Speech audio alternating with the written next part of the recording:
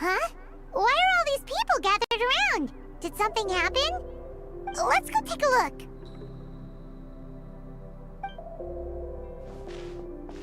How's it looking, Doc? Is there any hope for him? Chill, bro. I'm thinking. This dude's Milray, right? What a little champ. Barely made a noise, despite all the pain he must be in. Did he fight in the war? That's right. We'd never normally send such a young Tepetlosaur into battle, but we couldn't stop him. Developed a real knack for sneaking past us and running off to the front line to fight the Abyss. He's a smart one, that's for sure. Might not be the strongest, but he ran rings around those abyssal monsters. We even awarded him a Warrior's Medal after the war ended. But then he took a turn for the worse a few days ago. He's been having fainting spells ever since. Poor little guy. Already a battle-worn veteran, yet still so young.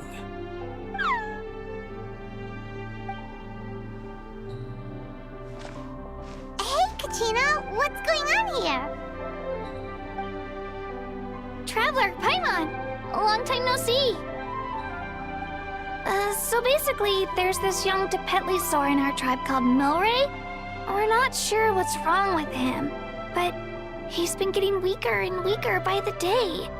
Eva's taking a look at him. Nyan, who he grew up with, is here too. We're all really worried about him. When my daughter got lost in the mountains, it was Milray who helped bring her back. To think that he made it through the war, but now that peace has finally come. Steady there, bro. We'll find a way. Ah, you're that Cuckoo Thesaurus from the vet clinic. Huh? What are you on about? So this Aoife you just mentioned is actually... Hey, yo, everyone! Please chill. I think I've got this figured out. For a juvenile Saurian, he showed remarkable courage in the war, but he's too young to be using that much phlogiston. As a result, he developed a rare pathological change. The initial symptoms might not have been obvious, but he's gone untreated for so long that his condition is now very serious. You mean he originally got sick during the war, but the symptoms only just started to show up now? That's right. He may have just been acting tough this whole time. Didn't want his friends stressing out over him.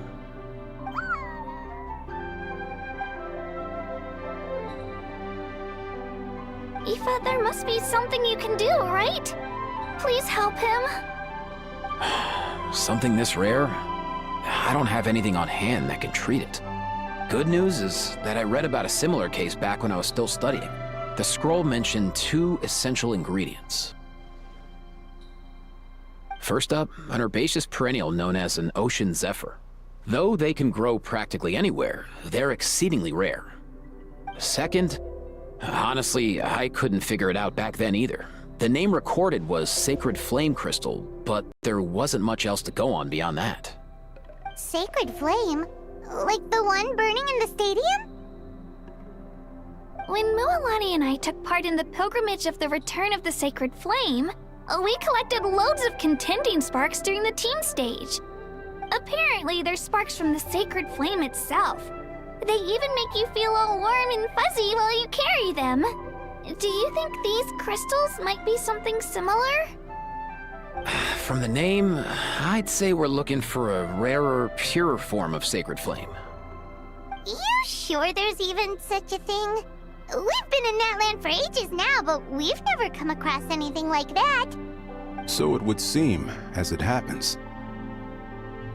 Huh? For real, Uncle Pakal? It's a coincidence that I've even heard of it. Apparently, the people of Natland knew how to make a special kind of sacred flame crystal way back when. I'm not sure exactly how they did it, but the other chiefs might know something. I'll go ask them. Thank you, Eva. Your diagnosis was a huge help. Mind if I keep you a little longer? Sure thing, dude. I'll stick around until we've got some results. Great. In that case, let's go our separate ways for now. Milray needs some proper rest, and he's not going to get that with so many people gathered around. I'll let you all know as soon as there's any news. Fingers crossed, he'll soon be on the mend.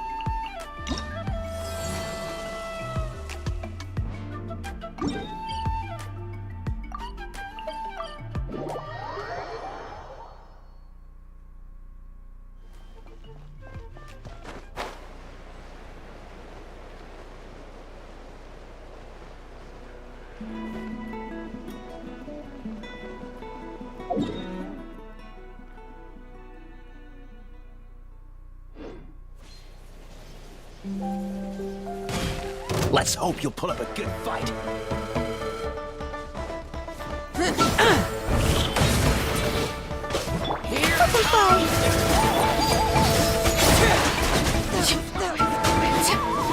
Let's finish this next time.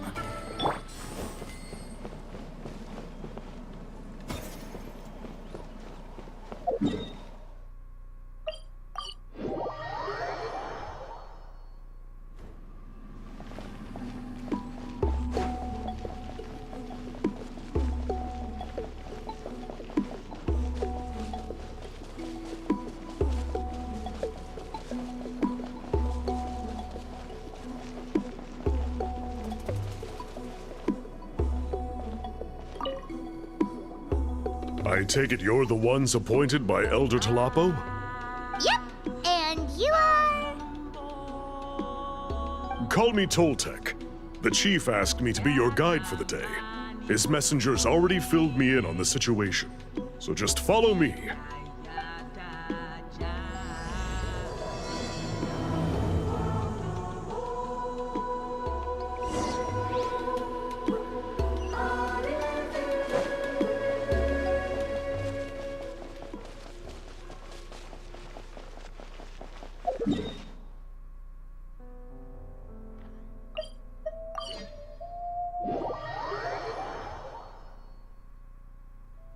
So the guy is somewhere in this cave, huh? This is as far as I can take you. Only the appointed ones may proceed from here. Why's that? Kind of a long story. Apparently, there's a certain fruit that grows in this cave. the juice of which can be processed to make an excellent dye. Many years ago, our ancestors set out to make a series of ambitious works of graffiti art. They selected this cave to make them in, presumably due to the availability of the dye.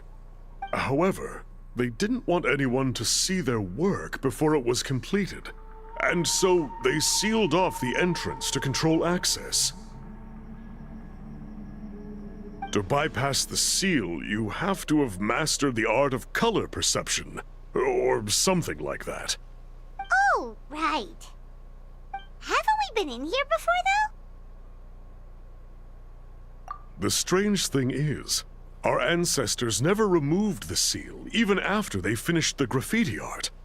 Since it was sealed off, the only person who's been inside is the great shaman, Huitzilin, and that was 200 years ago. According to her, the artwork tells the story of a hero by the name of Kuntur. But I digress. Sorry, I'm a big fan of graffiti artwork. Once I get talking, I can go on for hours. So you're sure you don't want to come with us? I'll pass. I tried to get in once, but the seal blocked my way. I tried getting my Iktomi to clear it with its powers, but even that didn't work. I guess it's supposed to be a test left there by our ancestors. If you don't pass the test, you're not worthy of viewing their works of art. Aww. Don't worry about me, though. I wouldn't be joining you this time even if I was able to get in. Unlike our chief, I don't have the guts to challenge our traditions. This task is specifically appointed to someone by the Iktomi Elder. Who knows what bad things might happen if I got involved? Fair enough. All right, we'll try not to take too long.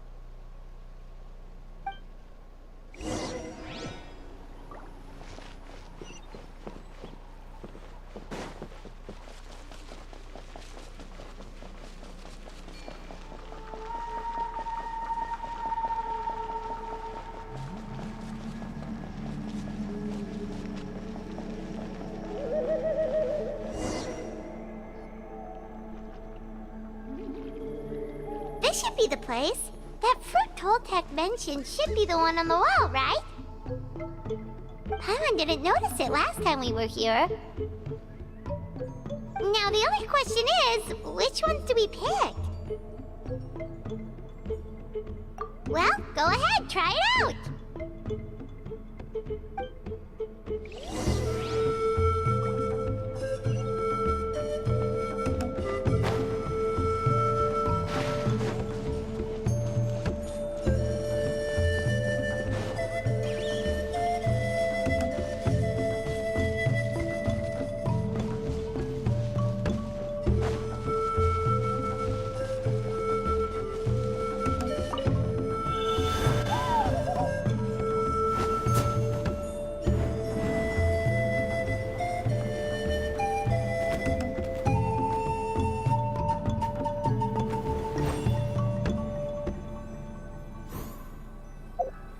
You saw something, right?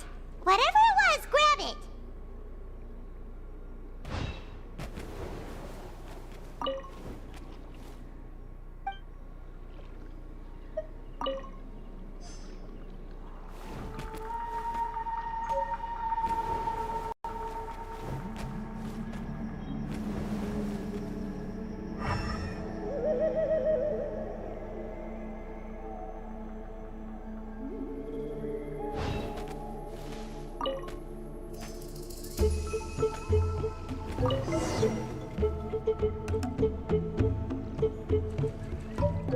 Remember the last time we came here? We found all of the artwork throughout the cave.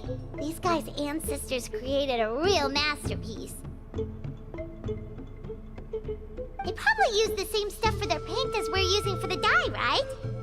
Maybe we'll create a masterpiece of our own. Yep, let's head back and meet up with Toltec.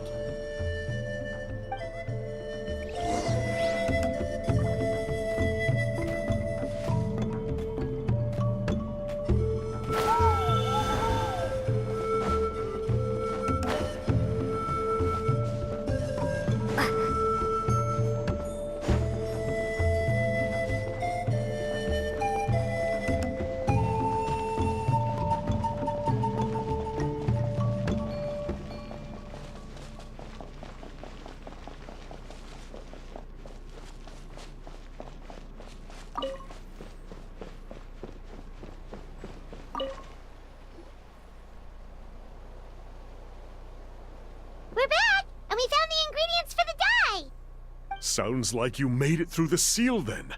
Our Iktomisaur Elder was right about you. It's getting late. Follow me. I'll take us back.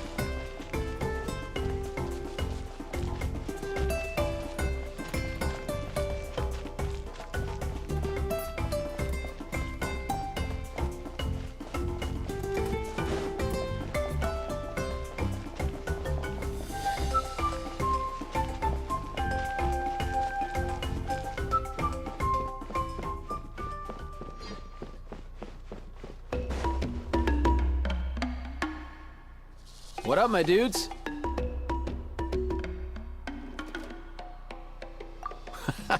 Hey, come on, chill. The name's Aoife, a vet from the Flower Feather Clan. This here's my assistant, Kakuku. Dude's all about copying what others say. Where? The Traveler in Paimon, yeah? Everyone's heard all about you two. You're absolute legends. The total package. Brave, wise, and strong. Best hero duo I've ever seen. No contest.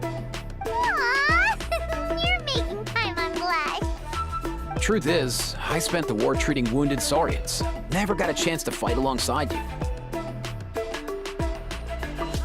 Yo, thanks, bro. I appreciate that. There was always a long line outside Aoife's clinic back then. Even Kakuku was so busy, he was running around like a headless chicken. Seriously? Seriously? True that. More wounded were piling up by the day. Dude, the Abyss is no joke. Sneaky enough to hit us right where it hurts. Lots of docs have dropped at their posts over the last few years. There's some fresh talent rolling in recently. I'm hoping they could step up quick. But vet med's no joke. There's a ton of challenges to overcome before you could be a qualified vet. No matter how hard you hit the books, you're still gonna run into all kinds of weird diseases that are hard to treat. Like Milray's. So rare it doesn't even have a name. If my old man hadn't forced me to read all kinds of different stuff when I was a kid, I'd probably only be able to suggest a more conservative treatment. It's true what they say, bro. There's always more to learn. Oh, so your dad was a vet too? Yeah, totally. Our family's medical knowledge has been passed down over generations. My old man started steering me toward being a vet when I was a kid, schooling me on all kinds of herbs. And man, if I forgot anything, out came the broom. My family's been vets for generations now. No clue who it was that kicked off the tradition though, you know? Back when I was a kid, my dad said something about our skills being medicine born of guilt. But the reason we got into it doesn't really matter. What matters is that it's useful. Guilt? Sounds pretty strange to Paimon. Usually you only feel guilty when you've done something wrong. Who knows? After he passed, there wasn't anybody else I could ask. I figure it's because guilt gnaws at anyone practicing medicine. When you fail to fix someone up, I've been there. So I'm gonna do my best to make sure that doesn't happen this time. I don't recall ever seeing a record of any patient with his malady who was successfully cured. So maybe Milray will be the first. Heck yeah, I do.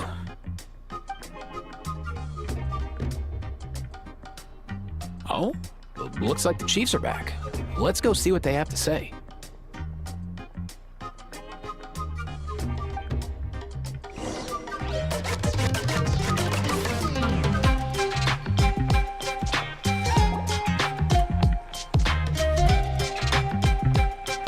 The last time I was here, I remember seeing him happily rolling around with Io. This is so sudden.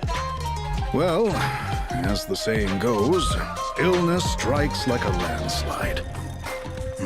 It's not uncommon for people and Saurians to just collapse overnight. Given that he first fell sick during the war, he's done well to make it this far. Hey, little guy. Are you okay? Does it hurt? For one so young to risk life and limb on the field of battle. This too is a responsibility we adults must bear. Whoa. All 6 tribal chiefs in one place? Not something you see every day. It's true that we used to hardly ever meet up like this. The affairs of our own tribes were usually enough to keep us all swamped.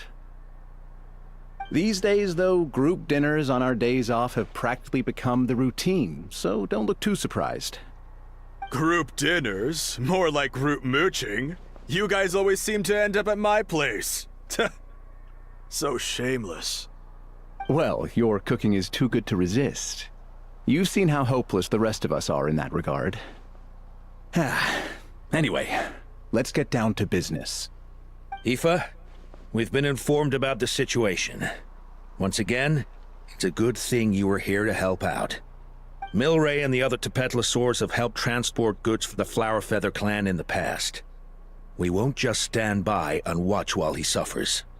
I just happened to come across a record of a case like his back home, but I don't know anything about this sacred flame crystal.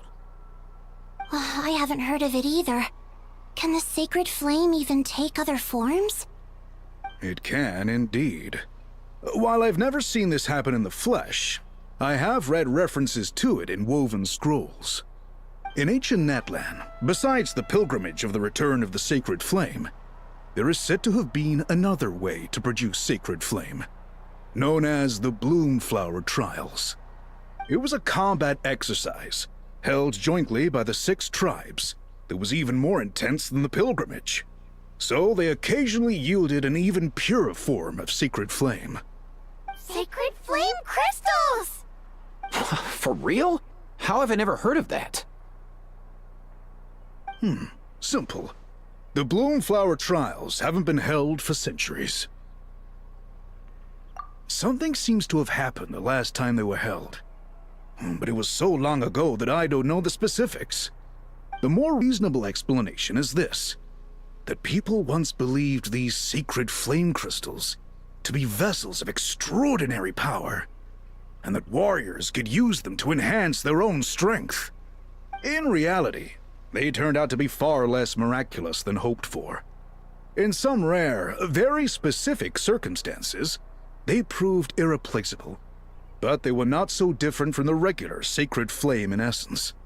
The pilgrimage produced enough sacred flame, making the Bloomflower Trials obsolete, and thus they were forgotten. I get it. So to save Milray, we have to revive the Bloomflower Trials and get all 6 tribes to take part. Ooh, that sounds rough.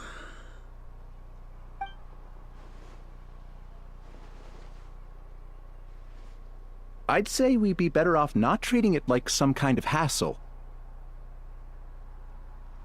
All 6 tribes need to take part, sure, but not everyone has to show up.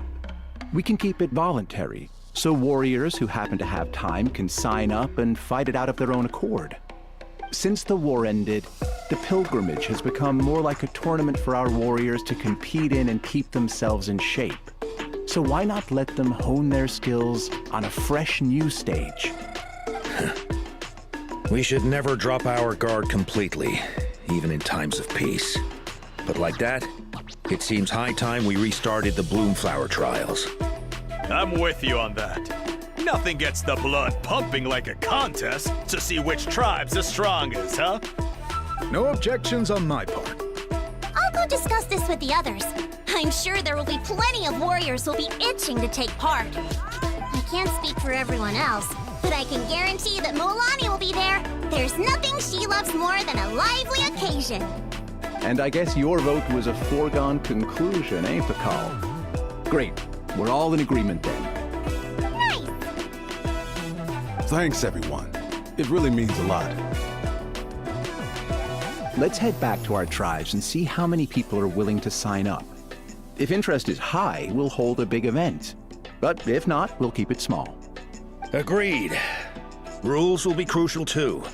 A competition without rules is just mindless violence. And that's not what we want. I'll draw up an outline. Let's meet up at the Speaker's Chamber later. After all, we'll still need the Pyro Archon's final approval. Oh yeah, and we'll also need some Ocean Zephyrs to cure Milray. Who'll go gather them while we're organizing the trials? I've got that covered. I just noticed that some of Milray's friends have shown up.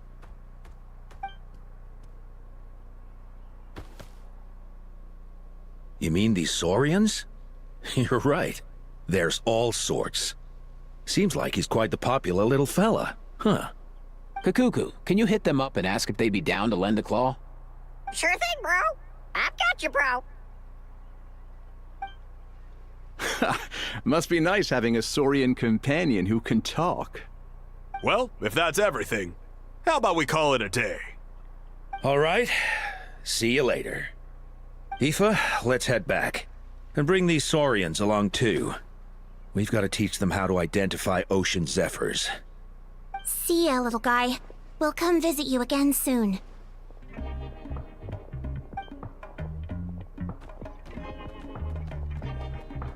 Whoa! They sure are quick on their feet. Guess they're chiefs for a reason. When they decide on something, it gets done right away.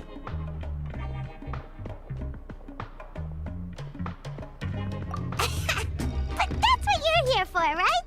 Whenever Paimon puts things off, even for just a while, you'll handle them straight away. Oh, wow. No way, bro. Even Kakuku's done with this conversation. I'll go spread the word. Kachina, you gonna sign up? Of course. In that case, let's head over together.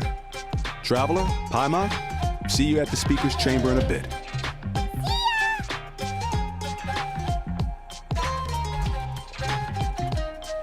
So far, so good.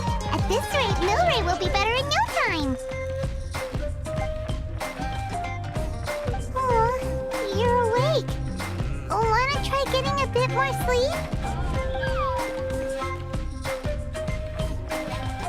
You think so? Is he feeling hungry then?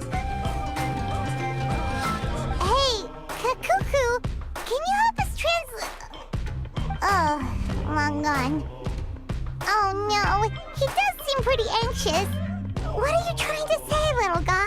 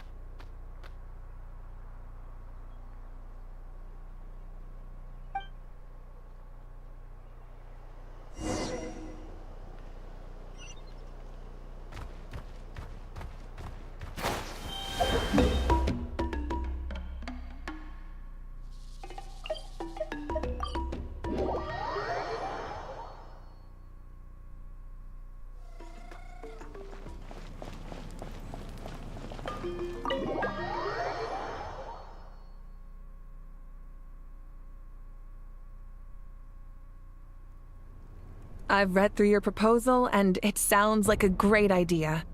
Even if it wasn't for Milray's situation, there'd be many reasons to start holding the Bloomflower trials again. How many warriors have been signing up? Far more than we anticipated.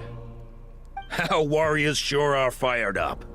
The ones who came late even held a protest outside the sign-up booth. So we had to make an exception by adding a few more spots. So many people have signed up that we've had to divide the competition up into main matches and exhibition matches. Each main match will pit 2 different tribes against one another, while the exhibition matches will see 3 tribes going up against another 3. I'm planning to limit the number of spots for the exhibition matches. Accidents are more likely in tangled melees, so with fewer contestants, we can ensure that any injuries will be attended to promptly. Well, you've clearly thought this through with care. You have my approval. And don't worry, I'll find a way to fund it. Thank you, Archon. Oh, where will the trials be held? I'll stop by later to see how things are going. But I won't be taking part. Wouldn't want to spoil everyone else's fun. The main venue will be near the Stadium of the Sacred Flame, with additional arenas set up around the various tribes. All right, I'm all out of questions. Keep at it, everyone, and thanks for your hard work. In that case, we'll be off. It's time we started organizing crews to set up the venues.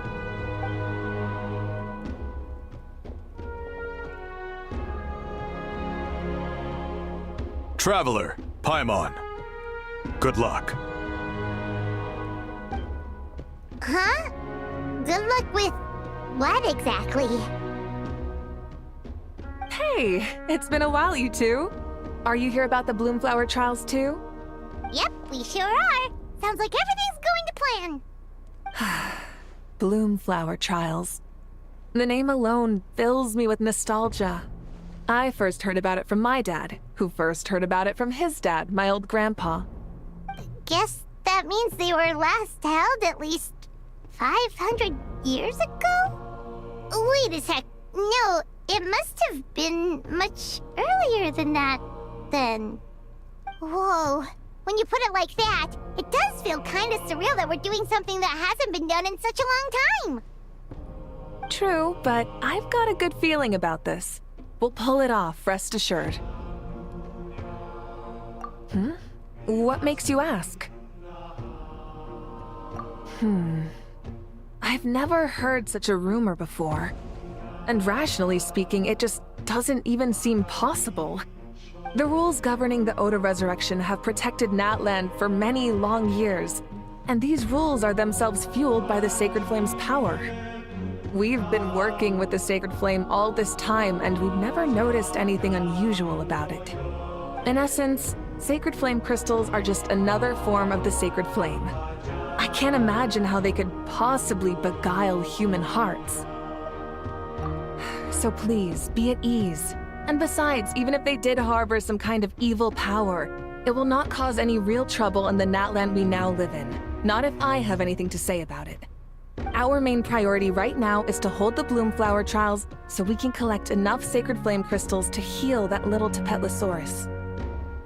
It's so reassuring to have you on our side, Moika. Well, there are some things even I can't handle. For example, it just came to my attention that you've got some people waiting for you outside. Huh? Who could they be? You'll find out soon enough. Go on now. Don't keep them waiting.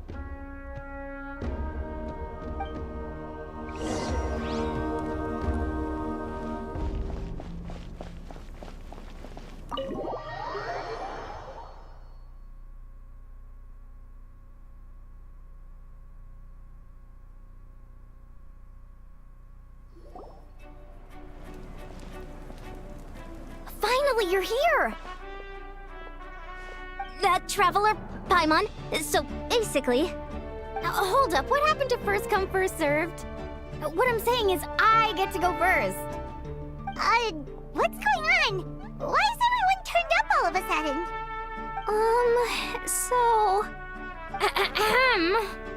So, you know about the bloom flower trials, right? I mean, we were wondering, have you decided which tribe you'll join? If not, how about the people of the springs? What? We're allowed to take part too? Given that the trials haven't been held in so long, we're creating a new set of rules for them, separate from the ones for the pilgrimage. All of the chiefs have agreed, but whether or not you compete or which tribe you support, well, that's completely up to you. As the hero who saved Natlan, your participation would be a huge morale boost for whoever you choose to join. In other words, recruiting you is every tribe's top priority right now. Oh, so that's what's going on! No wonder Chief Akatl wished us good luck just now. He must have known this was coming.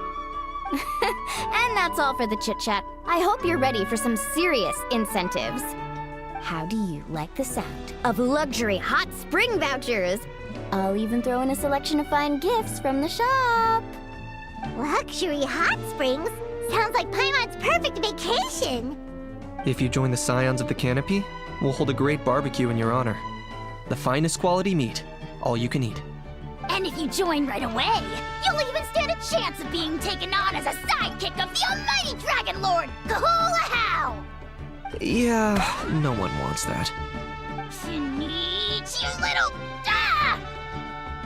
All-you-can-eat barbecue?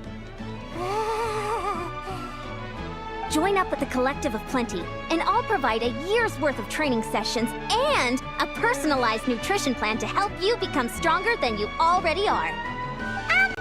Paimon's not too keen on training, but getting stronger does sound tempting. All I've got to offer are freshly picked vegetables, but I can guarantee they're really tasty. Ooh, could Paimon get some samples? Fancy some flying lessons? Or you could just hitch a ride. I'll take you soaring through the skies myself. Well, flying's kinda what Paimon does for a living. But flying around with the Traveler sounds like it could be a lot of fun too. I can bake Saurus crackers and green fruit chips. Oh, Paimon loves those too! Oh, this is such a tough choice. Not just because the freebies are tempting, but also because picking one tribe feels like we're betraying all the others. You know what? Paimon's decided to leave this one to you. Paimon's pretty sure that isn't an option. Actually, it's not a bad idea. It could work for the exhibition matches at least. There'd be 3 tribes on one side versus 3 on the other for those. So, first half you're on our side, second half on theirs. Sounds fair enough, right? Huh. Hadn't thought of that. Pretty clever. What? Really? Huh. Then, as for those perks you mentioned earlier... Don't worry, my offer still stands. Enjoying ourselves is the #1 priority here. So it's settled then? For the first half of the exhibition match, you'll fight alongside us Scions of the Canopy, People of the Springs, and the Children of Echoes against the other 3 tribes. Feels just like the old days when we used to fight side by side. We're gonna be unstoppable! All right, it's nearly time. Let's get ready and head over there together.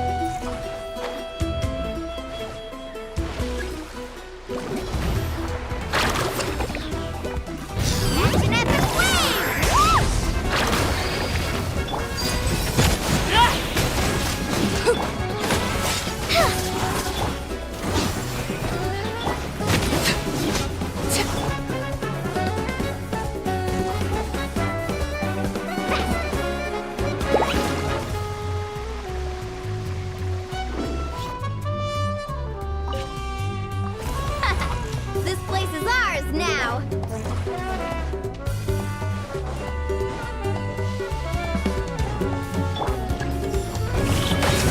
Let's ride!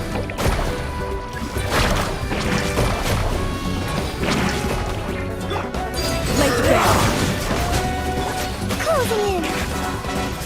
You're going down! Brace yourself!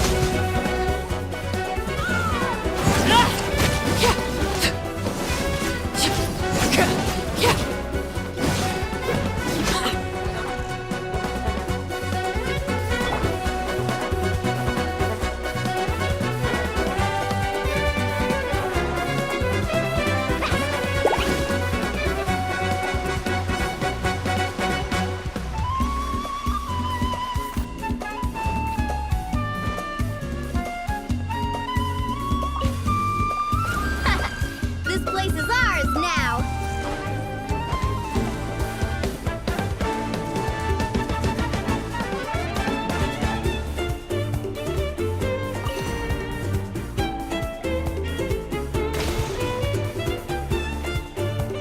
Kaboom!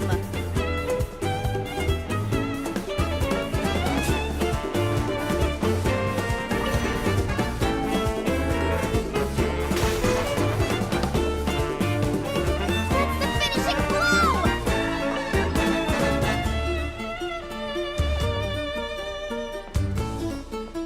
Carving waves!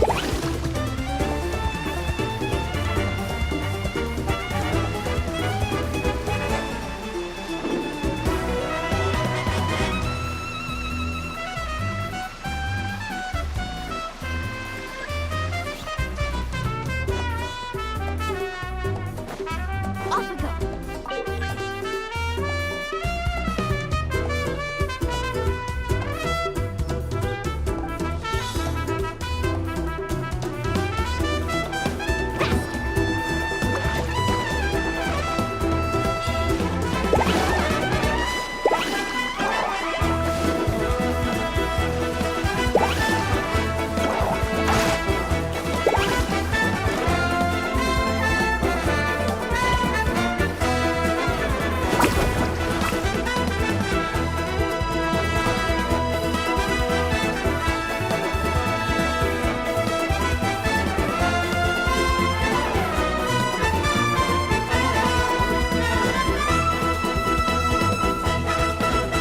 Let's ride!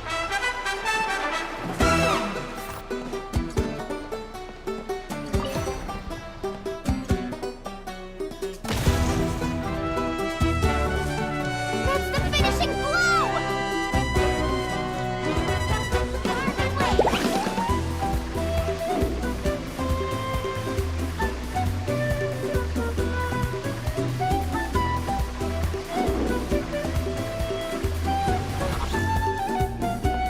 Let's Come on! Show me your courage!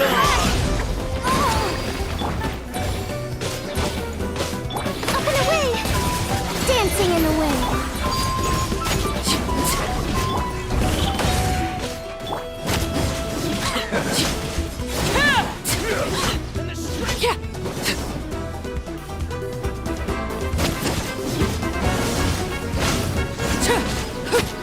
Transfixed! Closing in!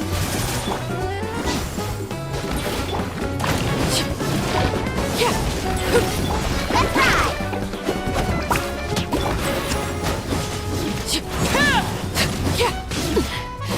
Commendable. Overruled. Witness my rise. Laid bare.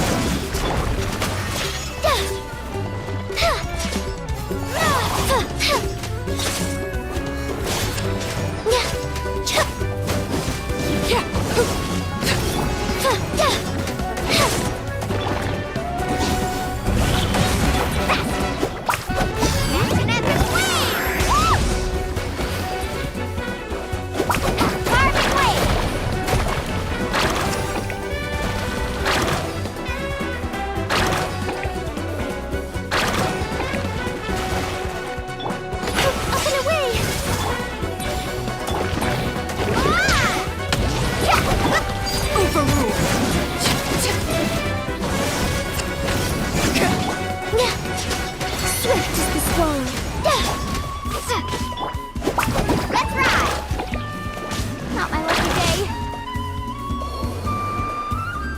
Everlasting as the moon! Transfixed!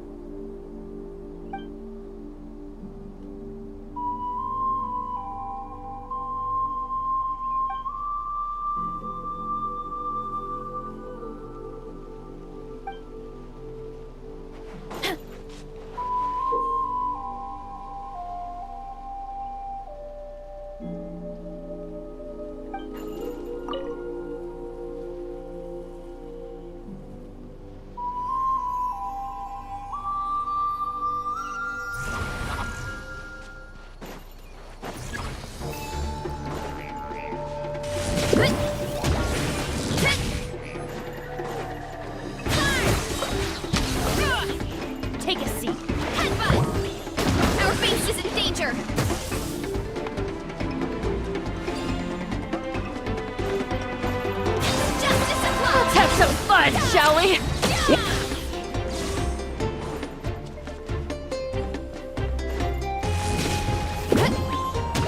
Let's have some fun, shall we? Volcano Kablam!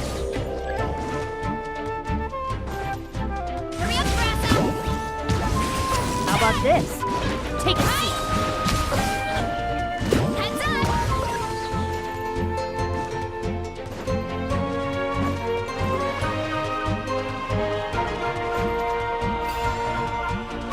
You'll have to get past me first.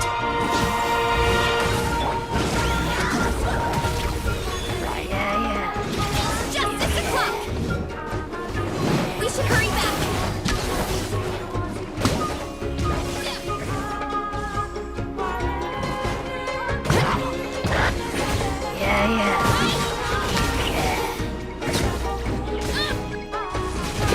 Heads up!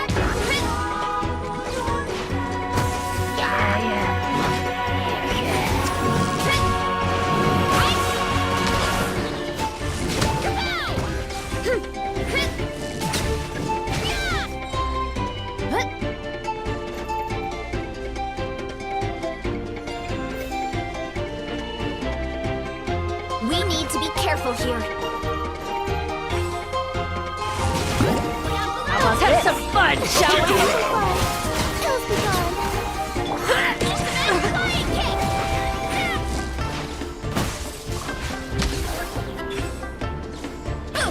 Look out below! Let's have some fun, shall we? Stick around! Rain of bullets!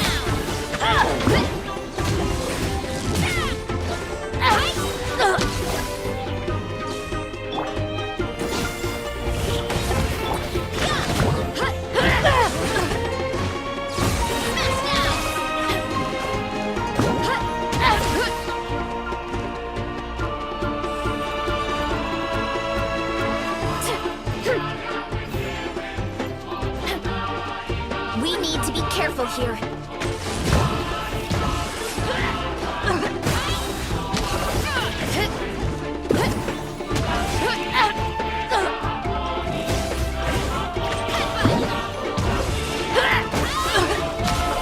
Let's have some fun, shall we?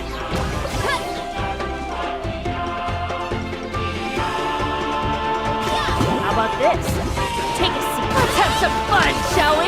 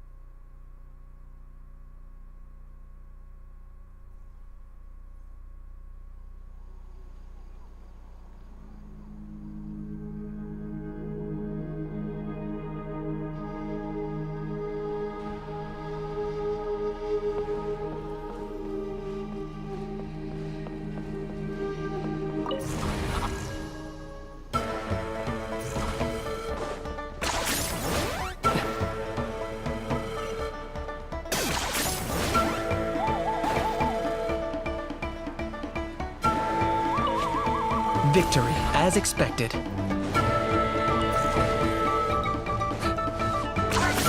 Running away?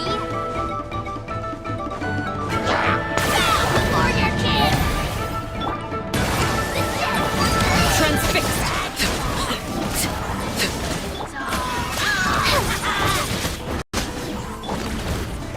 Locked up!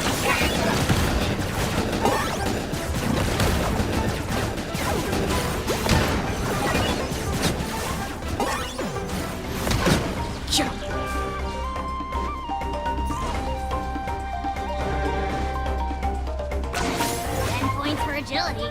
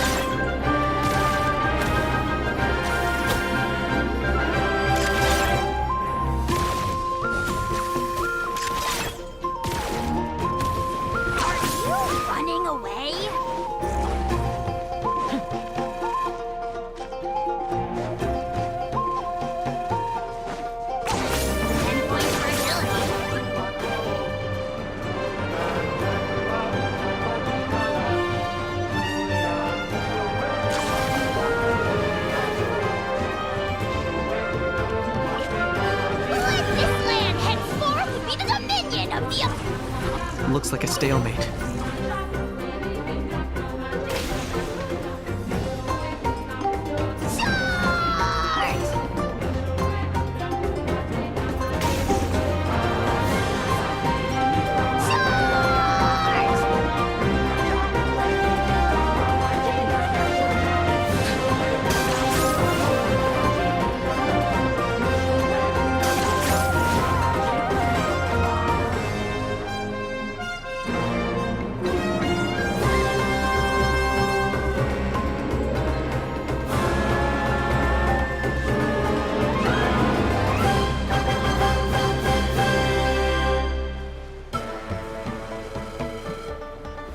this. Let's finish this back. then. Up and away! Dancing in the wind. Oh, glory! Glory to a divine there! Target acquired. Measly insect!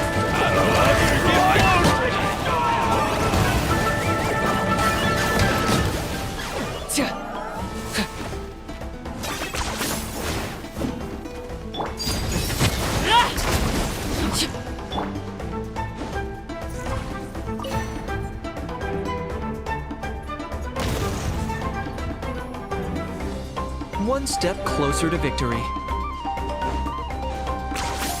Really are a one-trick pony, you know.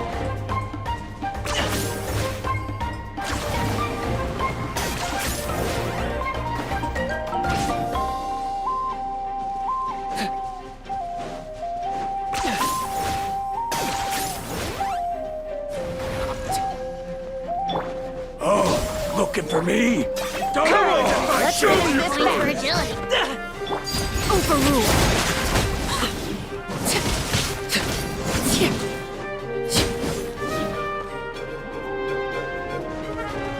I got him cornered. Don't turn back.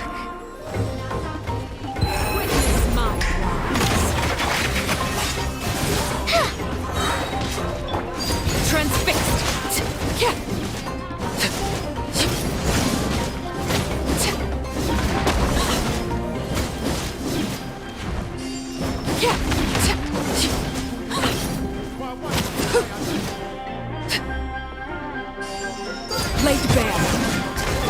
Closing in.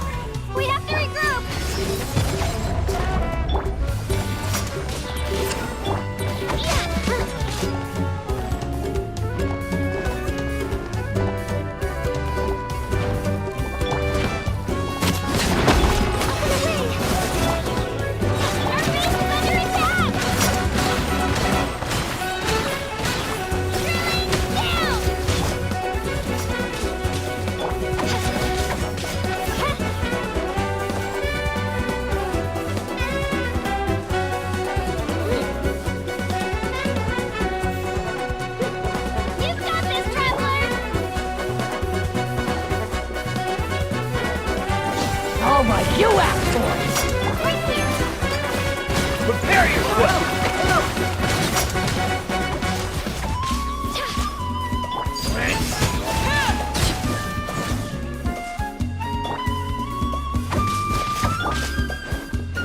All right, you asked for it. Prepare yourself. This is overruled.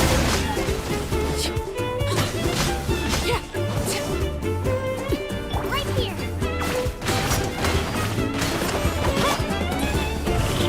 All right, you asked.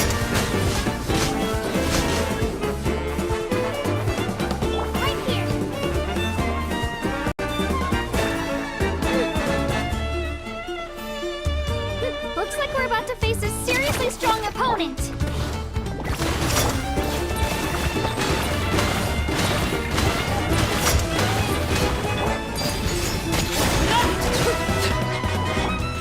Closing in. Swift as the swan. So. Clear the area!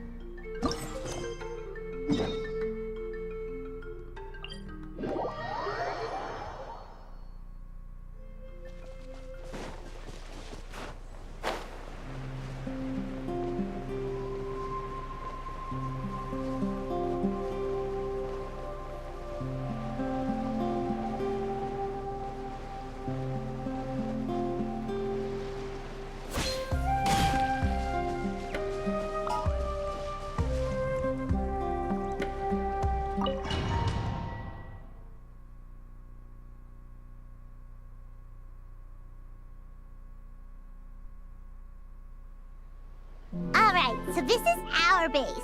According to the rules, all we have to do is capture 3 of their bases in a row, and we win! The almighty Dragon Lord, Kahula How, needs only lift a claw, and poof! All that you behold shall be turned to ashes. Mess up our match, and I'll lock you up till it's all over.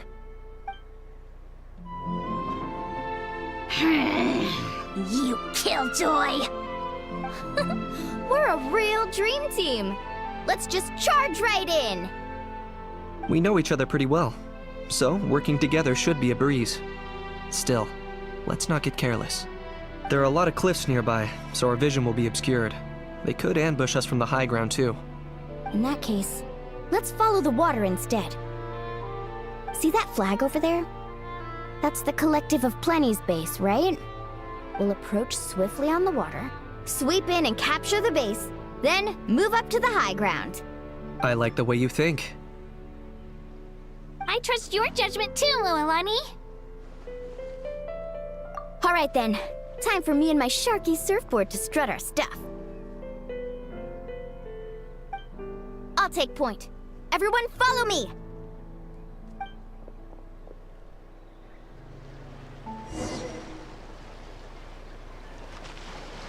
Faster! Need a surfboard?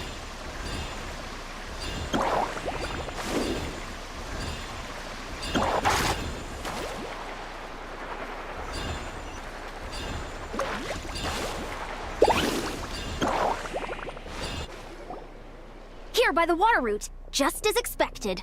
Classic people of the Springs thinking. Huh? They saw through our plan? No choice but to face them head on now. I'm ready! All right then, Time for a real showdown! Come on! Show your courage! Check this out! Best of luck! Drilling down! Locked up! Hey, no slacking! Give this everything you've got! Get down! Switch done!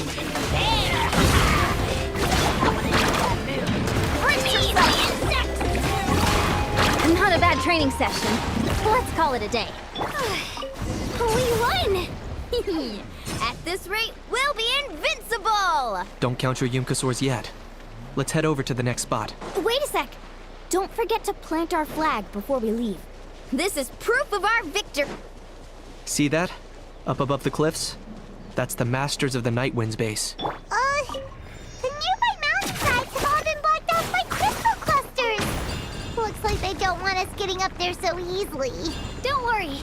Leave this to Turbo Twirly. You've got this, Kachina. You're finally here, Other Granny. If I'm back home too late, my vegetables will get thirsty. Don't worry. We'll make this quick for you. Take a deep breath and grit your teeth. Here comes another. My weight was not in vain. This was new. Target acquired. Is that all you have?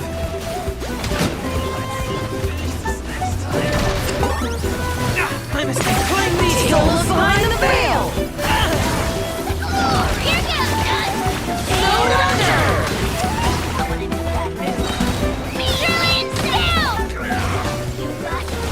Chances are looking slim. Perhaps it's time I got going.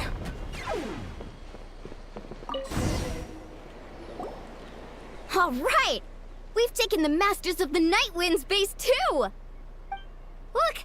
Up there in the mountain! The flag of the Flower Feather Clan! Wow! Looks like they're already on high alert! Yeah. Not only do they have the high ground, but they're highly mobile too.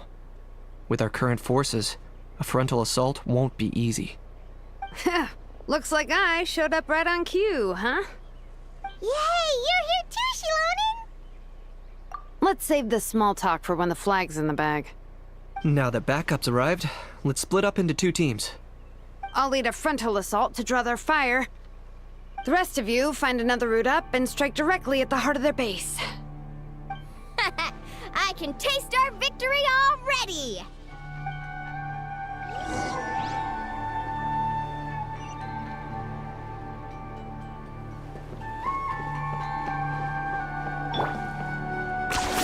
You really are a one-trick pony, you know.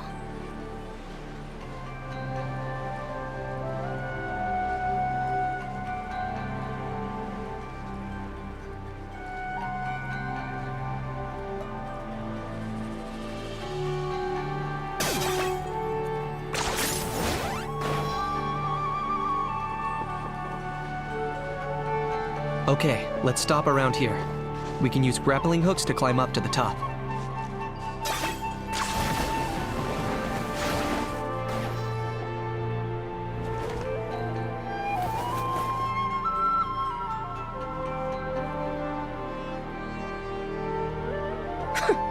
Well, would you look at that? You managed to find a gap in our defenses somehow. But this is just the beginning. So stay on your feet. If you can. We're not gonna lose! Well said. Let's do this. Let's have ourselves some fun! Watch out! Let's go Let's get singed. Let her rip! Check this out! Best of luck! I got him cornered! Still got plenty of bullets left. Alright, how about we call it a day? None can compare! Especially not when I'm in a bad mood. Measly insects! Now you must pay!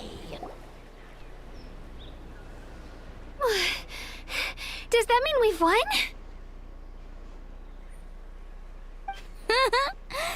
Told you we'd be unstoppable. Well, that was pretty exhilarating, even as battles go. Oh, you can say that again. I was still fighting off Cuckoosaur riders halfway up the mountainside when I'd heard you already taken the base. That was well played. Yeah, the going would have been way tougher if we had fought our way up. How about the sacred flame crystals? Did anyone manage to get their hands on some? I found a few shards, but they were only about as big as grain fruit chips. I gave them to the marshals from the Masters of the Nightwind on our way back. Yes, and they gave them to me. Granny C. Lolly! Are you here to take part in the Bloomflower trials too? I devised the techniques for the main matches, so of course I would show up. Those marshals handed the sacred flame crystals over as soon as they saw me. I did a quick tally. At this rate, we should have enough by the event's end. That's awesome!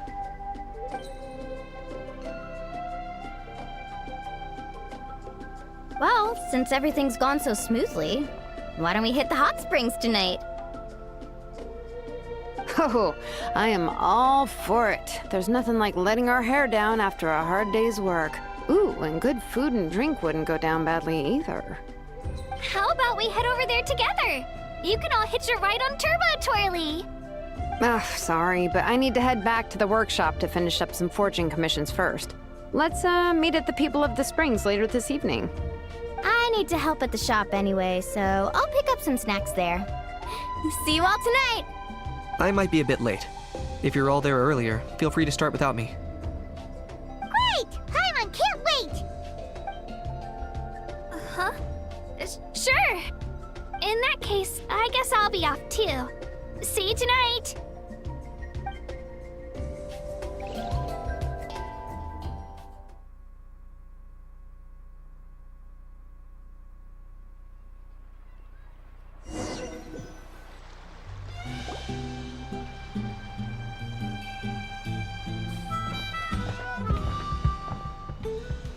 Hurry up, guys! You're the last ones left! Come on, I'll take you to get changed. You remember where the changing rooms are, right? I'm pretty sure I showed you last time. Time sure flies. Oh, sorry. Let's save the reminiscing for later. Let's go!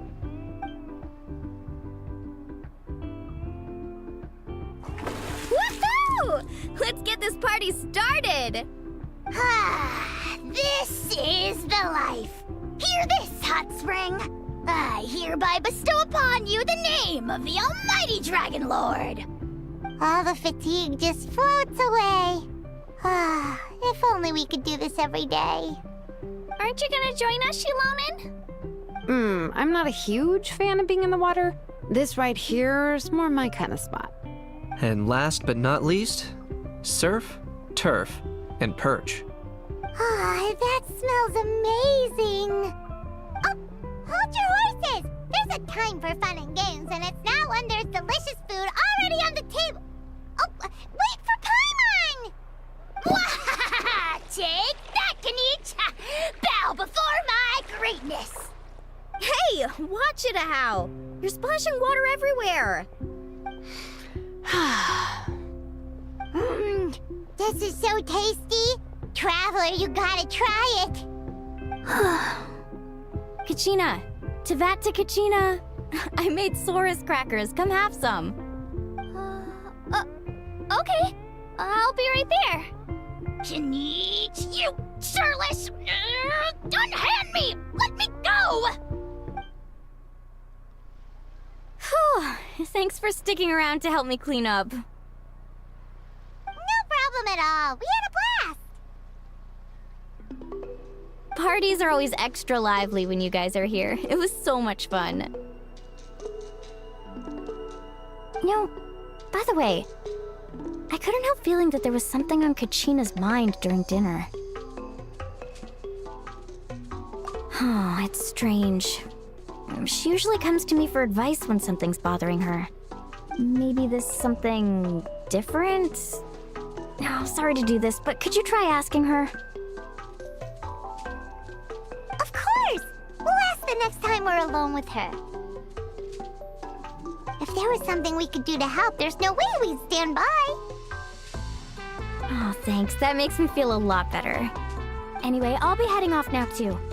Just remember, you'll always be welcome to come hang out with me at the People of the Springs. Bye for now. See you soon.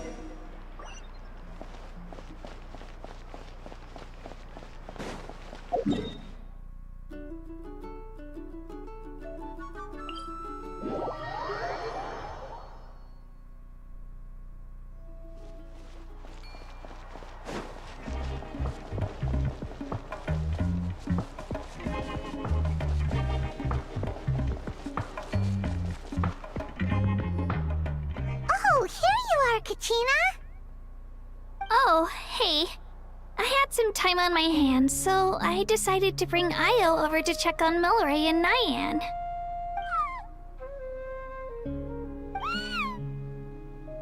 Don't worry. Everything's gonna be fine. Huh? What makes you ask? Well, you seemed a bit down after the exhibition match, so we're kinda worried about you. Thanks, Traveler and Paimon. I'm okay, really. I mean, it's hard to explain. I've just been feeling a bit lost.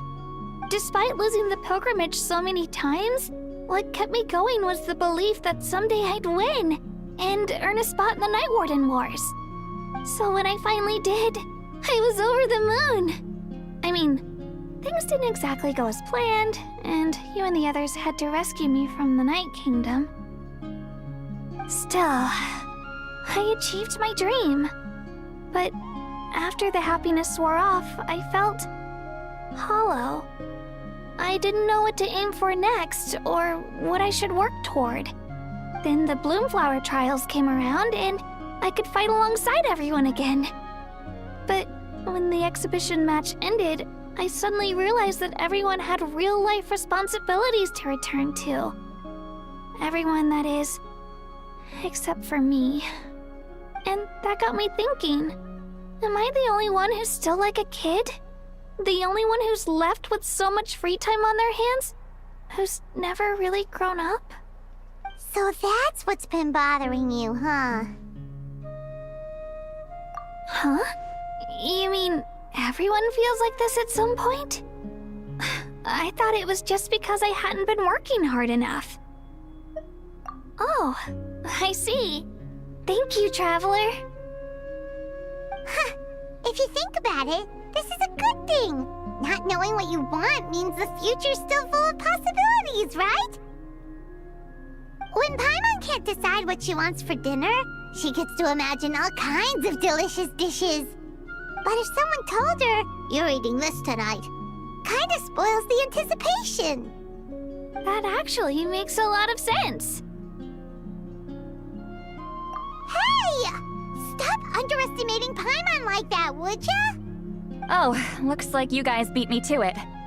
Is the little guy feeling any better? Granny C. Lolly! Hello! Hello. I didn't have much going on at the moment, so I thought I'd check in on our patient. Milray's been in a deep sleep this whole time. It's just as Aoife said. We'll need to gather all the sacred flame crystals before we can help him. I imagine you're right.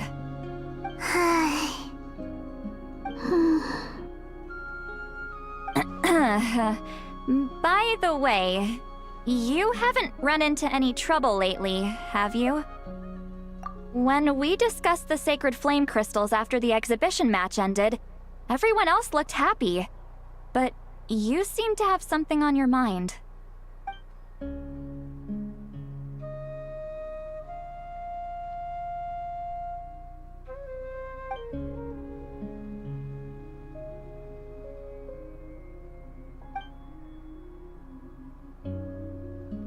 A baseless rumor, but a fearful-sounding one all the same. Fear stems from the unknown, so the more cryptic the hearsay, the more panic it spreads. Wait, are the crystals actually dangerous? Then what about Milray? Mawika was right. Even if trouble does come our way, she'll handle it. Still, there must be a story behind the Bloomflower trials being stopped. It is said that something happened the last time they were held. Since you're concerned, why don't we look into it? I'm sure we'll still be able to find scrolls from back then over at the Masters of the Nightwind. Can I come along? I'd like to help. I don't see why not. Come, let's head over to my place. We should leave this little Tapetlosaur to rest.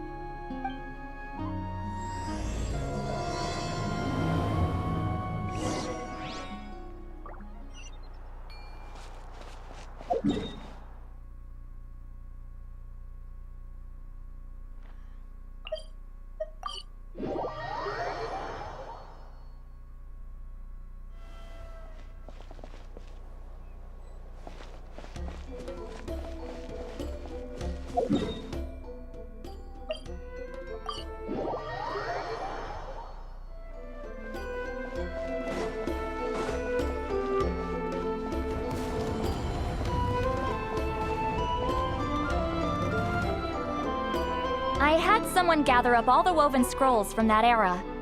Maybe we'll find some leads we can follow. There's that many? Oh, this is gonna take forever. Come on. Less whining, more reading. If we split them up, we'll finish in no time.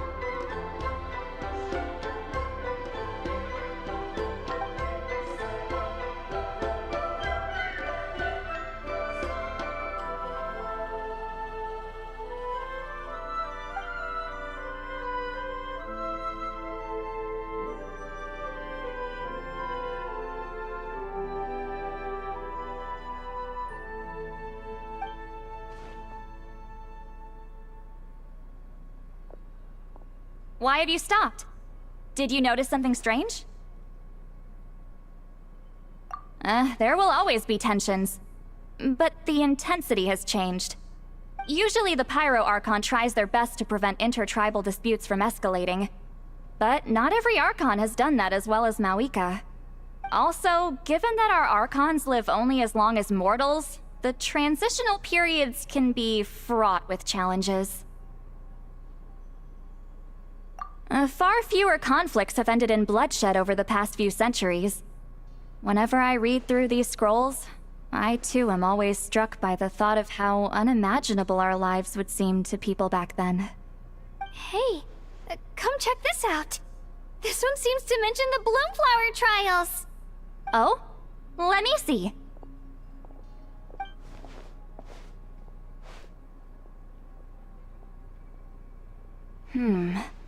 A curious coincidence indeed. It seems like the last Bloomflower trials were also held to save the life of an ailing Saurian. Huh? Was it the same illness as Milray's? The scroll doesn't say. but it seems likely. Strange. It's very unusual for such records to be so sparse on details. The scroll only vaguely alludes to two things. Firstly, that the Bloomflower trials were held to save a sick little Saurian. Secondly, that they seem to have failed. And that the chief of the Flower Feather clan had a major falling out with his younger brother. And later on, his brother left the tribe and lived as a recluse. That's all it says. But that basically tells us nothing! You know, except that the person who weaved this scroll must have been slacking off on the job. Sacred flame crystals having the power to beguile human hearts. Is this where that's from? Looks like we'll have to approach this from another angle. I'll go take a look through some even older scrolls. Surely the trials were held more than once. Seeing as that scroll just now mentioned the Flower Feather clan, I think I could go ask Chief Mutota. And what's our next move? Any other leads we can follow?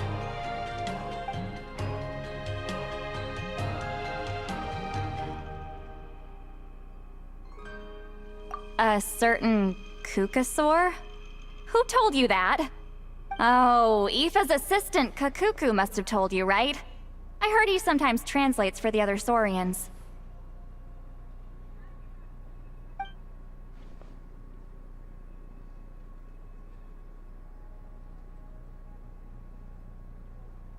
Alright then. I'll look into those ancient scrolls, Kachina can head over to the Flower Feather clan, and you two can track down that Kukasaur. Let's split up and meet back here later.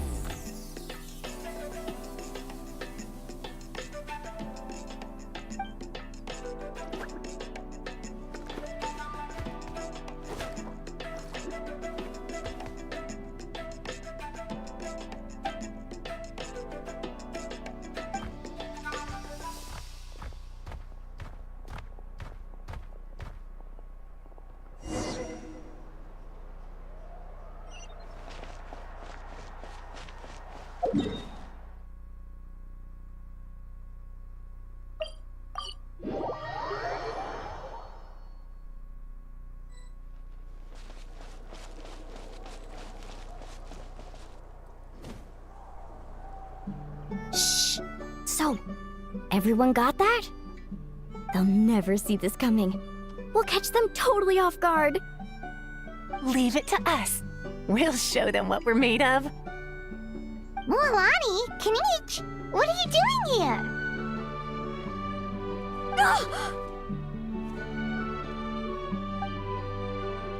Oh, Traveler, Paimon, it's you! You nearly scared the life out of me!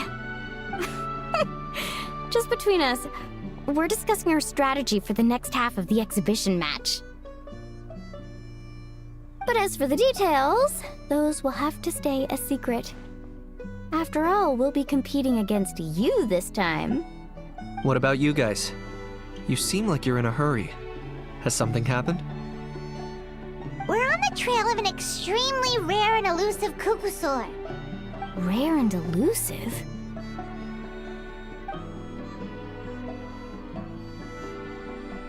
In that case, we can help with the search. That description of the location's way too vague. The scenery around here is all pretty much the same. Without anyone to help out, it'll take you forever. What does the Kukusaur look like? Nothing more specific than that? Alright, well in that case, let's split up. I'll check the higher ground and see if anyone over at the Flower Feather clan has any ideas. I'll follow the river then. Sounds like it's my time to shine. As Knight will tell you, I'm a born hunter with the eyes of a hawk. I haven't got anywhere else to be either. I'll take a stroll nearby and see if I can spot anything. Awesome! Thanks, everyone! Don't mention it. Anyway, we'd better get going. Catch you in a bit.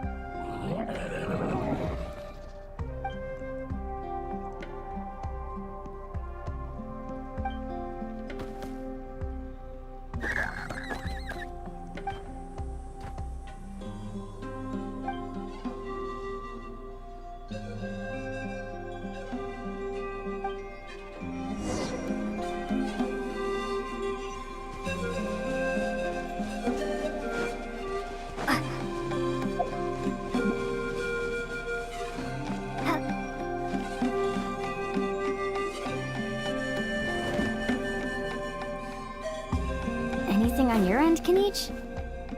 Nope. Me neither. Kukusaurs all look so similar. They all look light and floaty to me. I mean, what could possibly be lighter and floatier than a pair of wings? I didn't find anything either. How about you guys?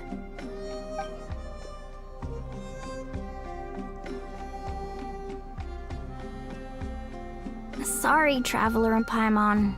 We couldn't find that Kukusaur you're after. Are you in a hurry to find him? If you need a hand, I can come back and join the search again tomorrow. Okay, well, if you need any help, don't hesitate to reach out. That's what friends are for, after all. I've told my friends over at the Flower Feather clan to keep an eye out. If they see anything, they'll let you know. So, what's your next move? All right, I'll update them. Come to think of it, Auroron could probably rig up a few traps and snag him that way. It's not like Auroran's traps can catch just anything, you know. You never know. Might as well ask him if you get the chance. Anyway, we'll be heading back now. Best of luck! Okay then, see you later! And thanks for your help!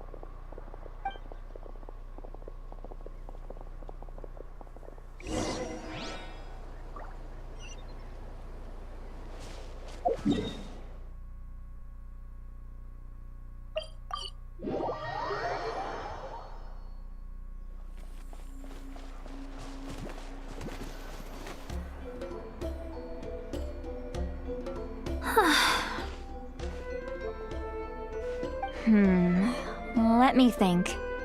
Kachina, Seed Lolly, what's up? We haven't managed to find anything. No one seems to know what actually happened back then. Any luck with your mysterious Kukasaur? In that case, I'd suggest we set this aside for now. It would be great if we could get to the bottom of this, but not every historical mystery can be unraveled. We must also learn to live with the unknown. Just remember, as long as we stick together, no challenge will ever be too great. Yeah, I'm sure everything will work out. Still, after all this investigating, it feels a bit disappointing to come up empty-handed. Finally, dudes. Found you. Aoife, what brings you here? Kenichi mentioned you were on the lookout for a Kukasaur. Just so happens a strange Kukasaur has been following me the past few days. No clue why, but this dude's been on my tail ever since I got back from the Children of Echoes. Not gonna lie to you, bro, it's kinda freaky. His footsteps are totally silent, and after dark, all you can see is a silhouette. So I didn't even realize he was there until Kakuku suddenly flipped out last night when he went for a drink. His squawking woke me up, and that's when I finally spotted a shadowy shape outside the window. That sounds terrifying. I could tell it was a little Kukasaur from the shape. After observing him more closely, I figured out that he'd been following me the whole time, but that he'd just been too quiet to notice. Not sure if that's the dude you're looking for, but if so, you're more than welcome to get him off my back. The sooner the better. Wait a second. Does that mean... Yep, dude's probably hiding right behind that tree.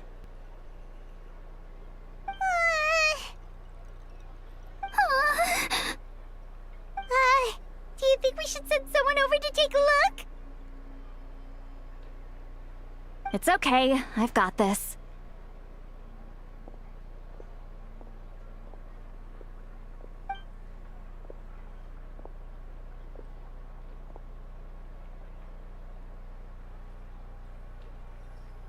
What the...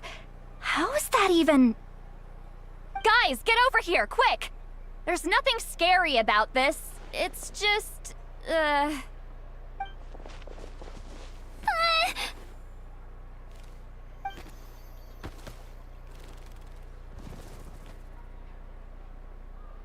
Wait, surely that's not...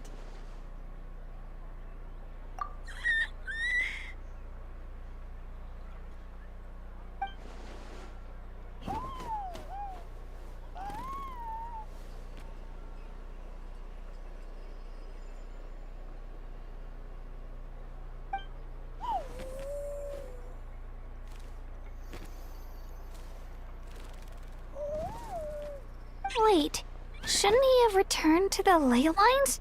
Haven't they been fixed? There are many possible reasons, but right now it seems that our priority is... So why have you been tailing me, bro? If it's treatment you want, can't do much for you, man. Sorry. He ran off.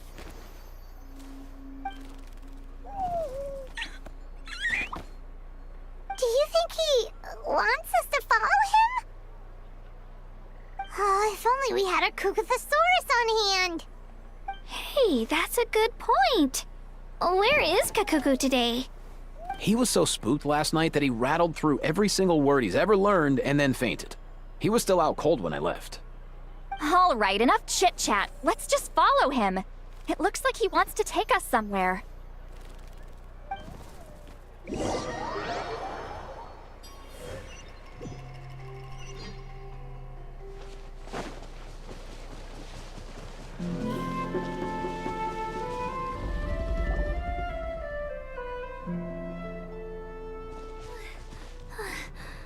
Looks like he's finally stopped.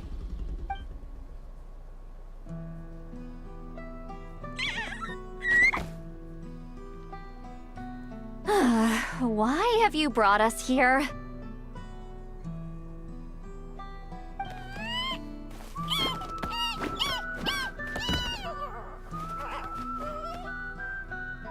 So, is there something buried here, or what? You want us to dig it up?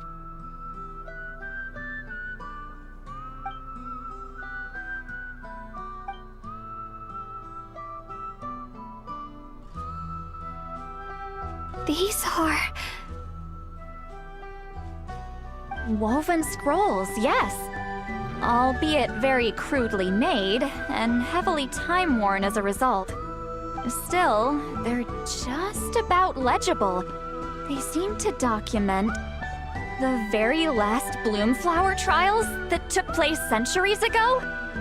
But why would these be here? Come, let's read them together. These might just contain the answers we've been searching for this whole time.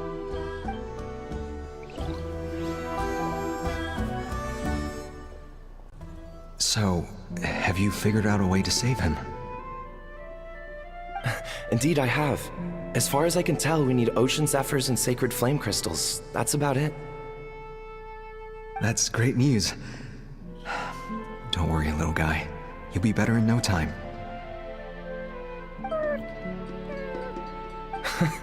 Well, it's not every day that the chief himself drops by to check in on your Saurian buddy. Not so busy these days, huh?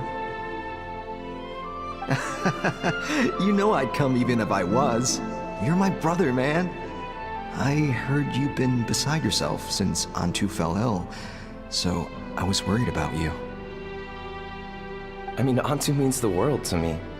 I promised to stay by his side until the day he's fully grown, ready to spread his wings and soar freely through the skies.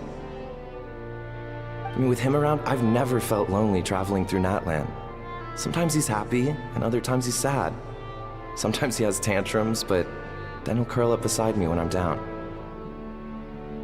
And right now, he needs me more than ever. I'll draw upon everything I've ever learned to help him get through this. I salute your courage and wisdom, brother.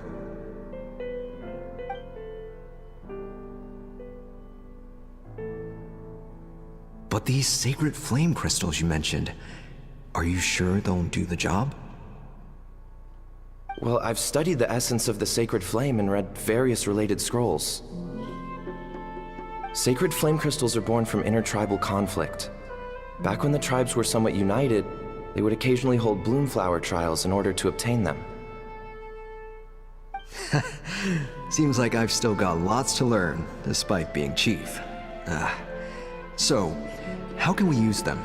Is it really worth holding a whole competition just to get our hands on some?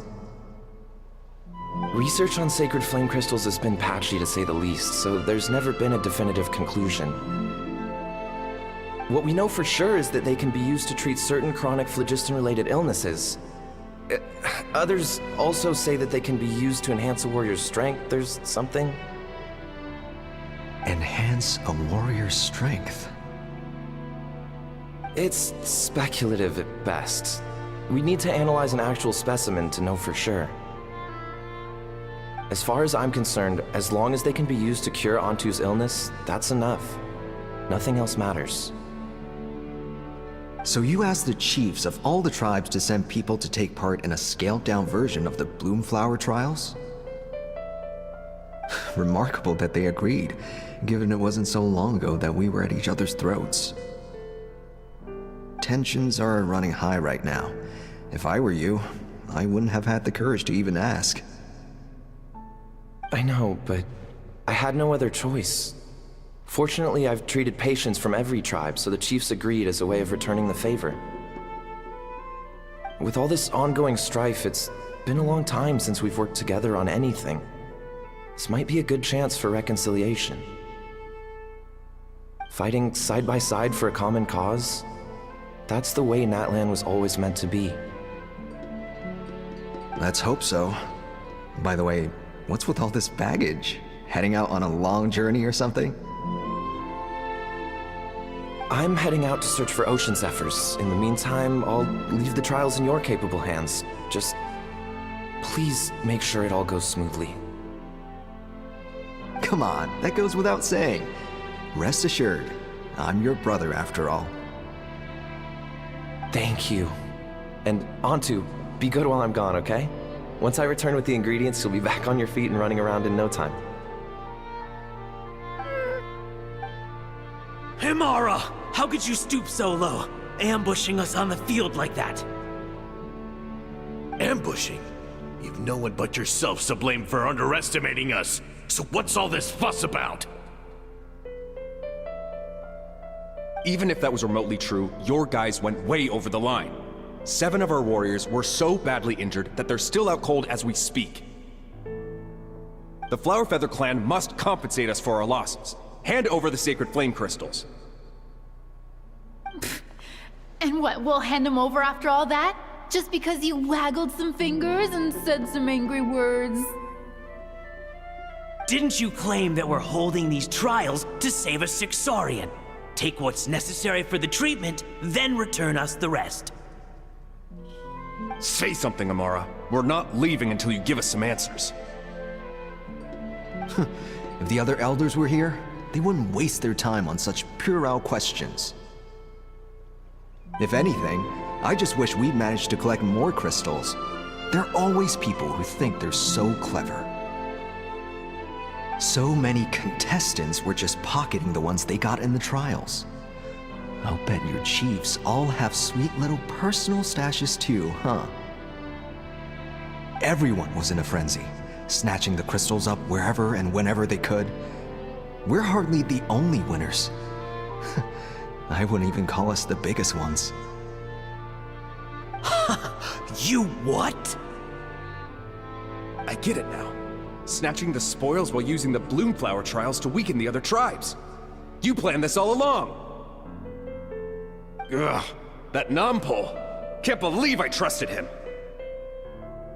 The children of Echoes will not forget this. Let's go!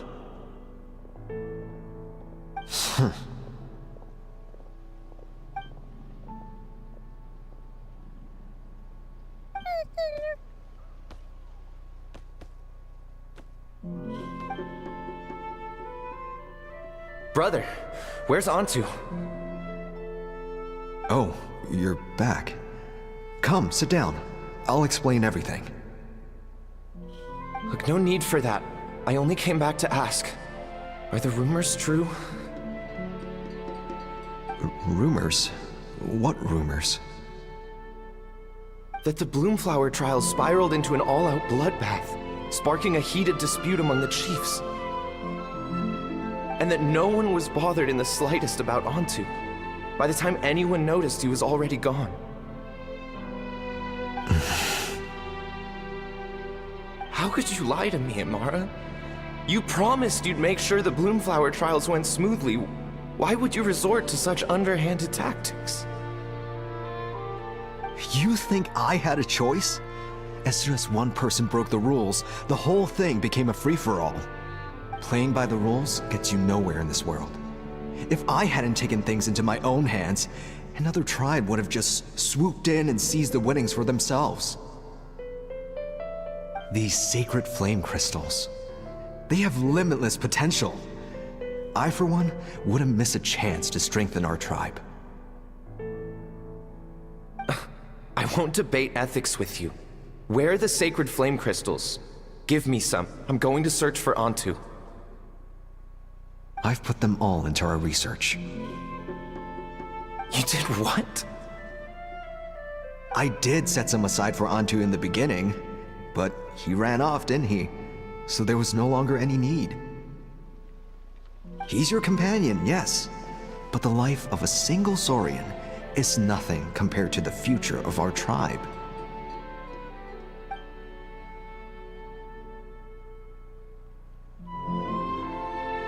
Hear, hear. You've certainly proven yourself a worthy chief, Imara. Your name will no doubt be etched into the hearts of the Flower Feather clan for generations to come.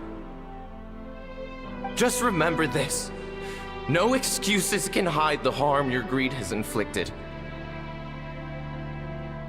All the hope and trust that little guy placed in you, placed in me, you'll never know what that feels like.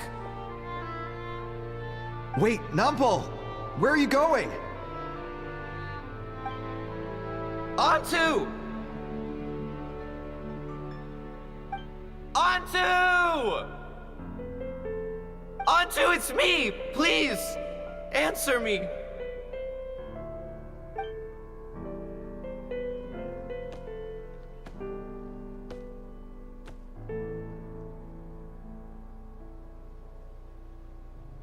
Antu, are you okay? Oh, look at you out here all on your own.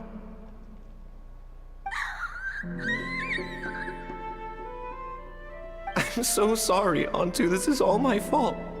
I'll think of another way. After that, I left the Flower Feather clan and lived here on this hill with Antu. He was running out of time. I took him from tribe to tribe, begging them to spare some sacred flame crystals, our last hope. But no one believed me anymore. I begged them again and again, enduring sneers, insults, even beatings.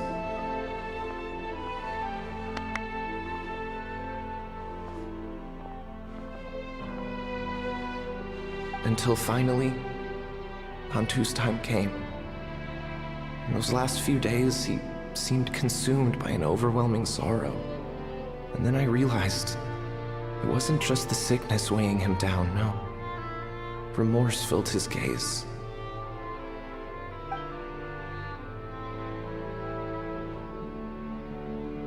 I remember once, over at the Children of Echoes, someone approached us with a sacred flame crystal, flaunting it before quickly putting it away. Ah, this is what you're after, is it? Dream on. Go beg your brother for some. How many did he snatch up for himself? He's the one who put you up to this whole I'm a victim charade, wasn't he? I don't buy it.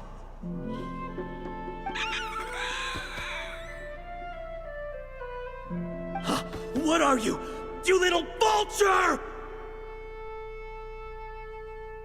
For some reason, Antu harbored a deep and intense hatred for the sacred flame crystals.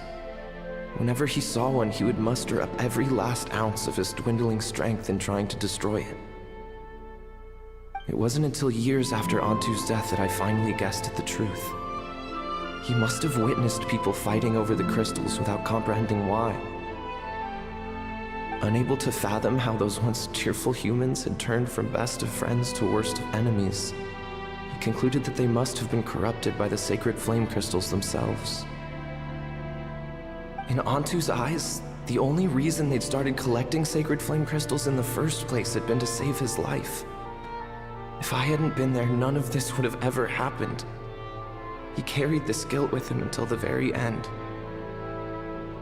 I too shall be bound by guilt for the rest of my days. If only I had taken part in the trials myself.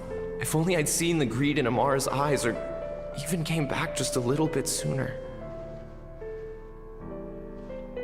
But the past cannot be undone. I have immersed myself in the study of medicine and spent my life healing all kinds of Saurians. I buried Antu here on this hill, where I too one day shall rest. Before my own time comes, I have recorded all of this on these crudely woven scrolls in the belief that the truth should not lie buried. May those who come long after us learn from our errors, lest they repeat them. May the Natlan of their day be united as one, free once and for all from bloodshed and strife.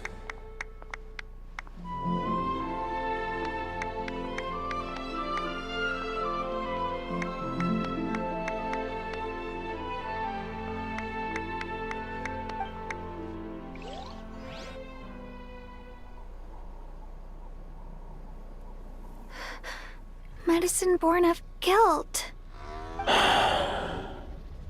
So the non-pole from the scrolls was Aoife's ancestor? And that little Cuckoosaur spirit was once his Saurian companion? Seems so. That's why he's been following you around, Aoife. Even though he doesn't like appearing in front of anyone else, he senses something familiar in you. No wonder there weren't any records of the last Bloomflower trials. If anything corrupts the human heart, it's greed. And who'd want to immortalize the memory of a scandal by which all 6 tribes were tainted? The bitter irony is that the sacred flame crystals turned out to be nowhere near as miraculous as they'd believed. All that scheming, after what proved to be nothing more than a hollow fantasy. Hey, where's that little cuckoo gone? Look, over there! Do you think he's sad? Or maybe he's lost in his memories? Thanks. I might need a breather over here. A regret lingering for centuries. Unfolding like this before my eyes. Can't believe I'm just now hearing my ancestor's story.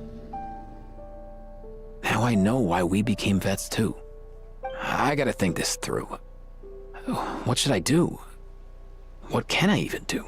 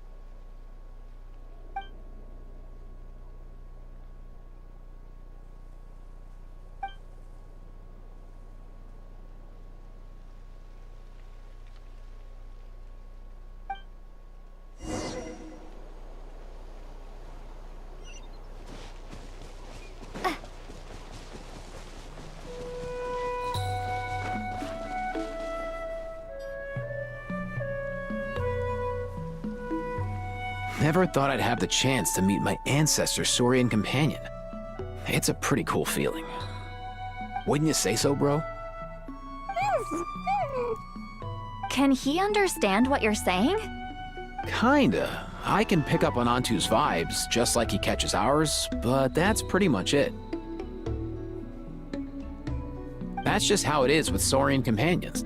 You have to spend a lot of time together to develop an intuitive bond. If my ancestor were here, I'm sure they'd vibe way easier. In other words, he wouldn't understand even if we discussed everything that went on back then in front of him, right? I'm not even sure if that's a good thing or a bad thing. I think it's probably better if he doesn't understand. I know that running from your problems isn't the way to solve them, and that we should face up to the challenges in our lives. But even if we told him the truth, wouldn't it only distress him more than he already is? That's right. The people responsible, the ones who should have apologized to him, are no longer around. All the truth would do is tear open old wounds and sadden him all over again. Isn't there anything we could do to help him forget his sorrow and find hope once more? Just like Nampol, I've spent a lot of time studying Saurian psychology. They can be a bit slow sometimes, but they're razor sharp at others. They don't get complex human language, but they get a lot just from reading our eyes. In short, young Saurians are just like children. On one hand, they rely on their human companions. On the other, they really want to prove their worth. Helping people makes them happy, and feeling like a burden makes them sad. So, the best move isn't to get stuck on the truth of what happens, but to help make his current wishes come true. His wishes? For example, Antu, you decided to stay here because of Milray and Nyan, right? You're a smart kid. Sacred flame crystals are bad, bad things that cause endless arguments among good friends. But now, after hundreds of years, we finally found a way to beat them. Will you join forces with us to cleanse the evil inside them so we can save your buddy together? Interesting approach. You want to turn a lie into the truth, huh?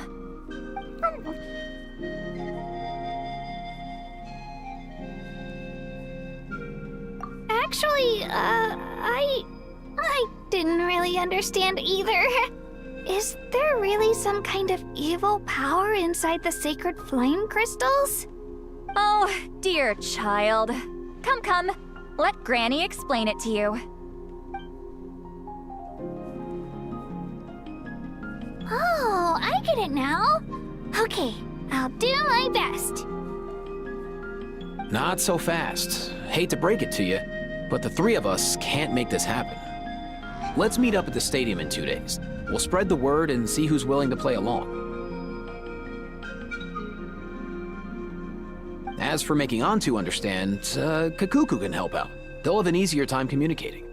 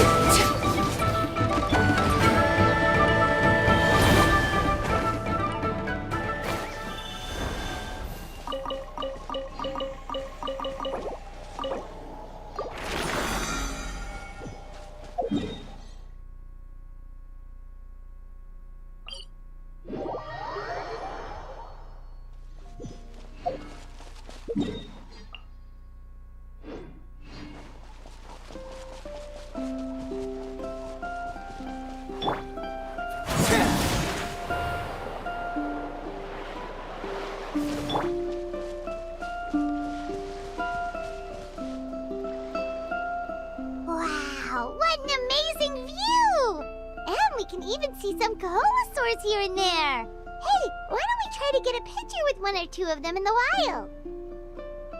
Well, they're so cute. They probably won't do that. Right? Huh? What's happening over there?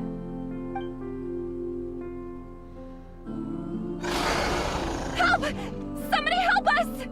Ah! Wild Kaholosaurs are actually biting people!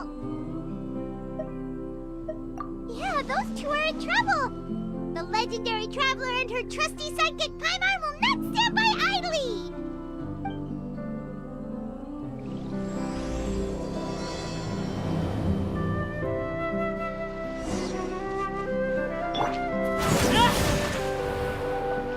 Get back!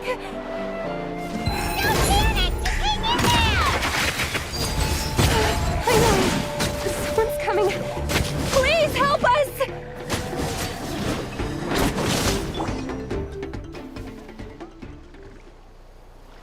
Judging from your clothes, you must be scholars from Sumeru, right?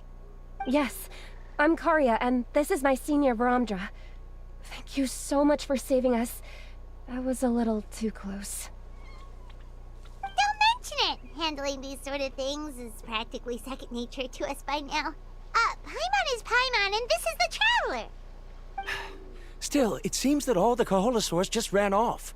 We need to capture at least one alive. Capture one alive? Correct. Say, I can see you are very skilled at dealing with them. Do you think you could use me as live bait to help us capture one? I will pay you for the efforts. Well... Apologies. Varamdra has been hyper-focused on his research. So please, don't be too hard on him. Oh, no worries.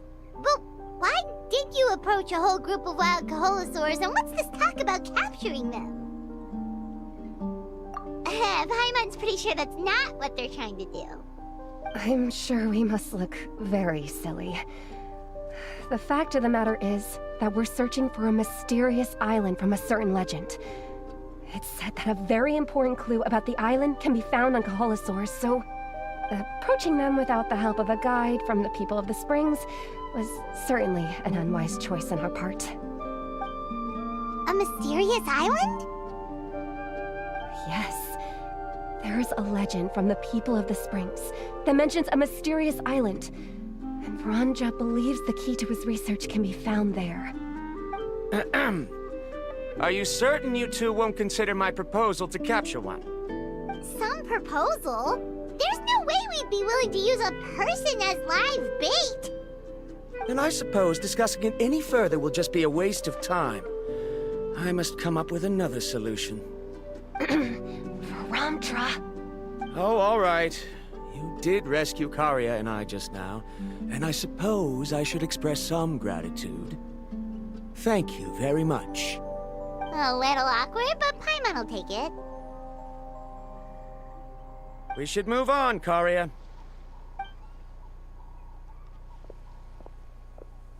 Yes. Thank you again. My apologies. Varamdra really doesn't have the best people skills. That's all right. Bye now.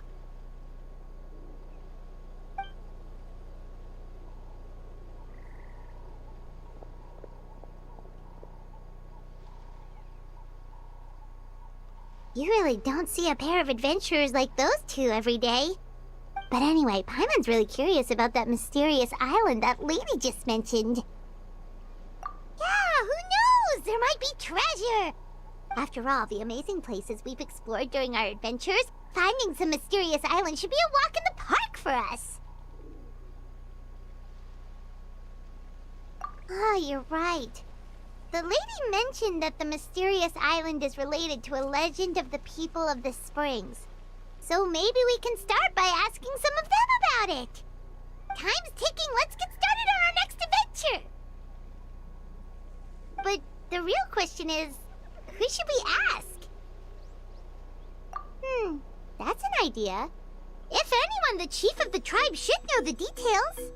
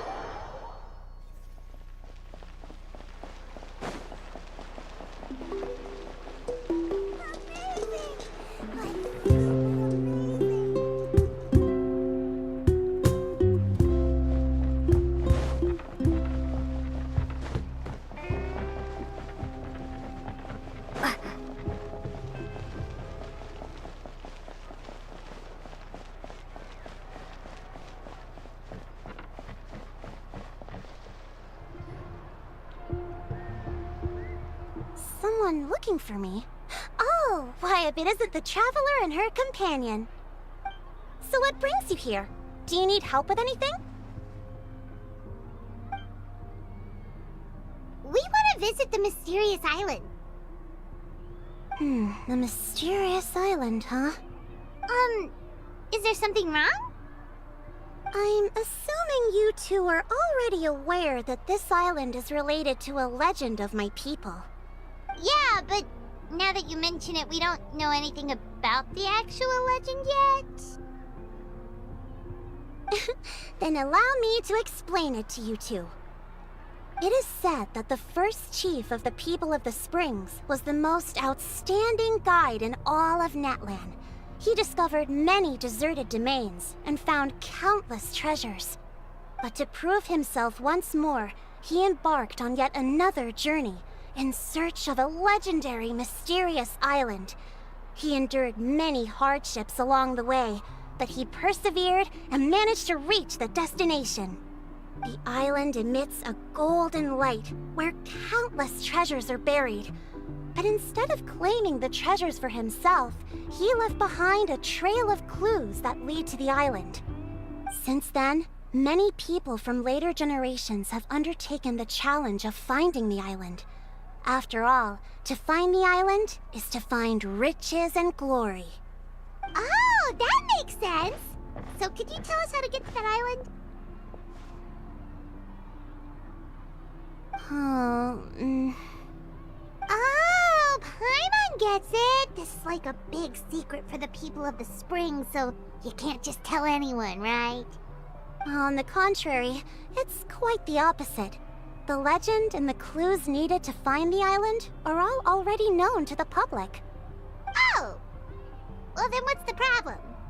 Well, I'm willing to answer your question in exchange for a favor. What do you think? Sure thing! But what do you need us to do? Then you have my thanks. Allow me to tell you some details. I'll be honest, there are some among the tribe who are of rather base character. Not long ago, I received a report that a few of them were working together to scam visitors. As the chief of the tribe, I was very ashamed to hear of this. It's really hard to believe that could happen. They are targeting tourists who wish to visit that island. According to my sources, they would trick tourists into believing they are trustworthy guides before luring the tourists into spending a fortune for the sake of reaching the island. They run a pretty sophisticated operation. They would always claim the scammed money is some kind of legal travel expenditure, so it's hard to use that to directly convict them. So, I was hoping to find someone who could approach them and pretend to get scammed. Doing so would allow us to gather the evidence required to bring them to justice. The problem is, they would certainly recognize anyone associated with me, which is why I haven't been able to carry out the plan yet. Oh, Paimon understands now! We're the perfect bait because we're both tourists. Exactly! And as far as I know, you two are no pushovers. No matter what nefarious schemes they may come up with, you'll be perfectly capable of protecting yourselves, right? You betcha! If it's just a few scammers we're talking about, she'll take them all down! Wonderful! Then here, please take this. Whoa, that's a lot of aura! Did we already earn a bonus? There will be plenty of rewards if you manage to catch those scoundrels. This Mora, however, is for other purposes. I'm sure some spending will be required on your part before they lower their guard. I certainly wouldn't expect you to pay out of your own pockets. So please use the Mora as needed, and collect as much evidence as possible. No wonder you're the chief. Seems like you've already thought of everything. Okay, we'll take it from here. I've marked the location of the scammers on your map. I'll leave the rest to you two.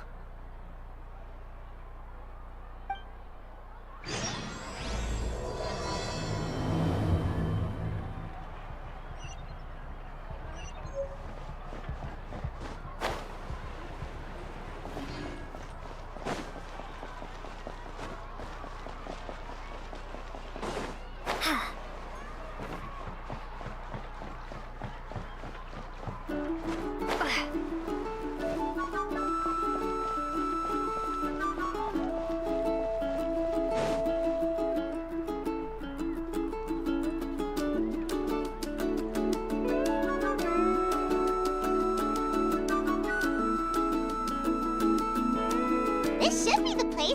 Now let's see if anyone around here looks like a scammer. Oh, right. We should pretend we are innocent tourists with no idea about what's going on. But how should we lure those scammers out?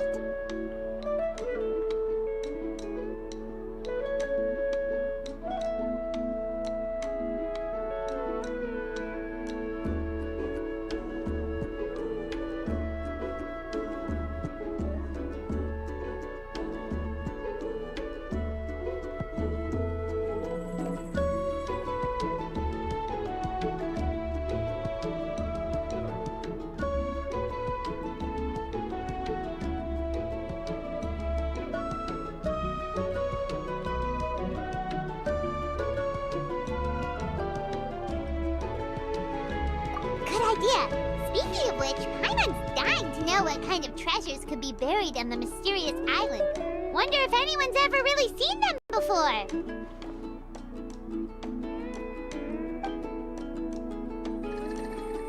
Ah! Are you two visitors from afar looking to visit the mysterious island? Who the... Oh, looks like we managed to lure them out already. Oh, pardon. Is something the matter? I just happened to overhear you two talking about the mysterious island.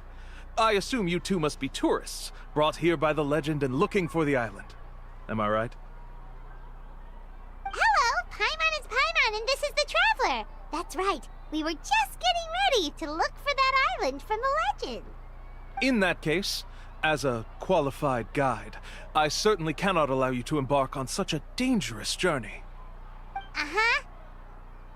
As the legend says, if you can manage to reach the mysterious island, riches and glory will be yours for the taking.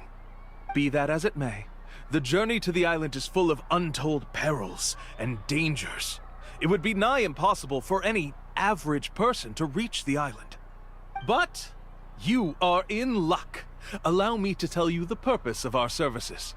It just so happens that our mission as guides is to help visitors avoid danger, find shortcuts, and successfully reach their destination. Please, there's no need to worry. This was just one point I had to make perfectly clear. Although the legend and the clues to finding the island are known to everyone, the leads left behind by our ancestors are as enigmatic as riddles found on a lost treasure map. Only guides bestowed with the legacy of our ancestors can correctly decipher the clues. Tourists who rashly embark on their own often wind up lost and encounter unnecessary dangers. Huh. He actually sounds pretty convincing. But it seems like fate has brought us together. So, what say you to having me as your guide? So how much will you charge us? Not to worry. I don't intend to charge any fees. So you'd be working for free?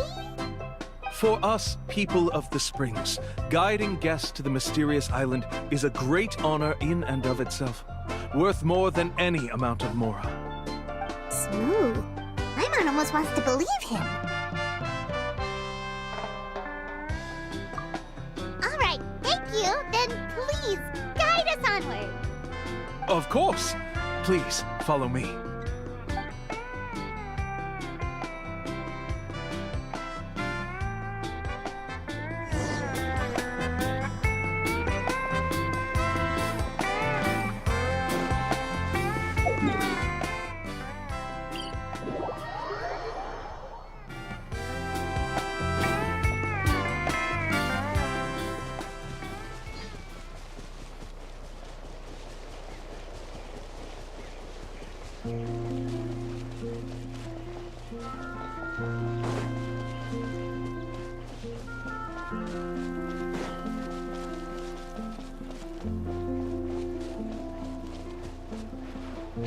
How about this?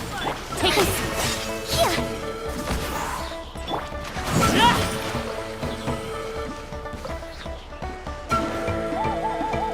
Overruled.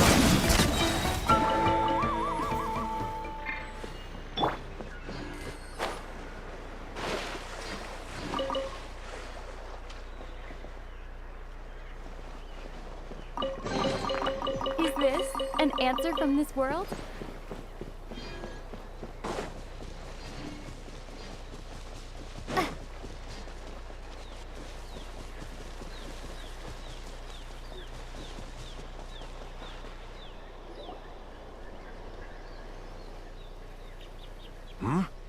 Are you two here to take pictures with the Koholosaurs?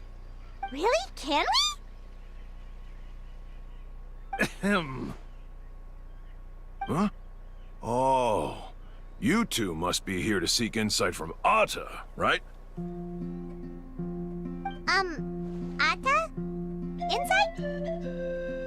Shh, not so loud. Openly saying their name in such a manner will only cause them to loathe you. I apologize for not explaining earlier. As you can see, Atta is the elder Koholosaur my senior here is responsible to serve. Atta is highly respected among the tribe and is far more knowledgeable than other Koholosaurs. They say that Atta has actually visited the mysterious island before. Therefore, we must rely on Atta's insight to know how to get there. Really? But how do we do that? Can a Koholosaurus elder talk? You need only slowly approach Atta. Once Atta has confirmed your scent, they will provide their wise insight. In the language of the Koholosaurs, of course. But no need to worry. The ability to interpret this language is one of the basic skills required of a guide from the people of the Springs. I can understand Atta's instructions and will lead you on the journey ahead. Alright, then let's give it a try. That'll be 10,000 mora per person. Huh? In order for Atta to give us insight, they must recall their past, which can be extremely taxing for a Koholosaur. Costs to maintain their health can be quite high, you know. I'm sorry. Such expenses may arise in the process of finding our way, but as long as we reach the mysterious island, these costs will be quite trivial in the end. There you have it. Paimon knew there was no such thing as a free lunch. Oh, Paimon has an idea. She bets they've just made up all that stuff about the talking Koholosaur. But if we can get a receipt, that'll be proof that they're scamming tourists. With that kind of evidence, there'll be no doubt they're guilty. What's taking them so long? Well, what do you say? I'll even throw in a group photo of you two with Atta. You won't ever find another deal like this. Oh, that's an unexpected bonus. Quick, let's pay the man.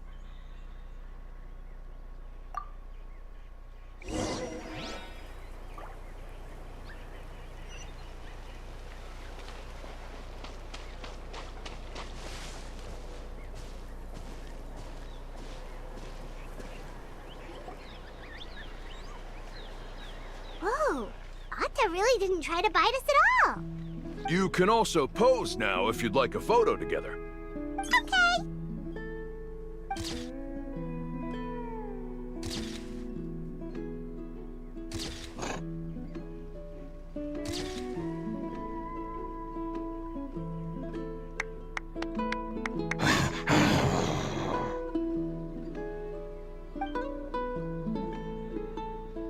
Oh, Atta is already speaking? Let me listen to what they have to say.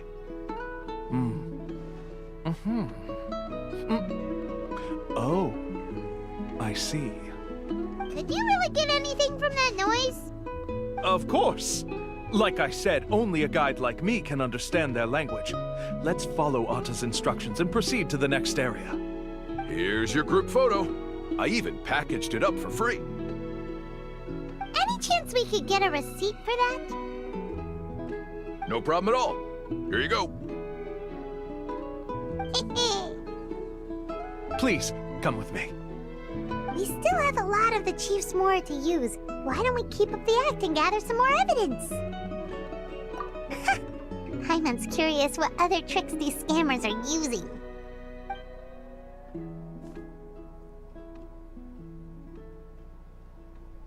These guys are going way too far. He keeps coming up with some far-fetched reasons to make us pay for everything. With all the evidence we have now, we could bring him straight to the chief and he'd definitely be convicted. But after handing over all that Mora, Paimon kinda wants to see if he'll actually take us to the island or not.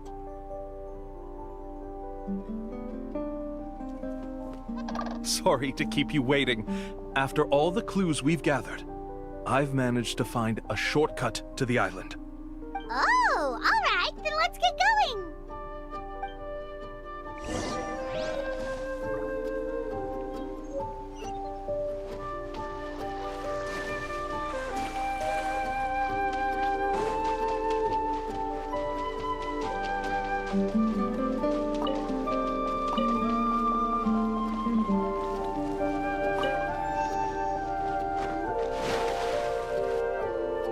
This is the spot. The trails of sunlight will guide the way. Once you cross the rushing water, the light of the setting sun shall reveal everything. Atta's insights have already pointed us to the destination. It's just on the opposite bank. You mean, we're almost there? Huh. But there wasn't even anything exciting about this journey. As I said before, this is a shortcut. If I took you on some arduous path after all the Mora you spent, that wouldn't make me look like a good guide, don't you think? Anyway, there's no time to lose. We need to get there before sunset.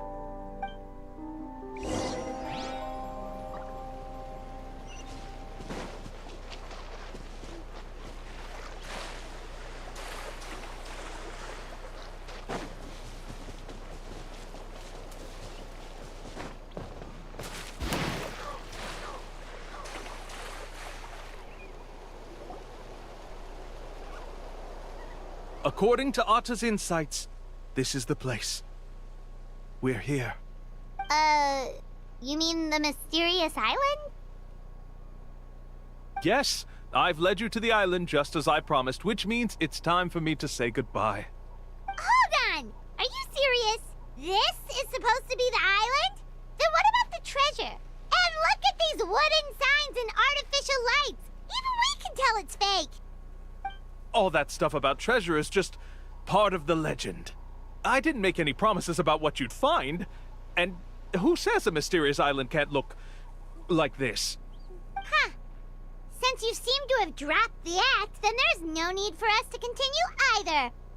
We were commissioned by the chief of the people of the Springs to gather evidence of your scamming activities. With these receipts, your scamming days are over. You sure? Then what's written on those receipts? Huh. Let's see. Huh? Wait, all the writing has disappeared. I took you all this way just to buy enough time for the handwriting to disappear. Even if you were to go back to the people you paid, you'd only find that they were using fake names, making them impossible to track down. You want to report me for scamming tourists? Then be my guest. I'll just say that I'm being falsely accused. With that settled, I'll be going now. No, he's trying to get away! Let's go after him!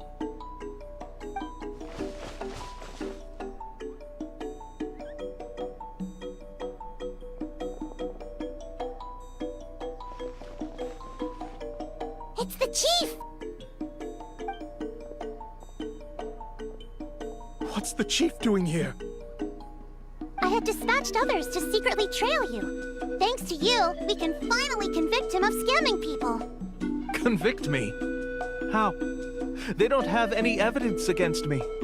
Even as the chief, you can't just level accusations without any evidence, right? Sorry to say it, but he got us. We lost all the evidence we had. Not to worry. Let's search him first. Hey, what are you doing? Keep your hands off me! That's my Mora!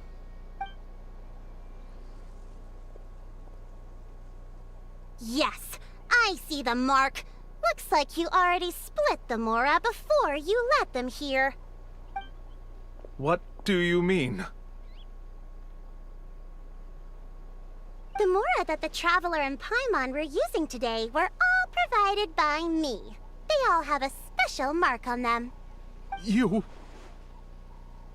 So, there must must be an explanation why the Mora that should have been theirs ended up in your hands, right? There are no receipts to prove that any transactions took place, and you yourself just denied that there was a scam. So did you then take the Mora from them by force? Take Mora from others by force? Oh, that's an even more serious crime than scamming! You... All right. Sure, I admit that I coaxed them into spending a few times, but I wouldn't go as far as calling it scamming. We have witnesses standing right here, you know. Fine. Yes, it was all a scam. Woohoo! No wonder you're the chief of the tribe! I still don't understand how so many people have been getting duped by them. You need only stop and think for a moment to see through the whole thing. If he claims to be able to find a shortcut to the mysterious island, then why hasn't he just gone there and claimed the treasure for himself? Why even bother guiding others there? That's a good point. Speaking of, have any guides from the people of the Springs ever found the treasure of the mysterious island? I can answer this question along with your previous one about how to get there. The answer is actually very simple. There is no shortcut to the island, and most people don't even meet the requirement to ever reach it. If you don't meet this single condition, then even guides from the people of the Springs, despite all of their abilities, will find it difficult to overcome the obstacles along the way. Which is exactly why, even though the clues to the mysterious island are open to the public, few have ever made it there. There's a requirement? What is it? Let me ask you something first. What do you think a real journey to the mysterious island should be like? It should probably involve overcoming a lot of hardships with your companions before witnessing some breathtaking sights, uncovering a really touching story, oh, and scoring some super cool treasure at the end. And therein lies the key point, overcoming hardships with your companions. It's said that when the first chief set out to search for the island, the ones who accompanied him were not clients nor tourists, but his closest friends. The legend also mentioned that only those willing to entrust their lives to one another will be able to reach the island together. Therefore, the requirement to reach the island is journeying with your closest friends, the kind of friends you would trust with your life. So that's the key. From what I can see, you and Paimon are exactly those kinds of friends. The kind that would trust each other with anything. But, unfortunately, neither of you are experienced guides. And if you were to hire someone else, then I'm afraid you could probably never place your lives in the hands of someone you met on a pure monetary basis. That's true. But don't feel discouraged. I believe that this beautiful land that I call my home will not disappoint you. Whether it's remote islands or ancient ruins, I'm sure they can also provide you with plenty of exciting adventures. And let me tell you a secret. The elders once told me that beneath these very ruins lies a way to reach the sky. Or maybe someone already discovered that. No matter. If you two want to go adventuring elsewhere, I can also give you some suggestions. Yeah, thanks for that. But knowing us, we don't give up so easily even when a place is supposedly impossible to visit. Oh, I can understand. I won't stop you if you're still interested in finding the island. I just recommend finding a guide first who you could trust with your lives. A guide we could trust with our lives? Oh, who knows when we'll meet someone like that around here?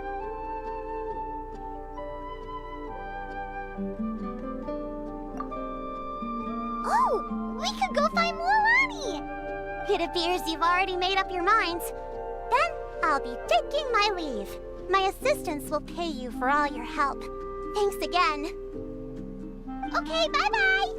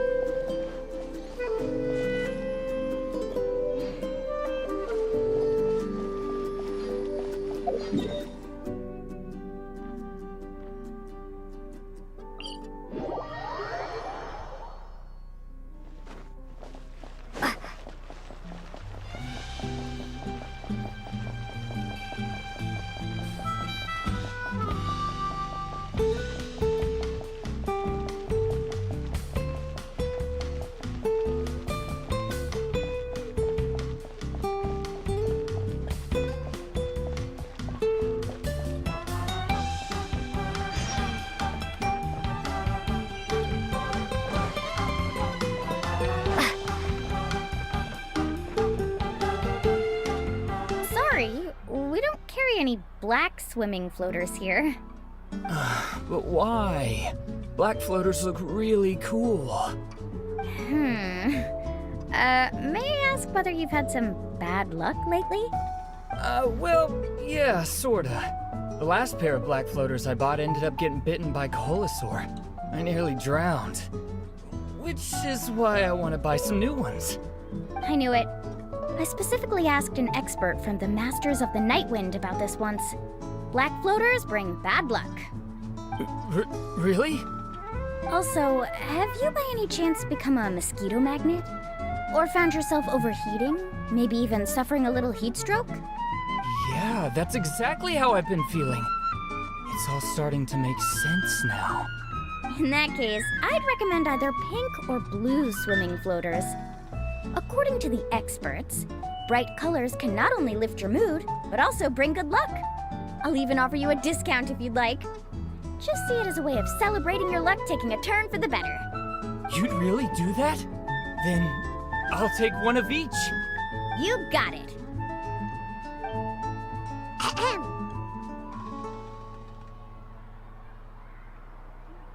Well, hello there! If it isn't the Traveler in Paimon. It's been a while, Mulan. Was all that stuff you were saying just now really true? Do pink and blue floaters really bring good luck? Of course. I know a friend who nearly drowned once, but because she was wearing blue floaters, a group of Kaholasaurs came to the rescue and brought her back to shore. Whoa, for real? But let's get back to why you're here. Are you looking to buy some water sports products? Come on, don't be strangers now. I can give you whatever you need. You are guests here, after all. It's only natural for me to give some gifts to you. No, we actually came here to ask you to be our guide.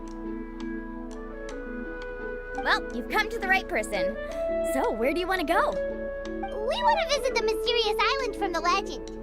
A trip to the mysterious island? Oh. Do you have any concerns, Mulan? I assume you're already aware of how difficult the trip will be, right? Yep, your chief has already made that pretty clear.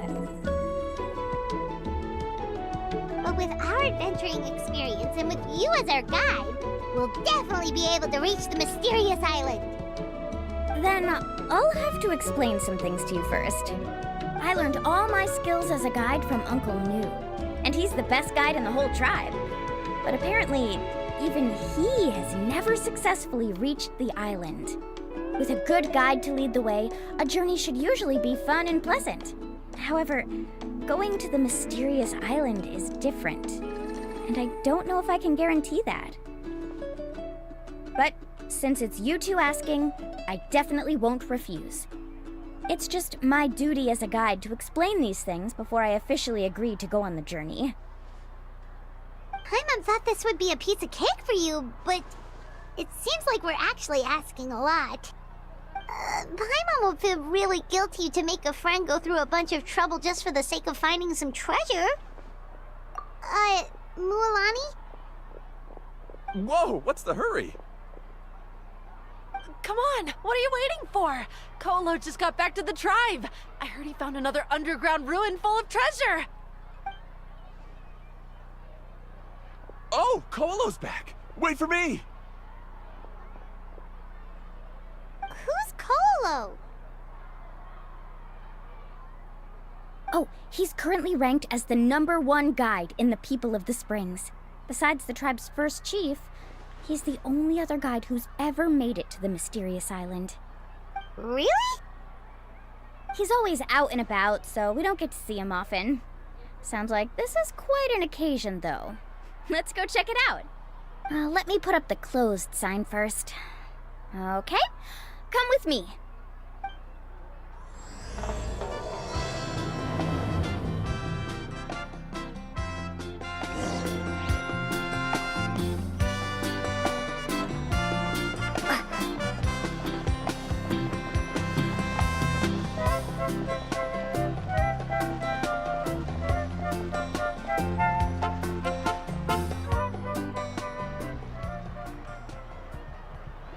The crystals you asked for can only be found in caverns deeper than 500 meters underground.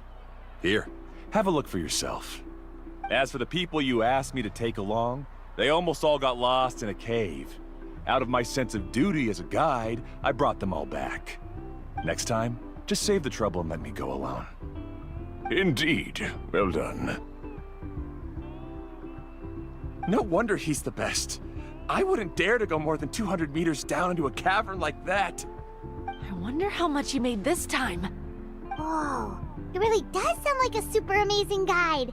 Do you think you could get some pointers from him, Mulani? Who knows? Maybe he could save us some trouble on our trip to the mysterious island. Ko'olo always treats his experience like trade secrets. He never tells anyone anything about being a guide.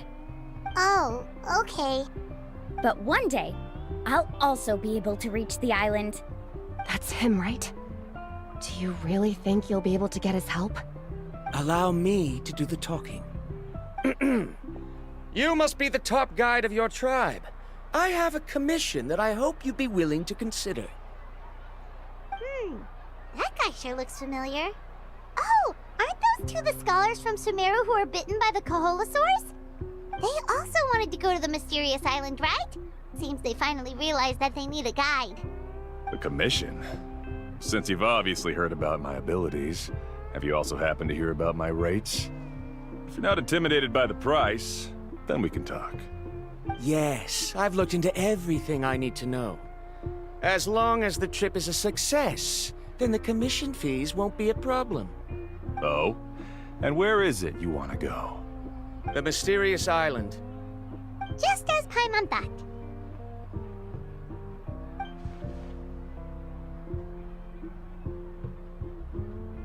But first, please don't misunderstand. I'm no tourist. I wish to visit the real place. You hear that? He wants to go to the island. In that case, Ko'olo's the only one for the job. But the journey to the island requires a lot more than just a guide, right? Since you want to visit the real mysterious island, then I'm sure you've also heard about the requirement for our trip, right? Yes, I know. According to the legend, only those who are willing to entrust their lives to one another will be able to reach the island together. I must reach that island, even if that means putting my life in someone else's hands. I have made up my mind. Don't waste your words on me. The way I see it, the requirement is just a way to weed out those who do not have the skills to reach the island by themselves. You say you'd put your life in somebody else's hands?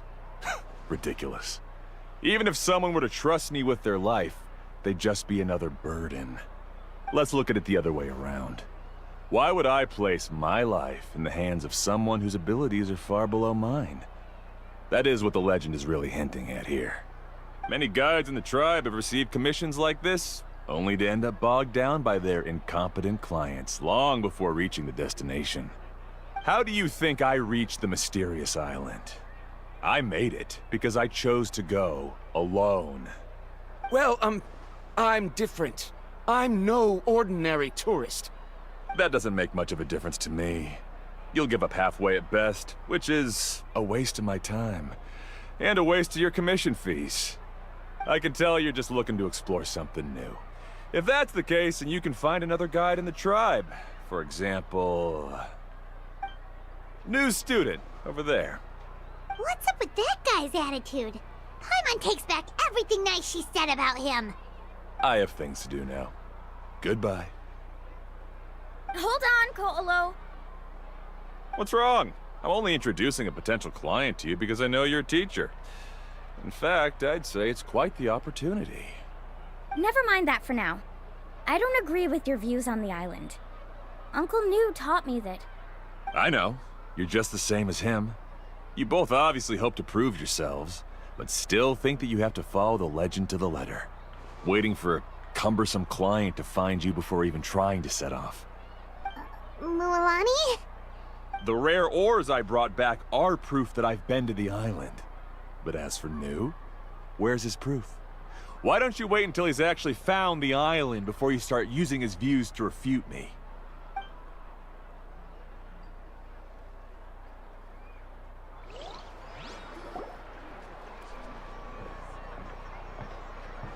I'm really sorry. I just wanted to take you to see what the excitement was all about. I wasn't planning on getting into an argument with him again. That Colo seemed to harbor some kind of grudge against you, Mualani. Or maybe your teacher. I know. Quite an impressive achievement for my teacher, huh? Even the best guide in the tribe can't stop talking about him. Oh, Paimon thought you'd be more upset. Of course not. Uncle Nu has also argued with Ko'olo before. I've already heard the same words several times now. But it's hard to prove anything to him unless you've actually been to the island.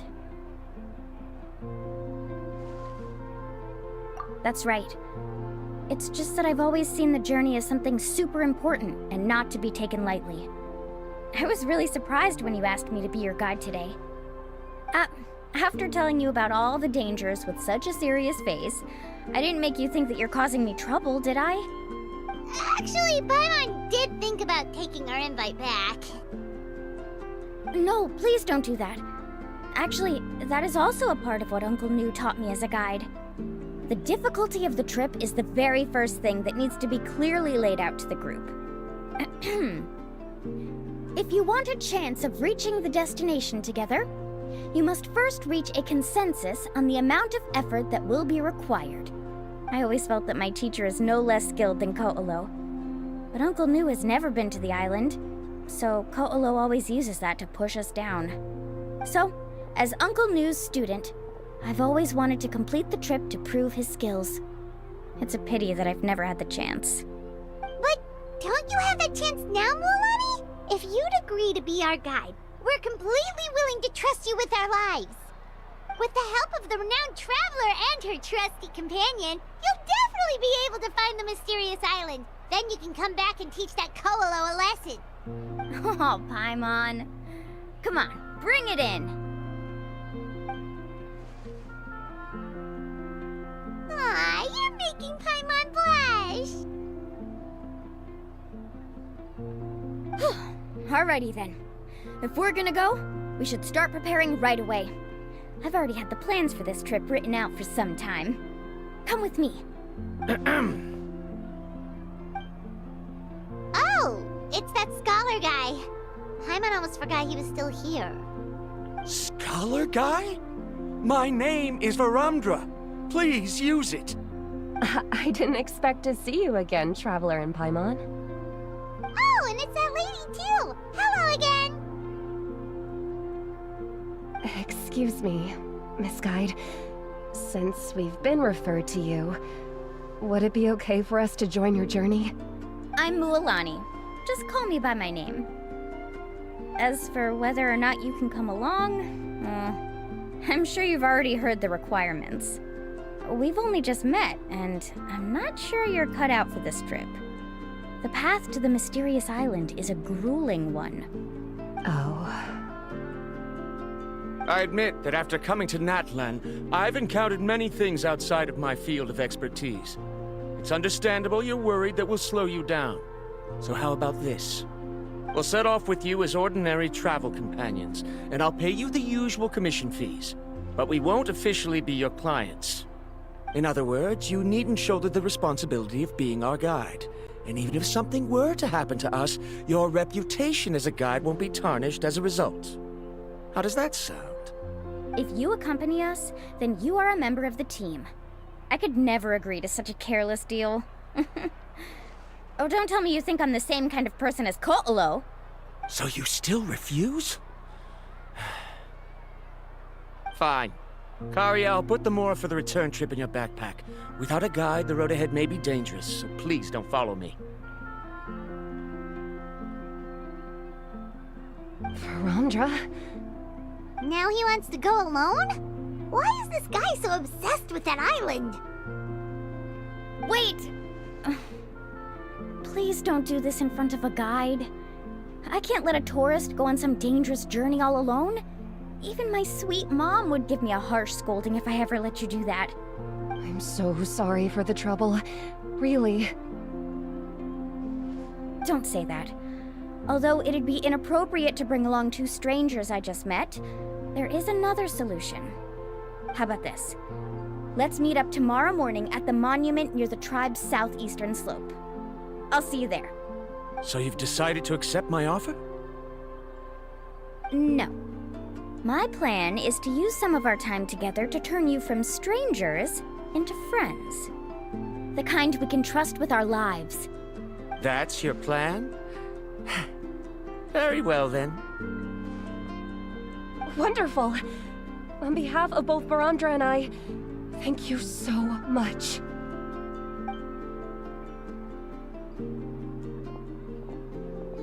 Pretty sure only Mualani could come up with a plan like that. We need to get started on our preparations. Come with me.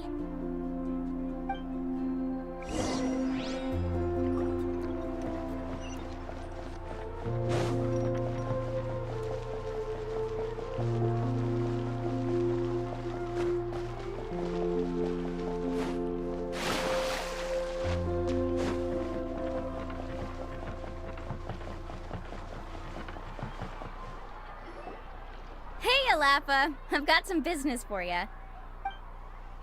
We've been over this before. The name's Yellowfath. I know. It's just that Lafa sounds so much cuter. Well, since you're the customer here, I guess whatever floats your boat. I need a camping tent with all the accessories. Only the best you've got.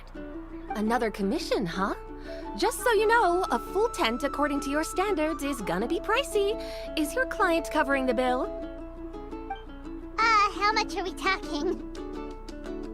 Don't worry about the costs. I'll take care of it. Oh, but that's not right. Ahem. Let's make this clear, Traveler and Paimon. We're not working together like this is a hired commission, are we? Oh, no. We're traveling as close friends who trust each other with anything. That's what I thought. Honestly, I can be a little picky when it comes to camping equipment, and I don't want my friends to be paying for me. But don't worry, it's not that expensive. We're ready, Lafa. Your total is 200,000 Mora. Isn't that still a lot for you, Mualani? Just imagine us in the wilderness, okay? We can either sleep out in the open, tired and weary, or simply spend a week's worth of pocket money and completely solve that problem. I'd say that's a great deal. You call that a week's worth of pocket money? Are you rich, Mualani? That's not important. We still need to buy some equipment from another store. Come with me.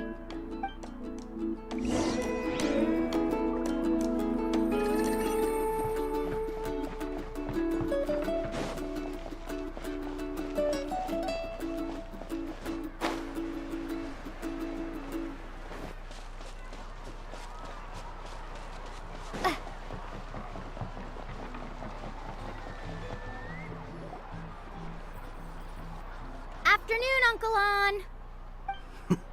You call me uncle, but I'm old enough to be your grandfather, you know. Because you're still young, Uncle On. Hey, can you help me find something kinda rare? I can negotiate the price. What do you say? All right. What are you looking for? A record player. Specifically, the kind that's convenient to take camping. Ah, that model is pretty rare indeed. I thought it'd be nice to keep it as a prized collectible in the shop. Uncle On. Just don't break it, okay? I'll even buy it back from you when you're done with it. Thanks, Uncle On. A record player? Does that mean we need to buy some records too? Yep, and that's our next stop.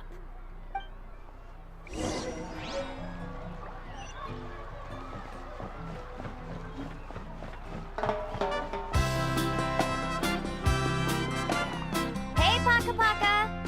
Mualani? Have you finally decided to release a record of your own? You'd be the first I'd sign with if I ever did, but not today.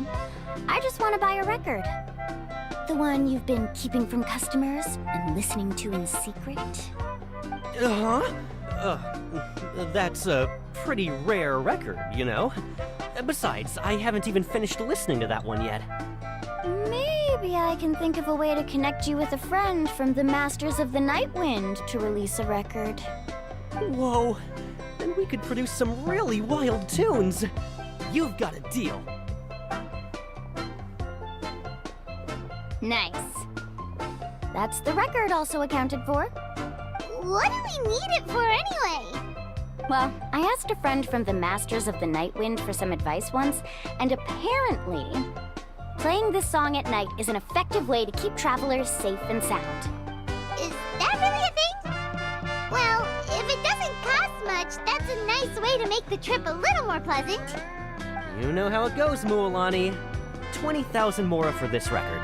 That's the best I can do. Deal. Looks like Mualani really is rich. That should be about everything we need to buy. Next is...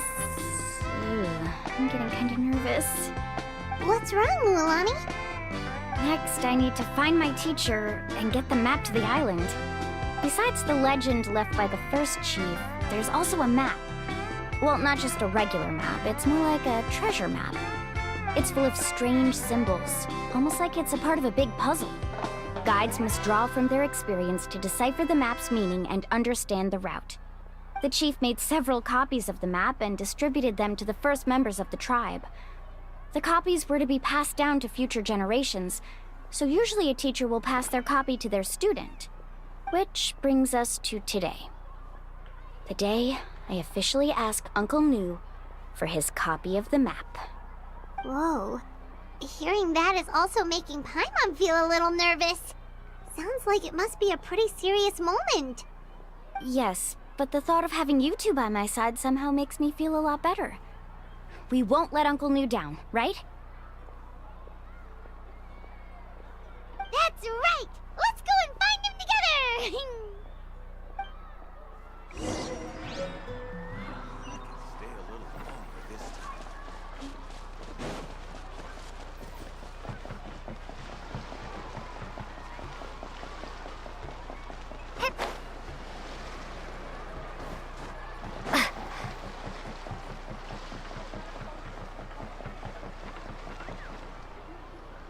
Afternoon, Uncle Nu.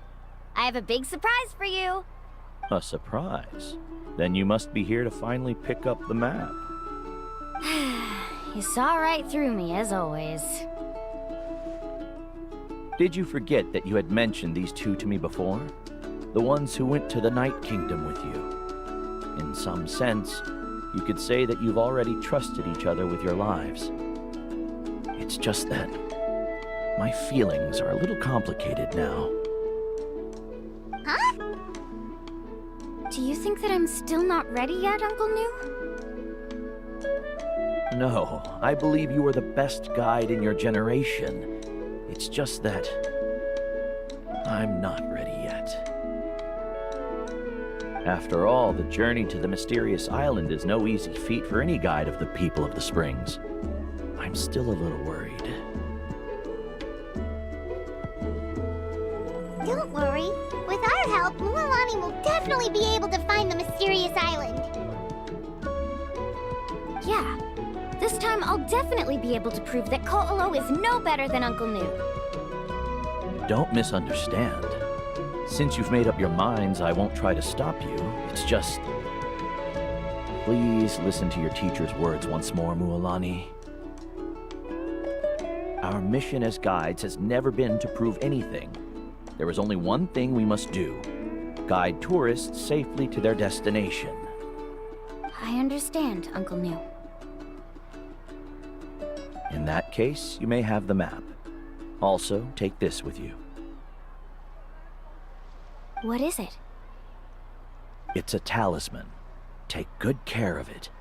You must return it to me when you get back from the mysterious island. Was this made with spinel fruit? For some reason, this doesn't look like a regular spinel fruit to me. Right, which is precisely why it's so effective. You really know me best, Uncle Nu. Alright. Traveler and Paimon, tomorrow we'll set off. Make sure you get some good rest tonight. Yay! Paimon can't wait for another adventure!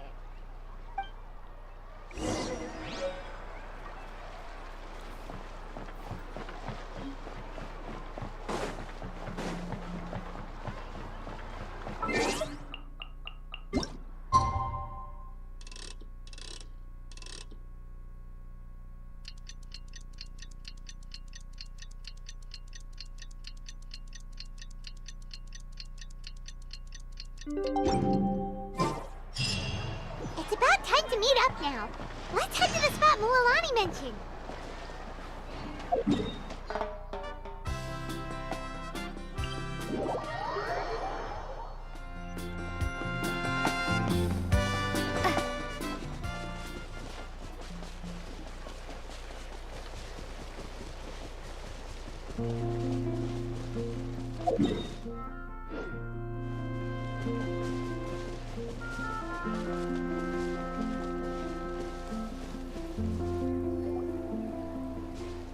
Traveler, Paimon! Over here! You're here, Mualani! Oh, and those strange scholars are here too. Good morning, you two. Morning! So when are we leaving? Seems you're as excited as a child before the start of our journey. I just want to get down to business as soon as possible. You know this is no leisurely spring stroll, so I hope we can all act a little more professional. Don't worry, I'm a very professional guide. Our journey to the mysterious island has officially begun. Yay! First, do you all see the statue here? Uh-huh. Is it an important clue? Well, no, it's not a clue at all. He was the first chief of the people of the Springs who came back from the mysterious island and set up this place. It's a monument. The first thing we need to do before we set off is to touch the statue and pray to our ancestors. This will make our journey to the mysterious island smoother. Is there any theoretical basis to support that claim? A theoretical basis? No, but my teacher taught me it's an essential step before heading to the mysterious island. Very good. You didn't try to argue with me over something that you aren't knowledgeable about. That's very professional of you. Sure, but since this practice doesn't have an empirical basis, I won't be able to include it in my thesis. Come on, everyone.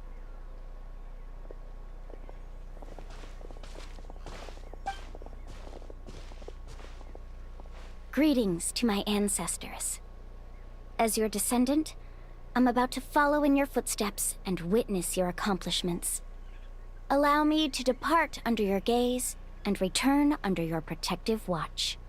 It really feels like we're about to embark on a great adventure! Now, please get ready. We're going to look for the first clue. Speaking of which, where should we look for the clue? At a place where many gather. Like a party. Huh?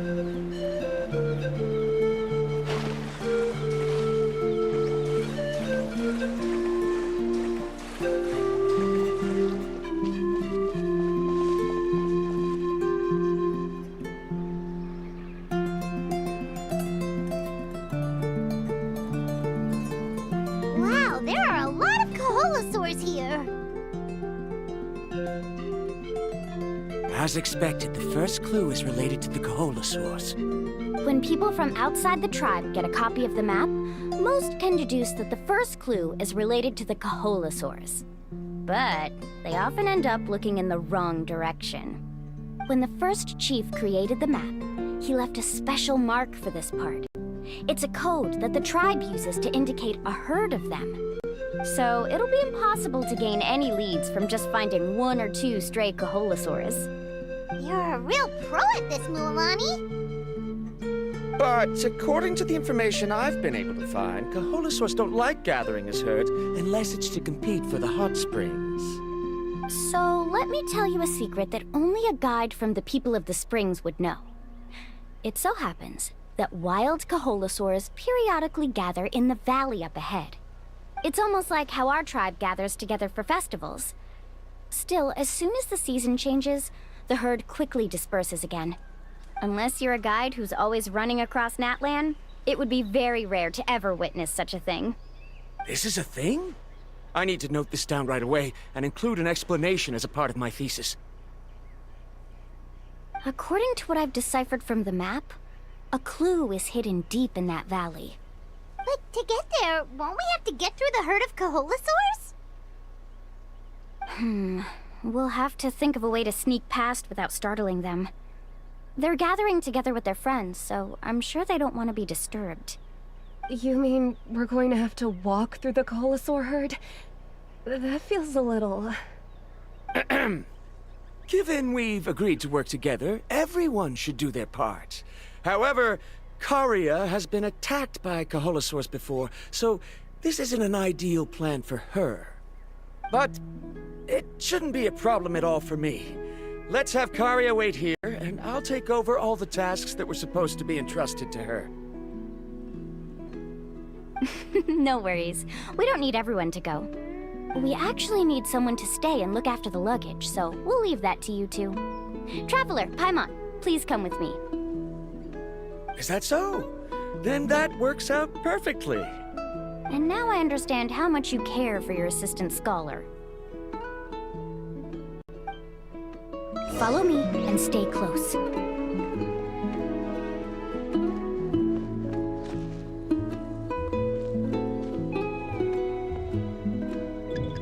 Oh no, we've been spotted.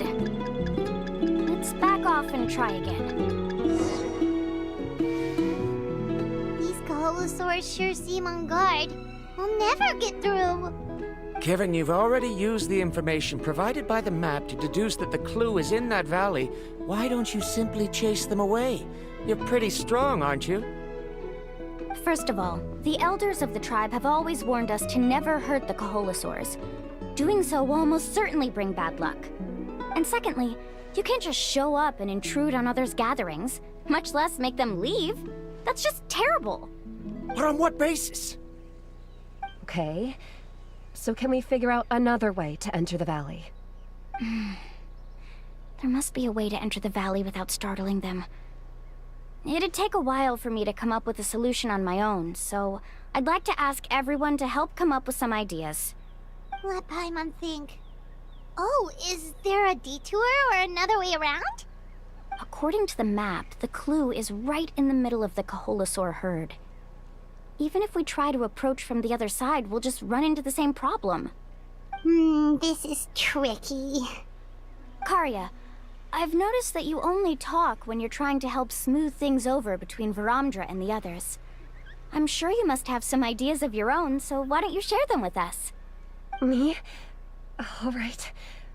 When Varamdra decided to look for leads on the Kaholasaurs, I wanted to help, and so I also looked up some information about the creatures. I discovered something very interesting. We thought that the Kaholasaurs relied on their hearing to track their prey, but they also possess a very keen sense of smell. But I'm not sure how useful that information is. Oh, that was actually very useful, Miss Karia. You can just call me Karia. In that case, please stay here and keep an eye on the luggage. Traveler, Paimon, come with me. I've got an idea.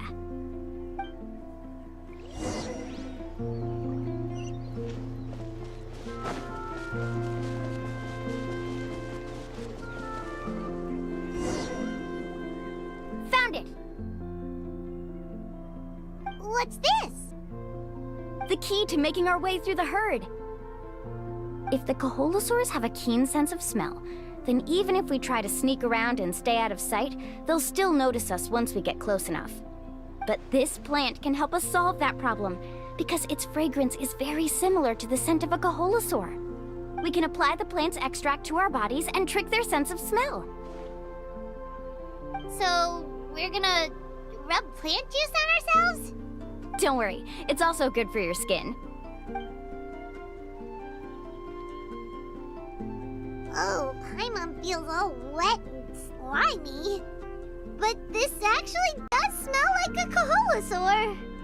Perfect. Okay, let's try to make our way through again.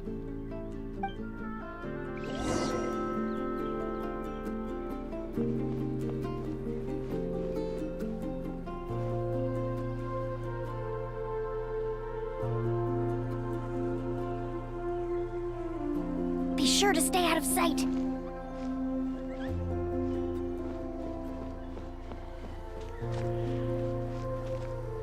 What's that sound? Careful! Oh, it's just a young Kaholosaur. Don't worry, this little one doesn't pose any danger.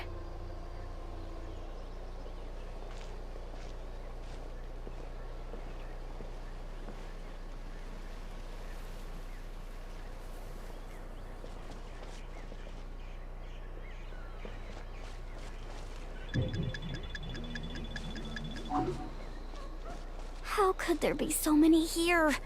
We can't get through! Oh, I have an idea.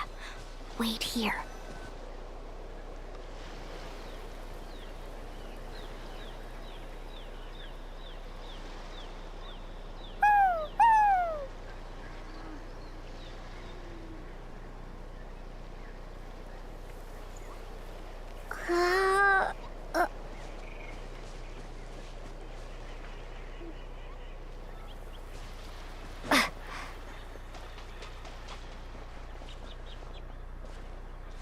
Careful!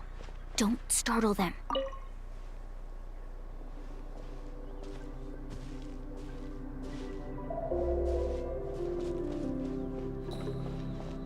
Follow me and stay close.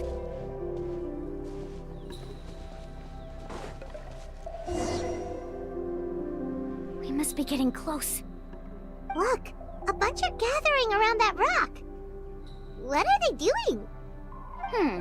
Maybe when things start to get boring, they gather together and talk about something fun? Too bad I can't understand what they're saying. But Paimon thought guides from the people of the springs could understand Kaholosaurs. Sounds like someone has been trying to trick you. True, they were definitely trying to scam us. Huh? Do you see that on the rock? It looks like some kind of drawing.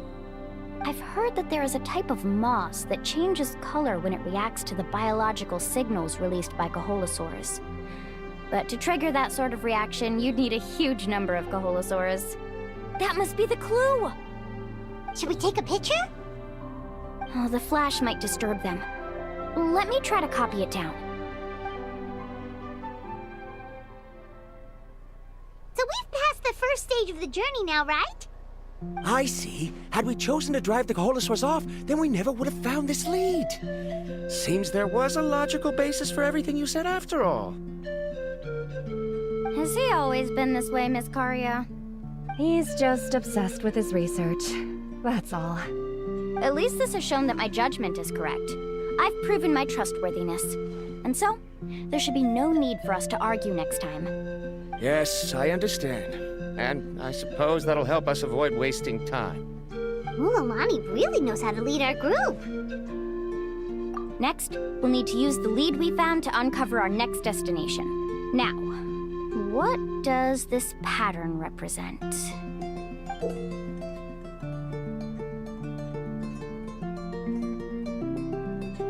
Hard to tell. Paimon certainly doesn't have any idea what it's trying to get at. Aha! I got it. Though the lines are kind of rough, I can still see that they represent the boundaries between the water and the land at Jadeskirt Knoll.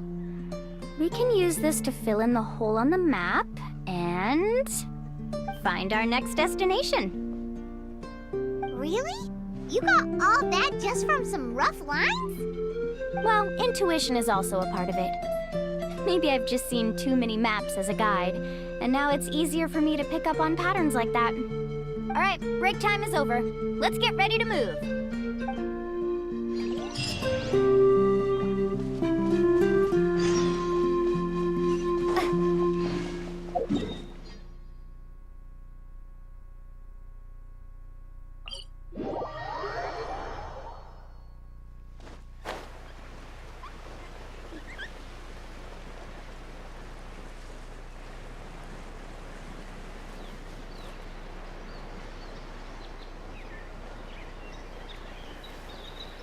Watch this!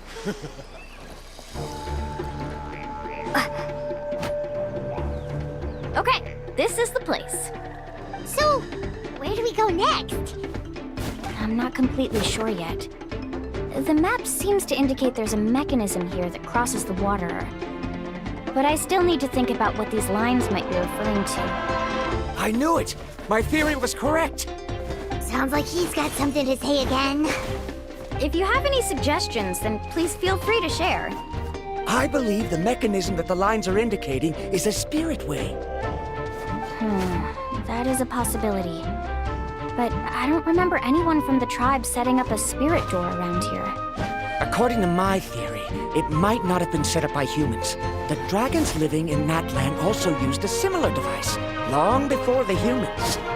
Speaking of which, the spirit doors your tribe uses may have been built imitating the dragon ones. This is not the end. Laid bare! Forget it.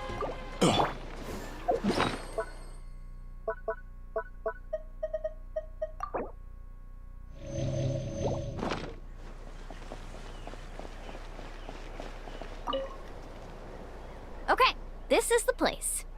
So, where do we go next? I'm not completely sure yet. The map seems to indicate there's a mechanism here that crosses the water. But I knew it! My theory was correct! Sounds like he's got something to say again. If you have any suggestions, then please feel free to share. I believe the mechanism that the lines are indicating is a spirit way.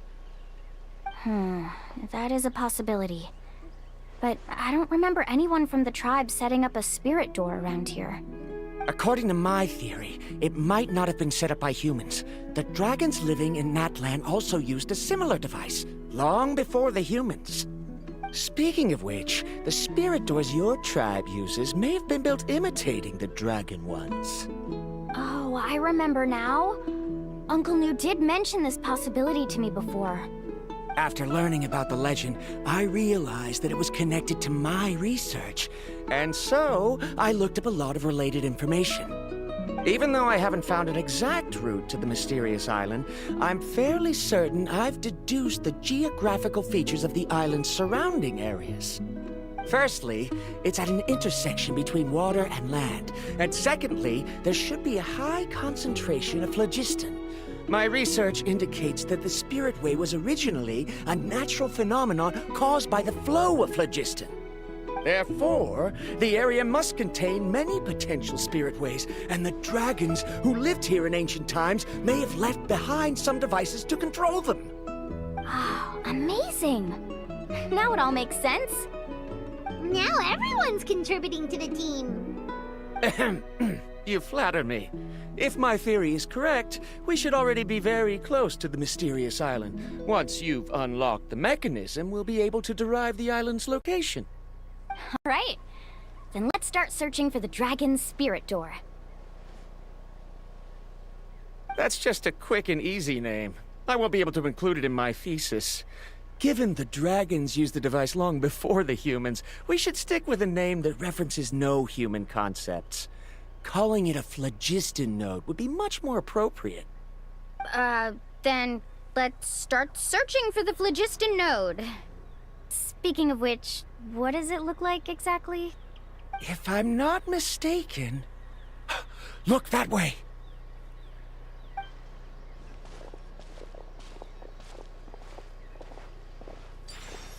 Whoa! It started glowing! This should be it, right? Looks like we can activate it once we get close enough. The light does remind me of a spirit way. But according to the map, there should be 2 more phlogiston nodes. Let's keep searching, everyone.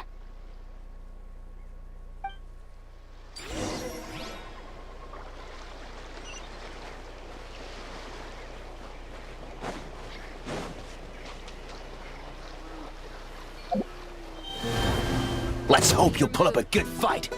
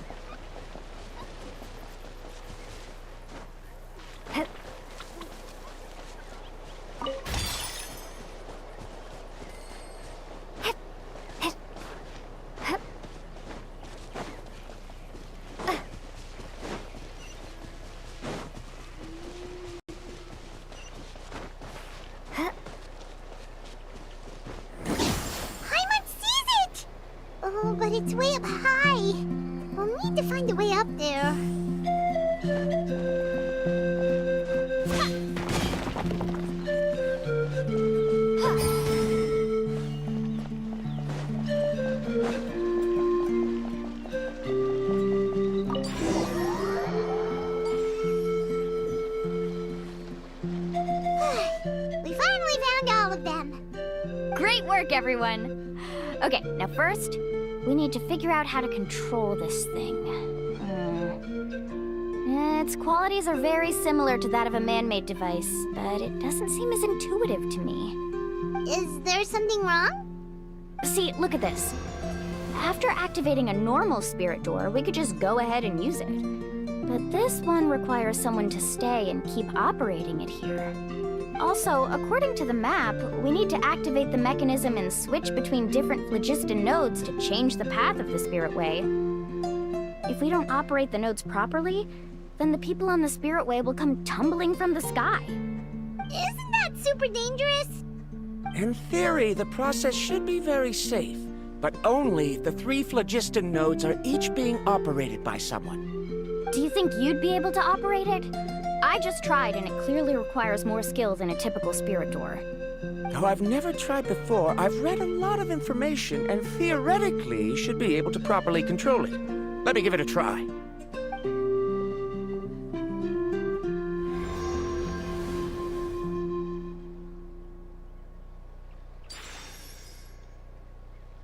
Huh?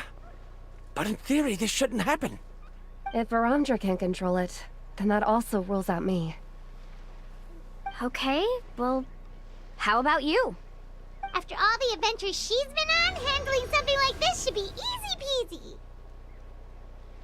All right, then it'll be up to the Traveler to stay here and operate the phlogiston node. I'll go activate the mechanism. I'll let you know when we need to switch nodes. Just make sure you quickly head to the corresponding node, and we should make it safely. Wait, but handling it this way sounds even more dangerous, Mualani. Don't worry. It looks like the spirit ways are all above the water. I'm pretty good at swimming, so I'm not afraid if I end up falling in. But it's so high! And you'll be falling so fast! If we don't manage to reach a node in time, or if we make a mistake, there's a lot that can happen! Do you still remember the promise we made before we left, Paimon? Only those who can trust each other with their lives can reach the mysterious island. Since you two are willing to trust me, then naturally, I'm willing to trust you. Alrighty. Please be careful.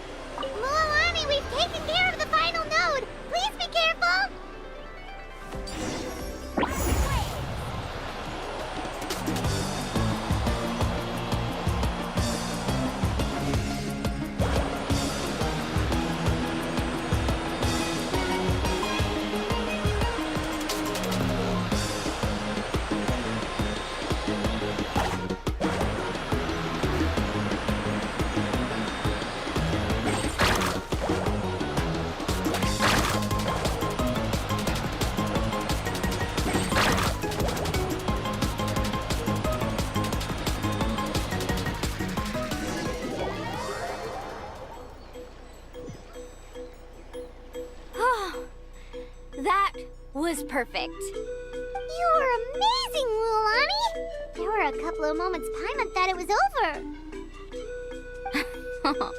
I'm confident I could do it all over again. Wait, why are the phlogiston nodes no longer lit? Oh no, you're right! It appears the phlogiston nodes here need to automatically recharge. Once they're activated, they'll be unusable for some time. In that case, no matter what happens next, we have to seize our chance. Otherwise, who knows how long we'll have to wait for another shot. Do you hear that? The weather's getting gloomy, and a bunch of whirlpools just appeared in the water! Yes, we need to get to higher ground and take a look.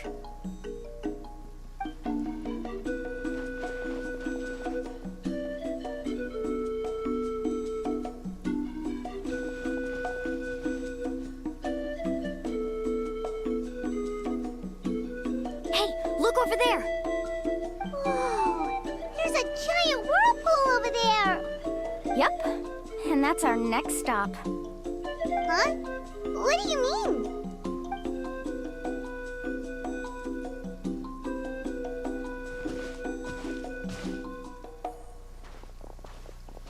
The info I deciphered from the map points to only one possibility.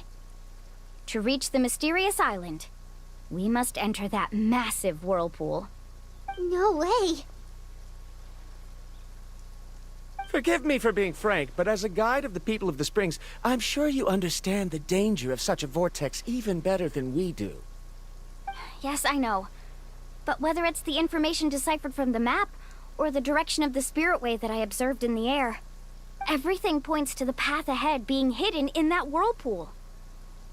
And what if you're wrong? Paramdra. I'm not trying to be unreasonable. Unfortunately, I'm very knowledgeable in this area.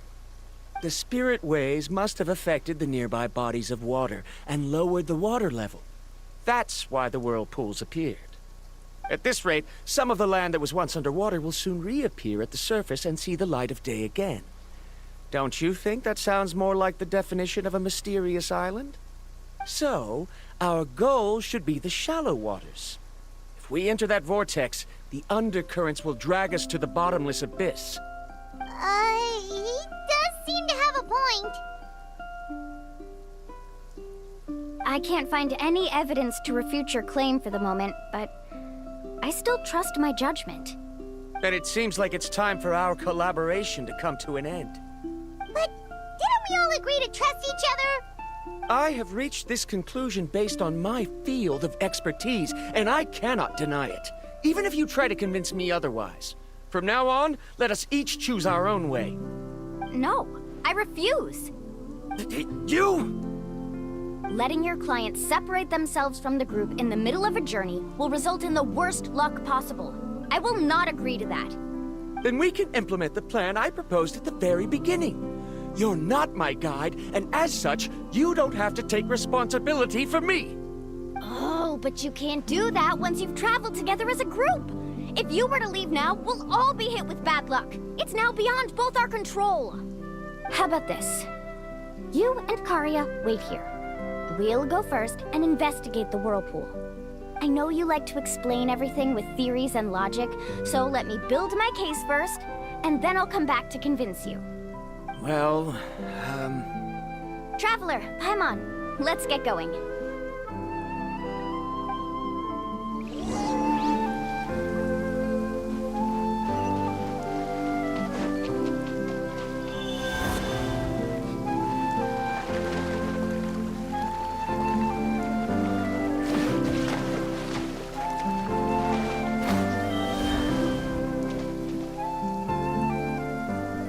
Whoa. The massive whirlpool is up ahead.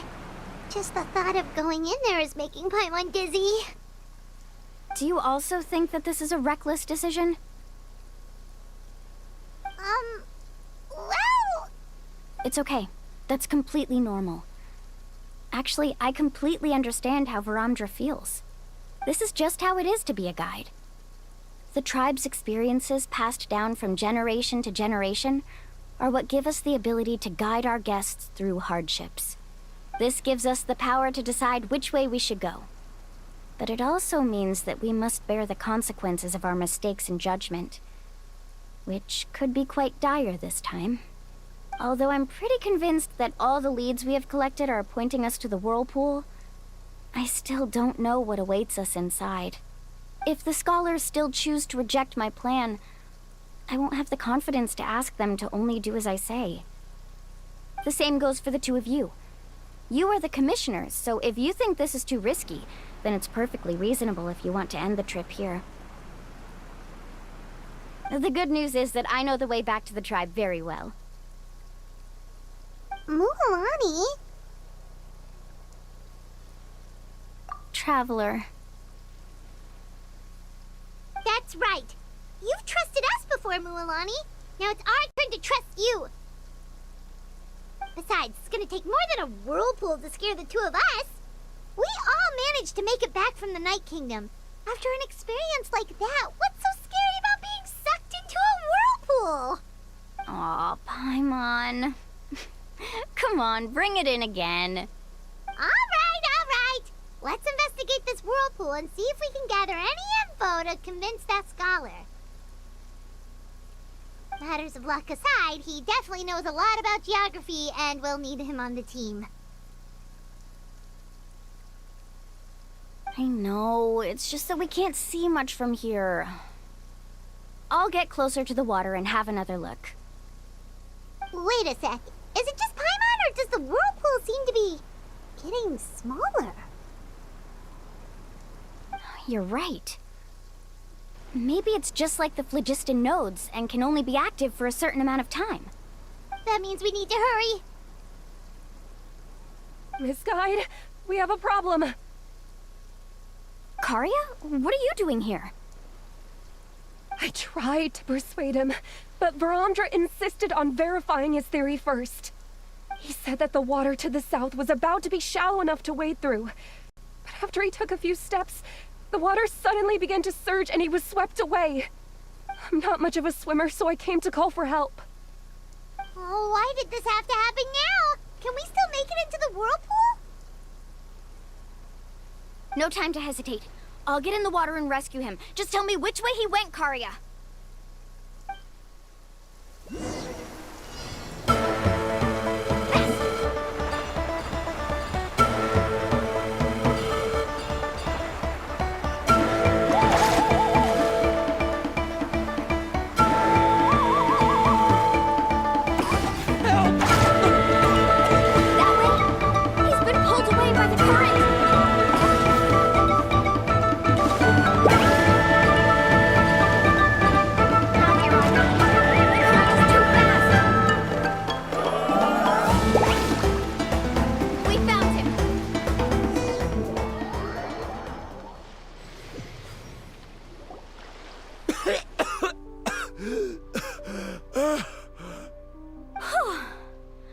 Karia came and found us just in time. Oh, there they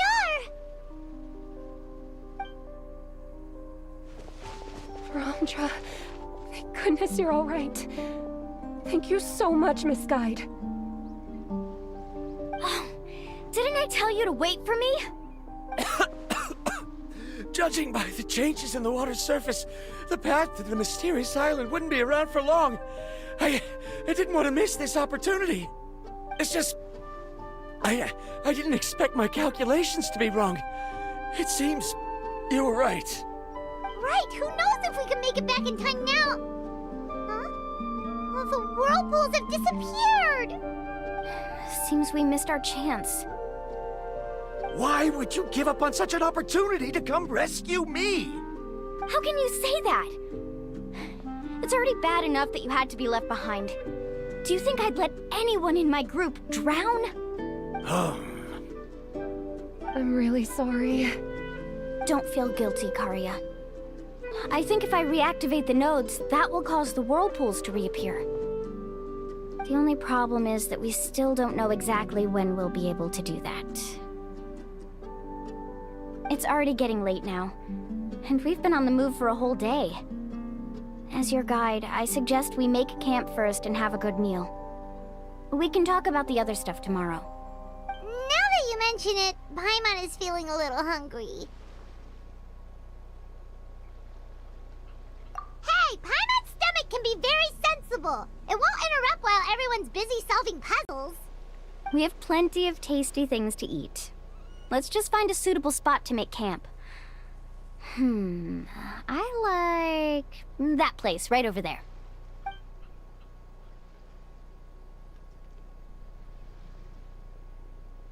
Is this the spot? Let Paimon and the Traveler help set up the tent. Go ahead. I'll take care of the fire. Oh, and here's a little camping tip. It's best to set the tent upwind from the campfire.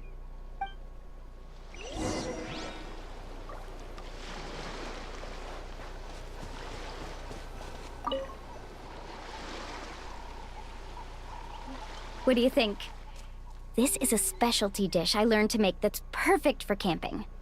It really hits the spot. You're a great cook, Mualani. Karia helped out quite a bit, so she deserves some credit too. No. I'm just happy I was able to help out. What was that sound? Oh, it's scary to camp out at night. Don't worry. Remember the record player I bought? Let me go turn it on.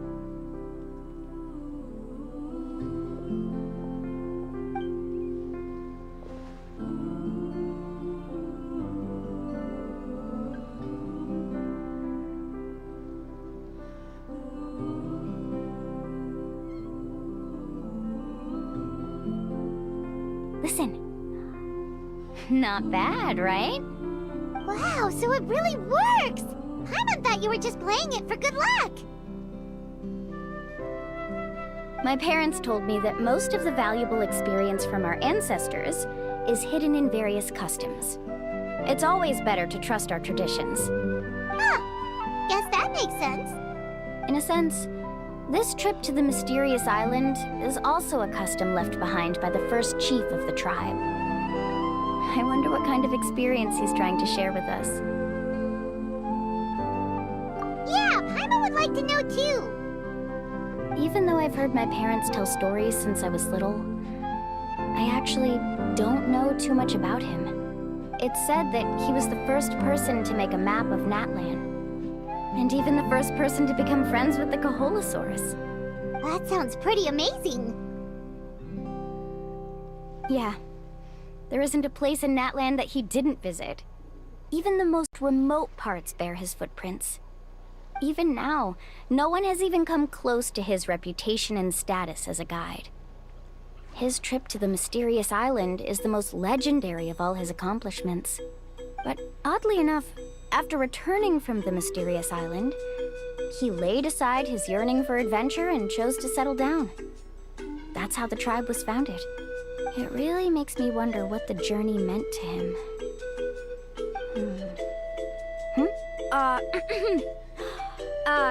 A camping trip shouldn't be this stuffy and quiet. Everyone needs to help make it more lively. How about this?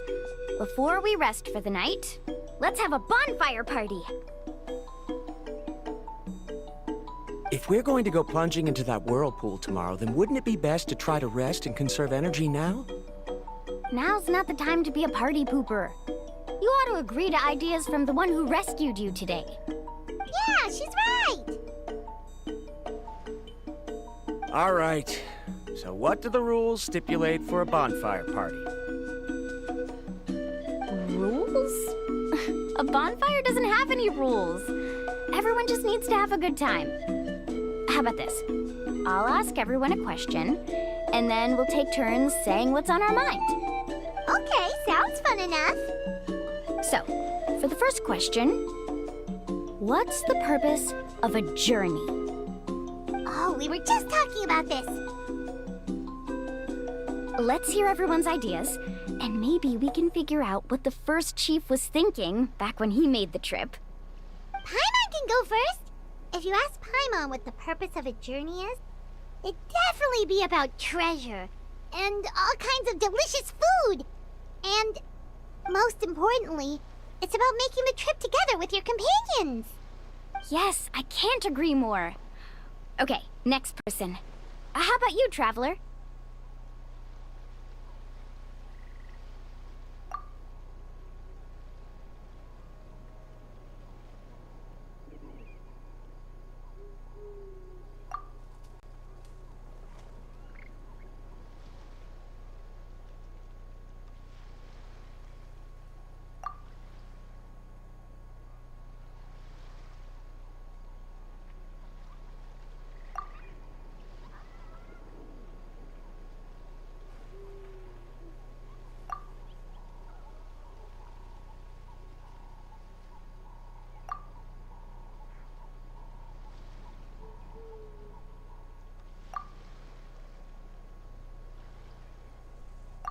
You sure are taking your time thinking about it. Oh, I get it. You must have passed through many nations before making it to Natlan, right? It's quite possible that your experience traveling is more than what I have as a guide. It's understandable that you can't explain it off the top of your head. Why don't I circle back to you later? You can tell me once you have a clear answer. Next, let's hear what Karya has to say. Me? If you ask about my travels... Well, this is actually my first time traveling, so I don't have anything useful to contribute. That doesn't matter. This is a party around the bonfire, not some research seminar. Alright. If I had to say what the meaning of a journey is, I'd say it provides an opportunity for true companionship. Before you reach the destination, you don't need to think about anything outside the trip itself. As long as you stick together with your companions, you won't have any trouble to worry about. Yeah, I get it. I'm on too! Uh-huh. I hope that didn't sound too silly. Alright, now it's Varamdra's turn. Alright, if you insist. In my opinion, our goals and dreams in life are all in pursuit of what we call results. The so-called journey is but a path that leads to these results. So, the greatest meaning of a journey lies in managing to find the right result. Not sure I completely get what you mean. There's nothing difficult to understand. It's the same as the decision of your first chief. He must have discovered enough valuable results after visiting the mysterious island to decide that he should end his journey.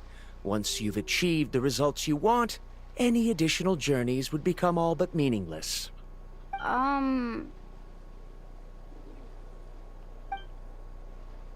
Before coming here, someone had stolen the results of one of my research projects. All that person had to do was sign his name on my achievements, and he was able to take all of the honors. All my effort vanished into the air as though it never existed. Do you understand now, Miss Guide? Without results, the journey is meaningless. I sympathize with your situation, but I'm afraid I can't agree with your take. I don't need your sympathy. As long as I can reach the mysterious island and find the correct results, my pain and struggles will become just another insignificant part of the process. What happened during the day already proved that my theories were wrong, so I'm willing to trust your judgment. I apologize for our previous argument. I must make it to the mysterious island, and if I have to entrust my life to someone else to achieve that goal, then so be it! Was that actually supposed to be an apology? Because it sounded kinda awkward. Actually, there's a saying among the guides of the people of the Springs. If the goal of the journey was to reach the destination, then you should have never left the house to begin with. Because the final destination of every journey is your home. It would be disrespectful of my duties as a guide if I were just taking tourists straight to where they wanted to go. It's my hope to also make everyone feel happy along the way to their destination. That is what I would truly call a journey. And that is my answer. Just as you don't agree with me, I can't agree with your point of view either. I'm not too worried about that. After all, another purpose of traveling is to help people understand each other better. What sort of logic is that? All right, that's it for this round. Since it's still early, how about we tell some horror stories next? Huh? Oh, now Paimon's scared.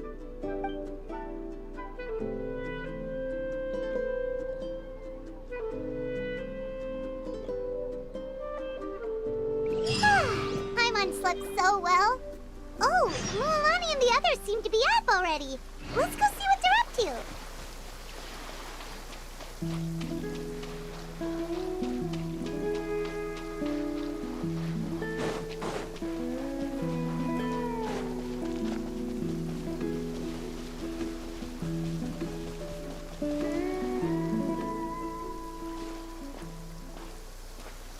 Mualani!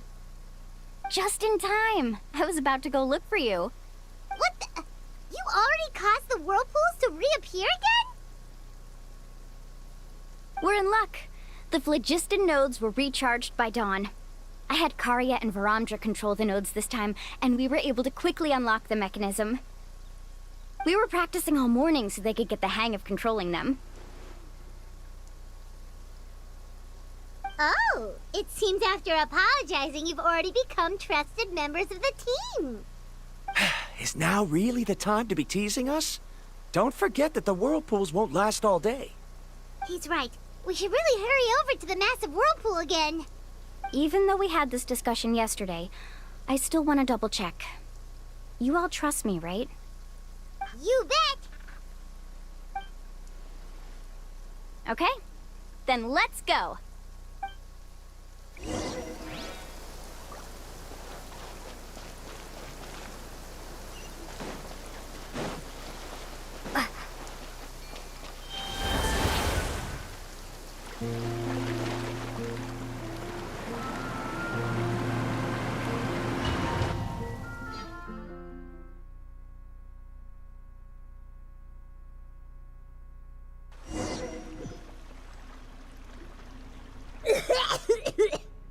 Paimon accidentally swallowed some water. Ugh, so scary. What is this place? I can't believe it. There are subterranean caverns under the water. Mualani was right!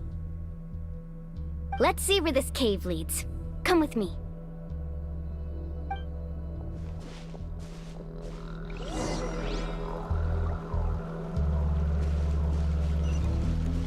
Let's ride!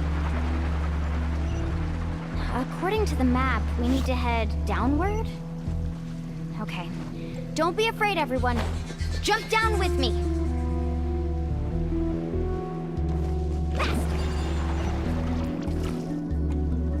Is that lava up ahead?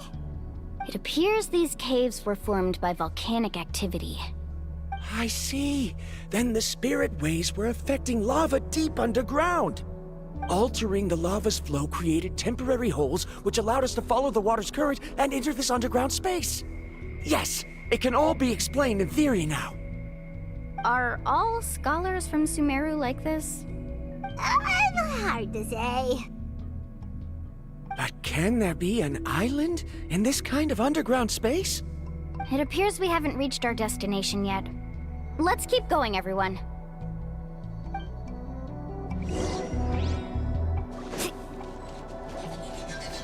Let's ride! Amazing!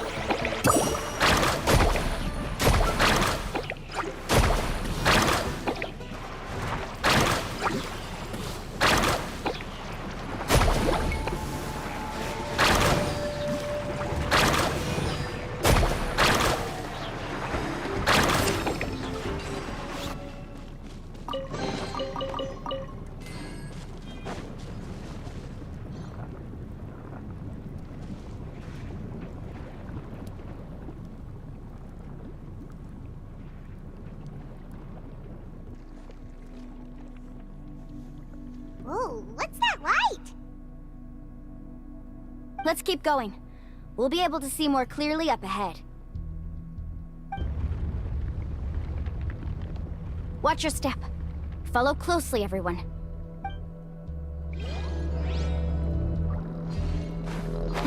Heads up! These volcanic caves aren't very stable, so watch out for falling rocks.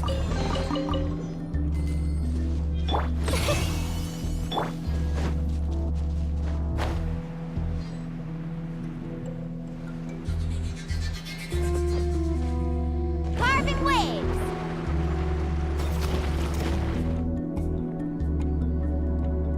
What a maze! There's lava everywhere! Oh, which way are we supposed to go now? Let's look around together and see what we can find. Very well. It would indeed be useful to collect some environmental samples here.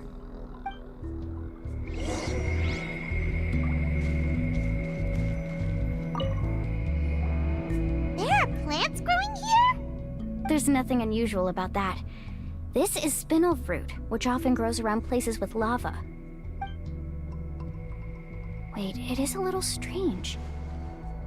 This isn't ordinary spinel fruit. It's the same as the one on this talisman.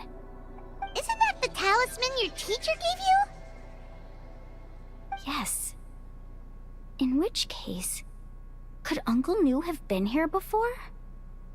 But he clearly told me that he'd never made it to the mysterious island.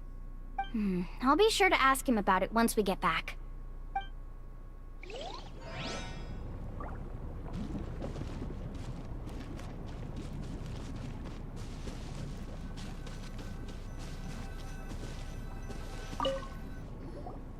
There's so much lava, and it's getting pretty hot. The lava here doesn't look very stable. I'm afraid we can't stay here for long.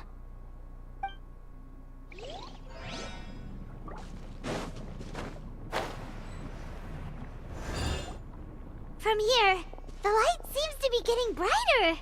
Speaking of which, where is that light coming from? A distant light. Wait, there seems to be a mark that matches that on the map. Miss Guide, it seems Varamdra has also discovered something. I've got it! I've got it! Do you see that golden light in the distance? I'm positive that's the mysterious island. That's where we should go next. Really? I'm a scholar from the Academia Spantamad Darshan. I specialize in ores and minerals. When I first heard about the legend of the mysterious island, I took note of its description. One exaggerated description I heard was that it's an entire island that shines like gold. What it was actually referring to was an extremely rare mineral known as vulcanite. Under certain environmental conditions, large amounts of lava are quickly cooled, which then results in this ore. Since the ore can't be moved in time, it begins to accumulate, resulting in the alluring golden glow. If I'm not mistaken, there'll be a large pool of lava up ahead, and the mysterious island will be floating on the lava. An entire island of vulcanite ore! So you mean we really found the mysterious island? Rejoice! Even a small piece of that ore will be priceless. Really? Then let's hurry! Wait, Paimon. We should head back now. Why? What are you saying? This map is covered with symbols and riddles, but there's one thing that's written clearly. When you see the golden light, then go the opposite way. What you just said may be correct, but that golden place isn't the island that my ancestors once visited. Are you joking? You expect me to turn back now? But Mualani's judgment has always been right. If she says head back, then we should head back. We can't be fooled by the thought of treasure. You thought I'm after treasure? Oh, he's acting weird again. After my previous findings were stolen, I began a new area of research. And this ore is the core of my research. As long as I can bring this ore back, my theories will be proven beyond any doubt, and I will be able to reclaim everything I have lost. To me, this ore is the result that must be obtained. Otherwise, all those hardships along the way will be rendered completely meaningless. Don't you understand? As we agreed before, please trust my judgment. Why? Are you wary of me? Now that we've confirmed that the legendary treasure really exists, you don't want outsiders to take it, do you? She's not that kind of person, Varamdra. The result is right before my very eyes. I won't give up here. Oh no! He went running in! How can he do that? Not good. We must stop him. Is it just Paimon or is the ground shaking?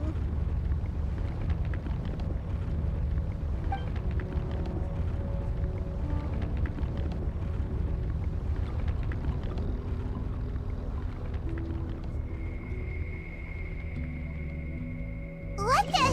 Where did these monsters come from? These monsters. Looks like the lava here is becoming active again. Misguide. Varamdra, We'll be trapped by the lava. We need to hurry and take care of these monsters.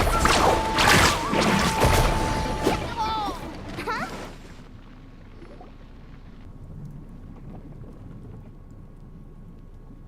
The lava is rising! Varamdra! Traveler, Paimon, please take care of Karya. I'll be right back. What are you doing, Mualani? I can use my surfboard on the lava for a short period of time, but it will be a lot spicier than surfing on water. But that's way too risky! Okay then, we'll take care of things here!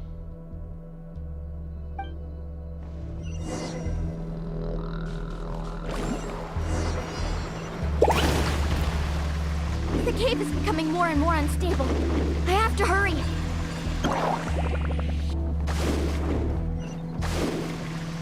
More falling rocks.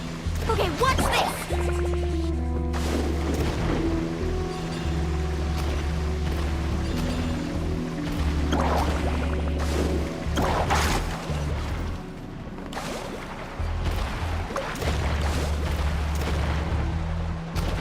Surfboard over there! Oh, looks like I'm just...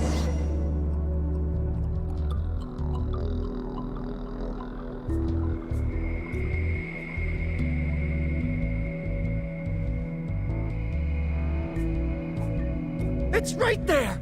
I'm almost there! Look carefully. You can't get through the lava. You'll die if you try to make your way forward. Why don't you just give up? Why don't I give up? Well, I might not be able to do it, but what about you? Me? You have the ability to move over the lava. If you try, maybe you can reach the island and earn the highest honor for a guide. That way, you'll have the results you need to prove yourself, and even Ko'olo won't be able to question your abilities anymore. You want to know why I won't give up, but I'm asking why you'd give up such an opportunity. The lava is rising. If I take this risk, then how will the others get back? Did you forget? I already gave you my answer. You... Come with me. No!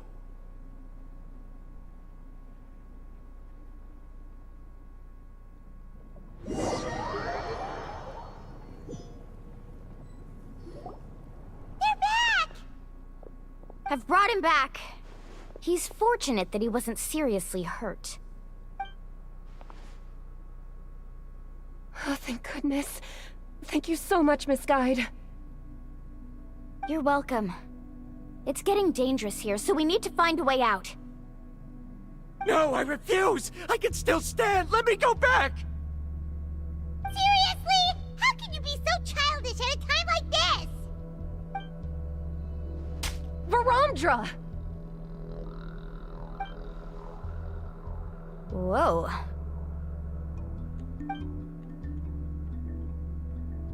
I've always believed that you're the most talented person I've ever met.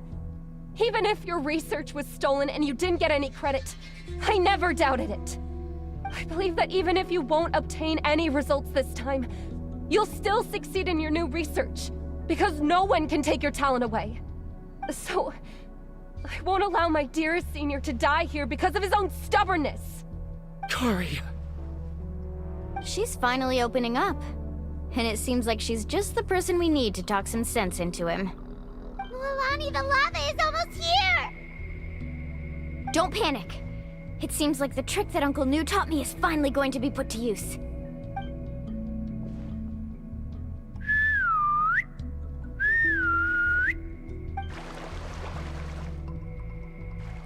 Where did all these Kaholosaurs come from? No time to explain. Just get on! Got it, got it!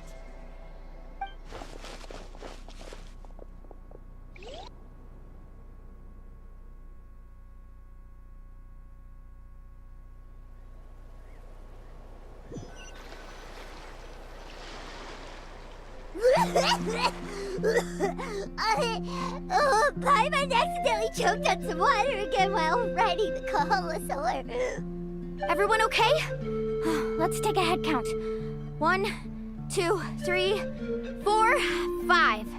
Whew, we're all here. We escaped danger and made it back alive. That's what I call good luck. I think our fortune can only get better from now on. Oh, really? What's the point? We still didn't reach the mysterious island. Hey, don't look so depressed. You'll scare our good luck away. Actually, according to the map, we still have one more leg of the journey. Oh? Then which way should we go? Wait, aren't we back where we started? Come on, let's go to the statue.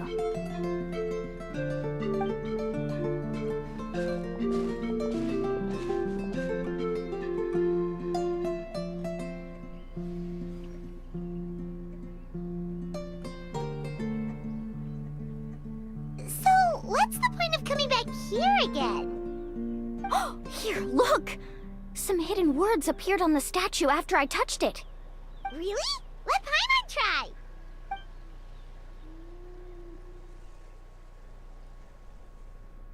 Congratulations, guide from the future.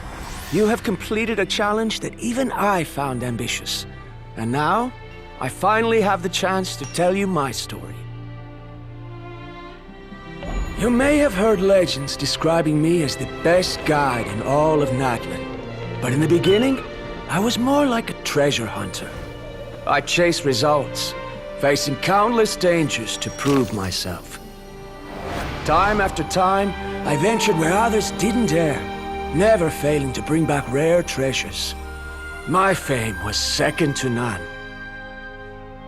And yet, I never felt satisfied. So I found a new goal, a challenge that no one had ever achieved before. The legendary Mysterious Island. Another chance to prove myself. Unfortunately, my friends who had traveled with me all this time had grown tired of my nonsense. Instead of praise, they now showered me with words of caution.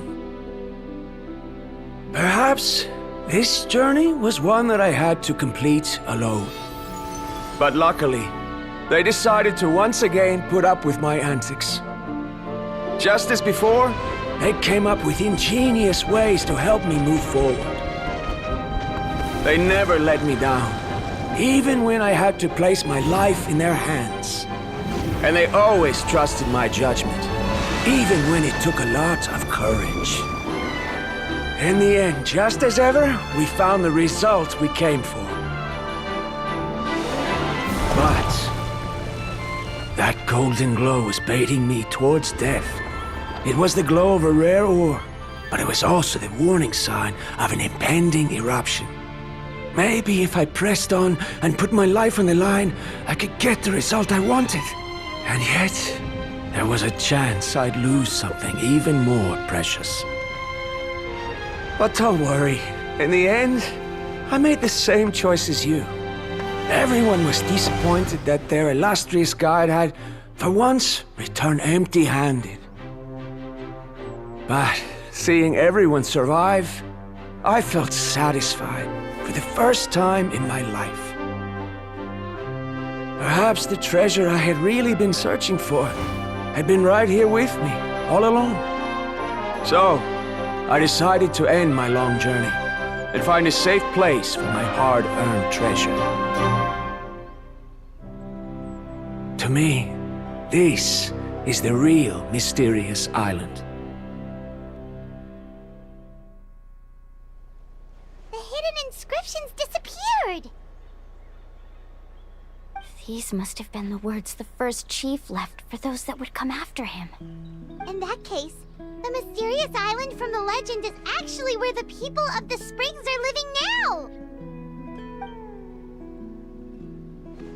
I remember now that the elders once told me our tribe was originally founded on a small island. Later, the coastlines changed, allowing the island to become what it is today. The journey to the mysterious island starts exactly where it ends.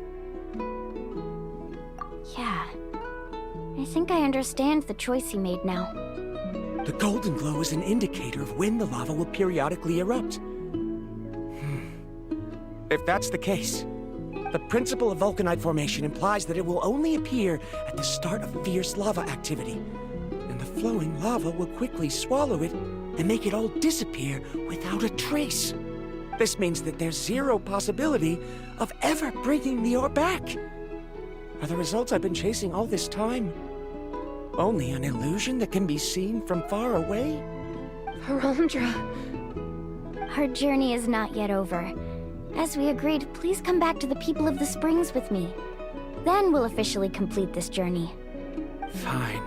I suppose that would also count as some kind of result. Don't be so down. I have a feeling that the next answer I'm looking for will also be useful to you. Paimon remembers now. There's still something important we need to ask Mualani's teacher about.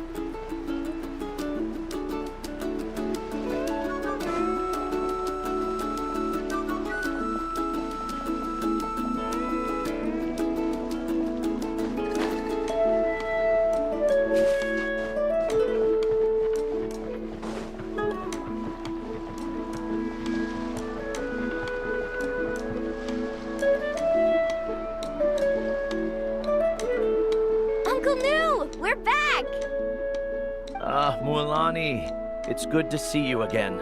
I always knew you'd return safe and sound. Uncle, I've completed the journey to the mysterious island. I'm here to return the talisman. But you still have a question you wish to ask me, right? Yes. You've been there before, haven't you? Yes, I have. If that's the case, then you've gone on the same journey. But why didn't you tell anyone? Because I made a choice. A choice? Did you notice that the hidden inscriptions on the stone tablet disappeared as soon as you finished reading them? Oh yeah, you're right. There's a special paint on the statue that would change color when it comes into contact with volcanic dust. Only those who have been to that underground space will be contaminated by the dust and be able to see the hidden message. But once the dust starts to wear off, the hidden inscription will disappear again. And this is the choice that the first chief left to us. If you choose to boast about your deeds, you will receive the highest honor, but the legend of the mysterious island would be destroyed as well. If you choose to remain silent, then the mysterious island will remain a legend and continue to attract the next generation of young guides to rise to the challenge.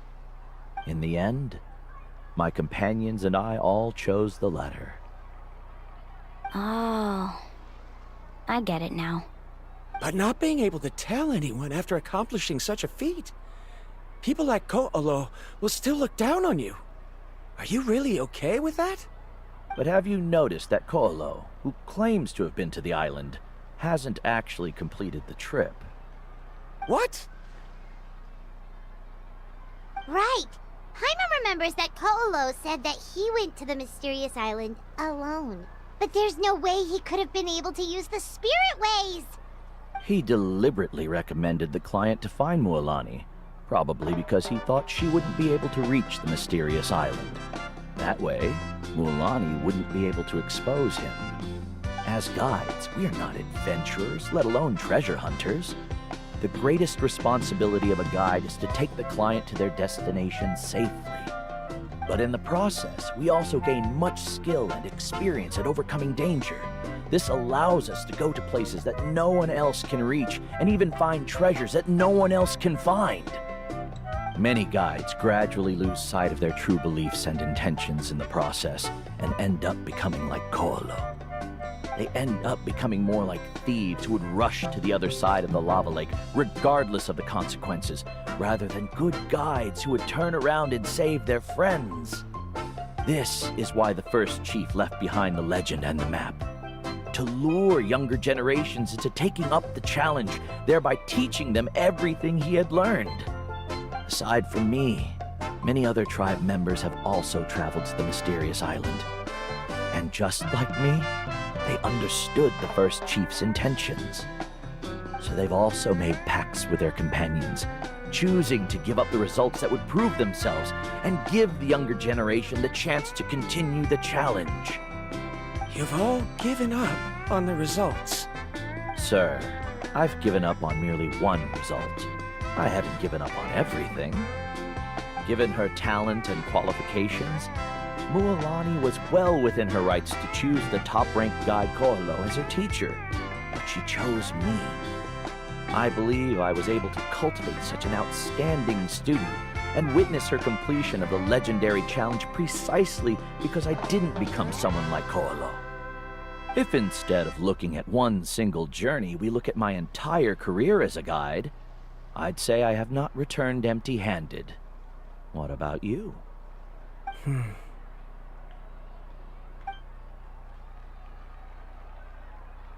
Karia, I've come up with a new research topic. Would you like to continue working as my assistant?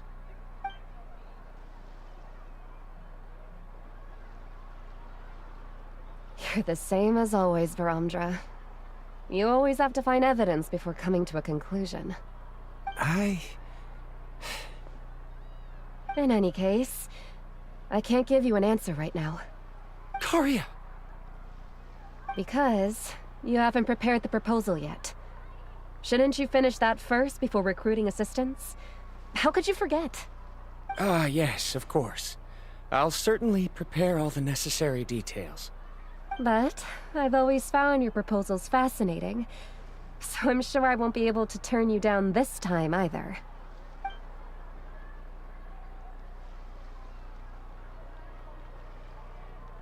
Karia, given that I have been presented with new evidence, I've come up with a very general theory. I can use the ideas from the Chief's speech to express it. Perhaps the treasure I'm seeking has been by my side the entire time. No. To be more precise, it's been with me even before I set out on this journey.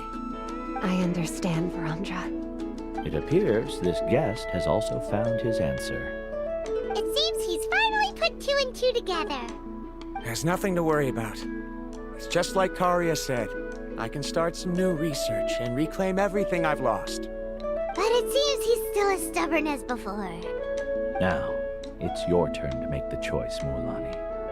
But, Uncle Nu, I'm sure anyone who can complete the journey to the island would make the same choice, right? Very good. Then there's nothing more I can teach you. Here, take this talisman again. You can pass it on to your student in the future. Looks like it's also our time to say goodbye. You've taken great care of us throughout our journey. As thanks, I'm also willing to keep the journey a secret. Then remember, the next time you come to visit the people of the Springs, you know where to find friends for help. Friends? I suppose we are theoretically friends now, yes. When I publish my next paper, I'll be sure to add you to my list of acknowledgements. Well, that's one way to thank someone. Then Varamdra and I will be taking our leave. I truly hope we'll get to see you all again someday. Okay, bye-bye!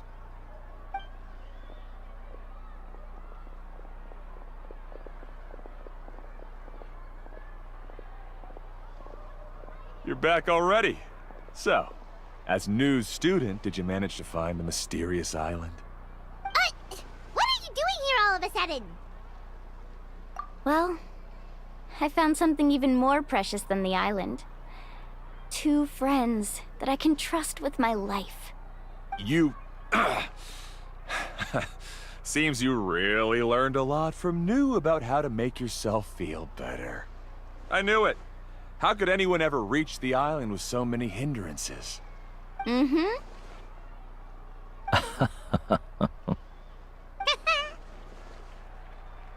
Huh? What? Why are you all looking at me like that? The elders of the tribe also gave me that same look. What's that supposed to mean? New, I've already proven that I'm stronger than you. I've been to even more dangerous places and found far more precious treasures. I've even been to the mysterious island. Why do you still look at me as if my words don't bother you at all? Koholo, even if you had never been to the island, no one would deny your abilities. But as for what we would deny about you, only you can find the answer to that. Me? So now, our trip to the mysterious island is officially finished, right? Yeah, but I have one more place I want to show you. Come with me.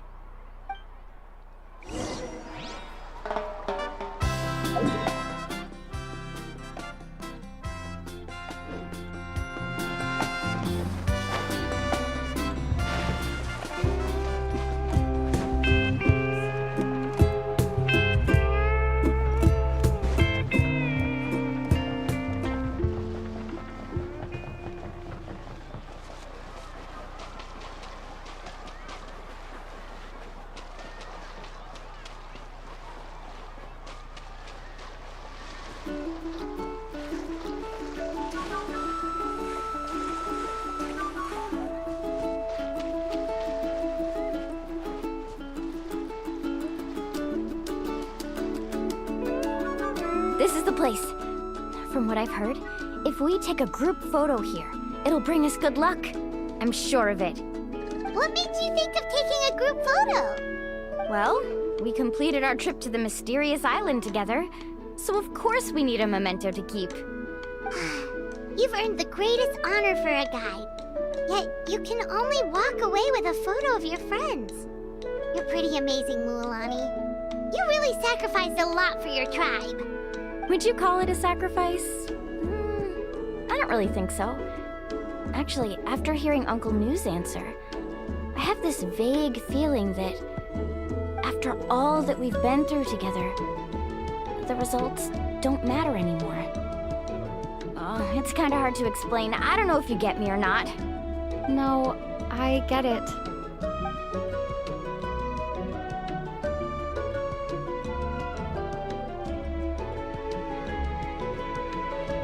Traveler! So that's your answer, huh? To the meaning of a journey? It's a good one. Then let's make this group photo yet another part of your journey. Yep, Paimon's ready! 3, 2, 1. Kaholasaur!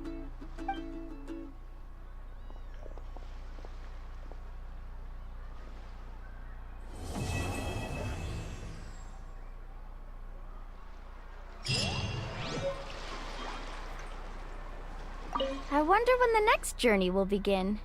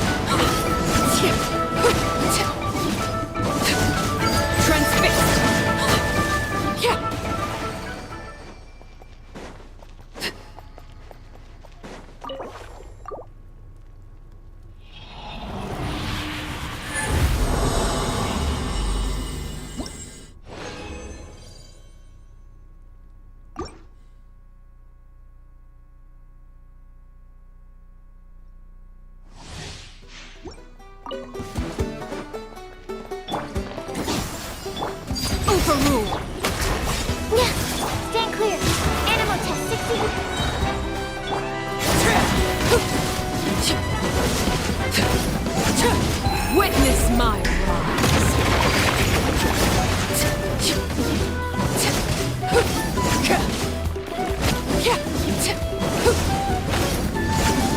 Butterfly! Absorption test.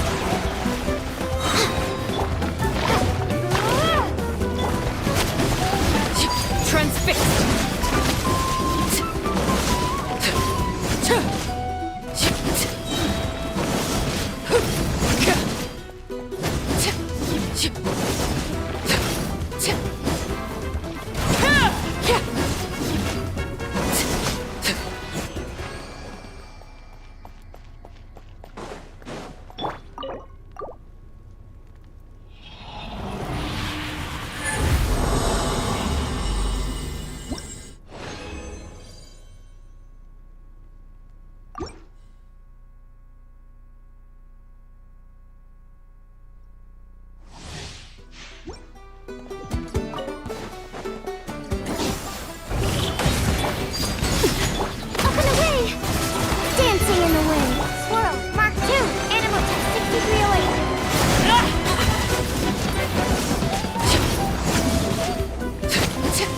Everlasting as the moon!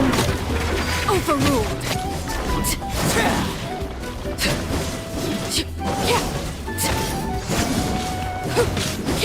Closing in!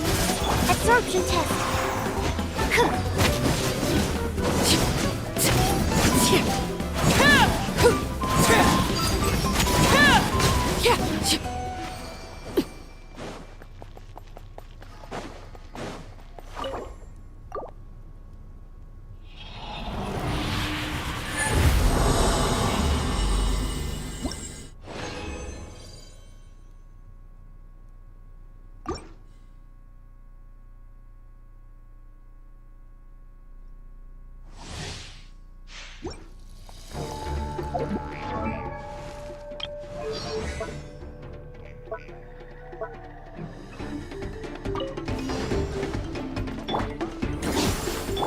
Laid bare. Butterfly! Stand clear. Absorption test.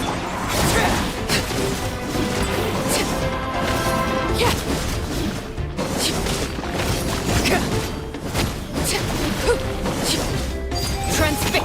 Up and away! Ills be gone! Animal hypostasis and you...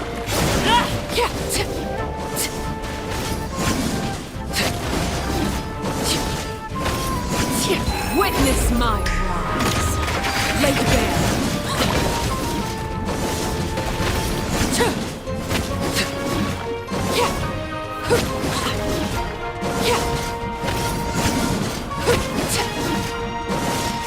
Transfixed.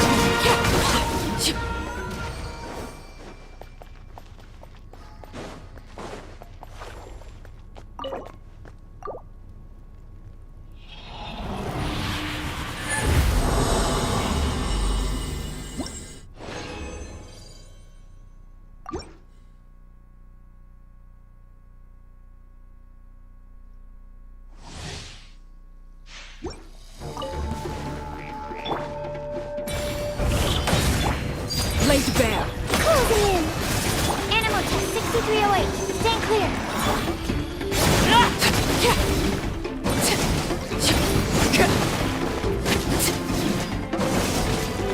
Everlasting as the moon. Overruled.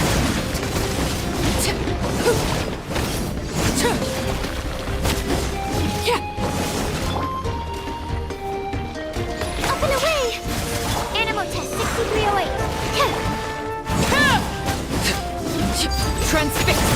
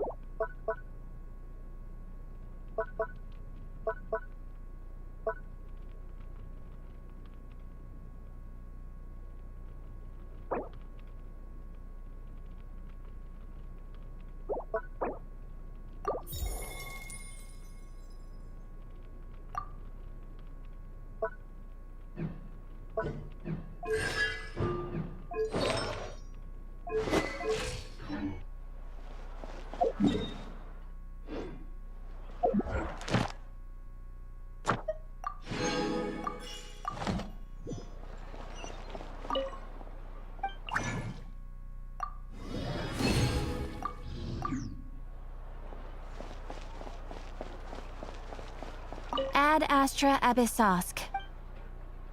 Thank you for completing today's commissions. Here is your reward.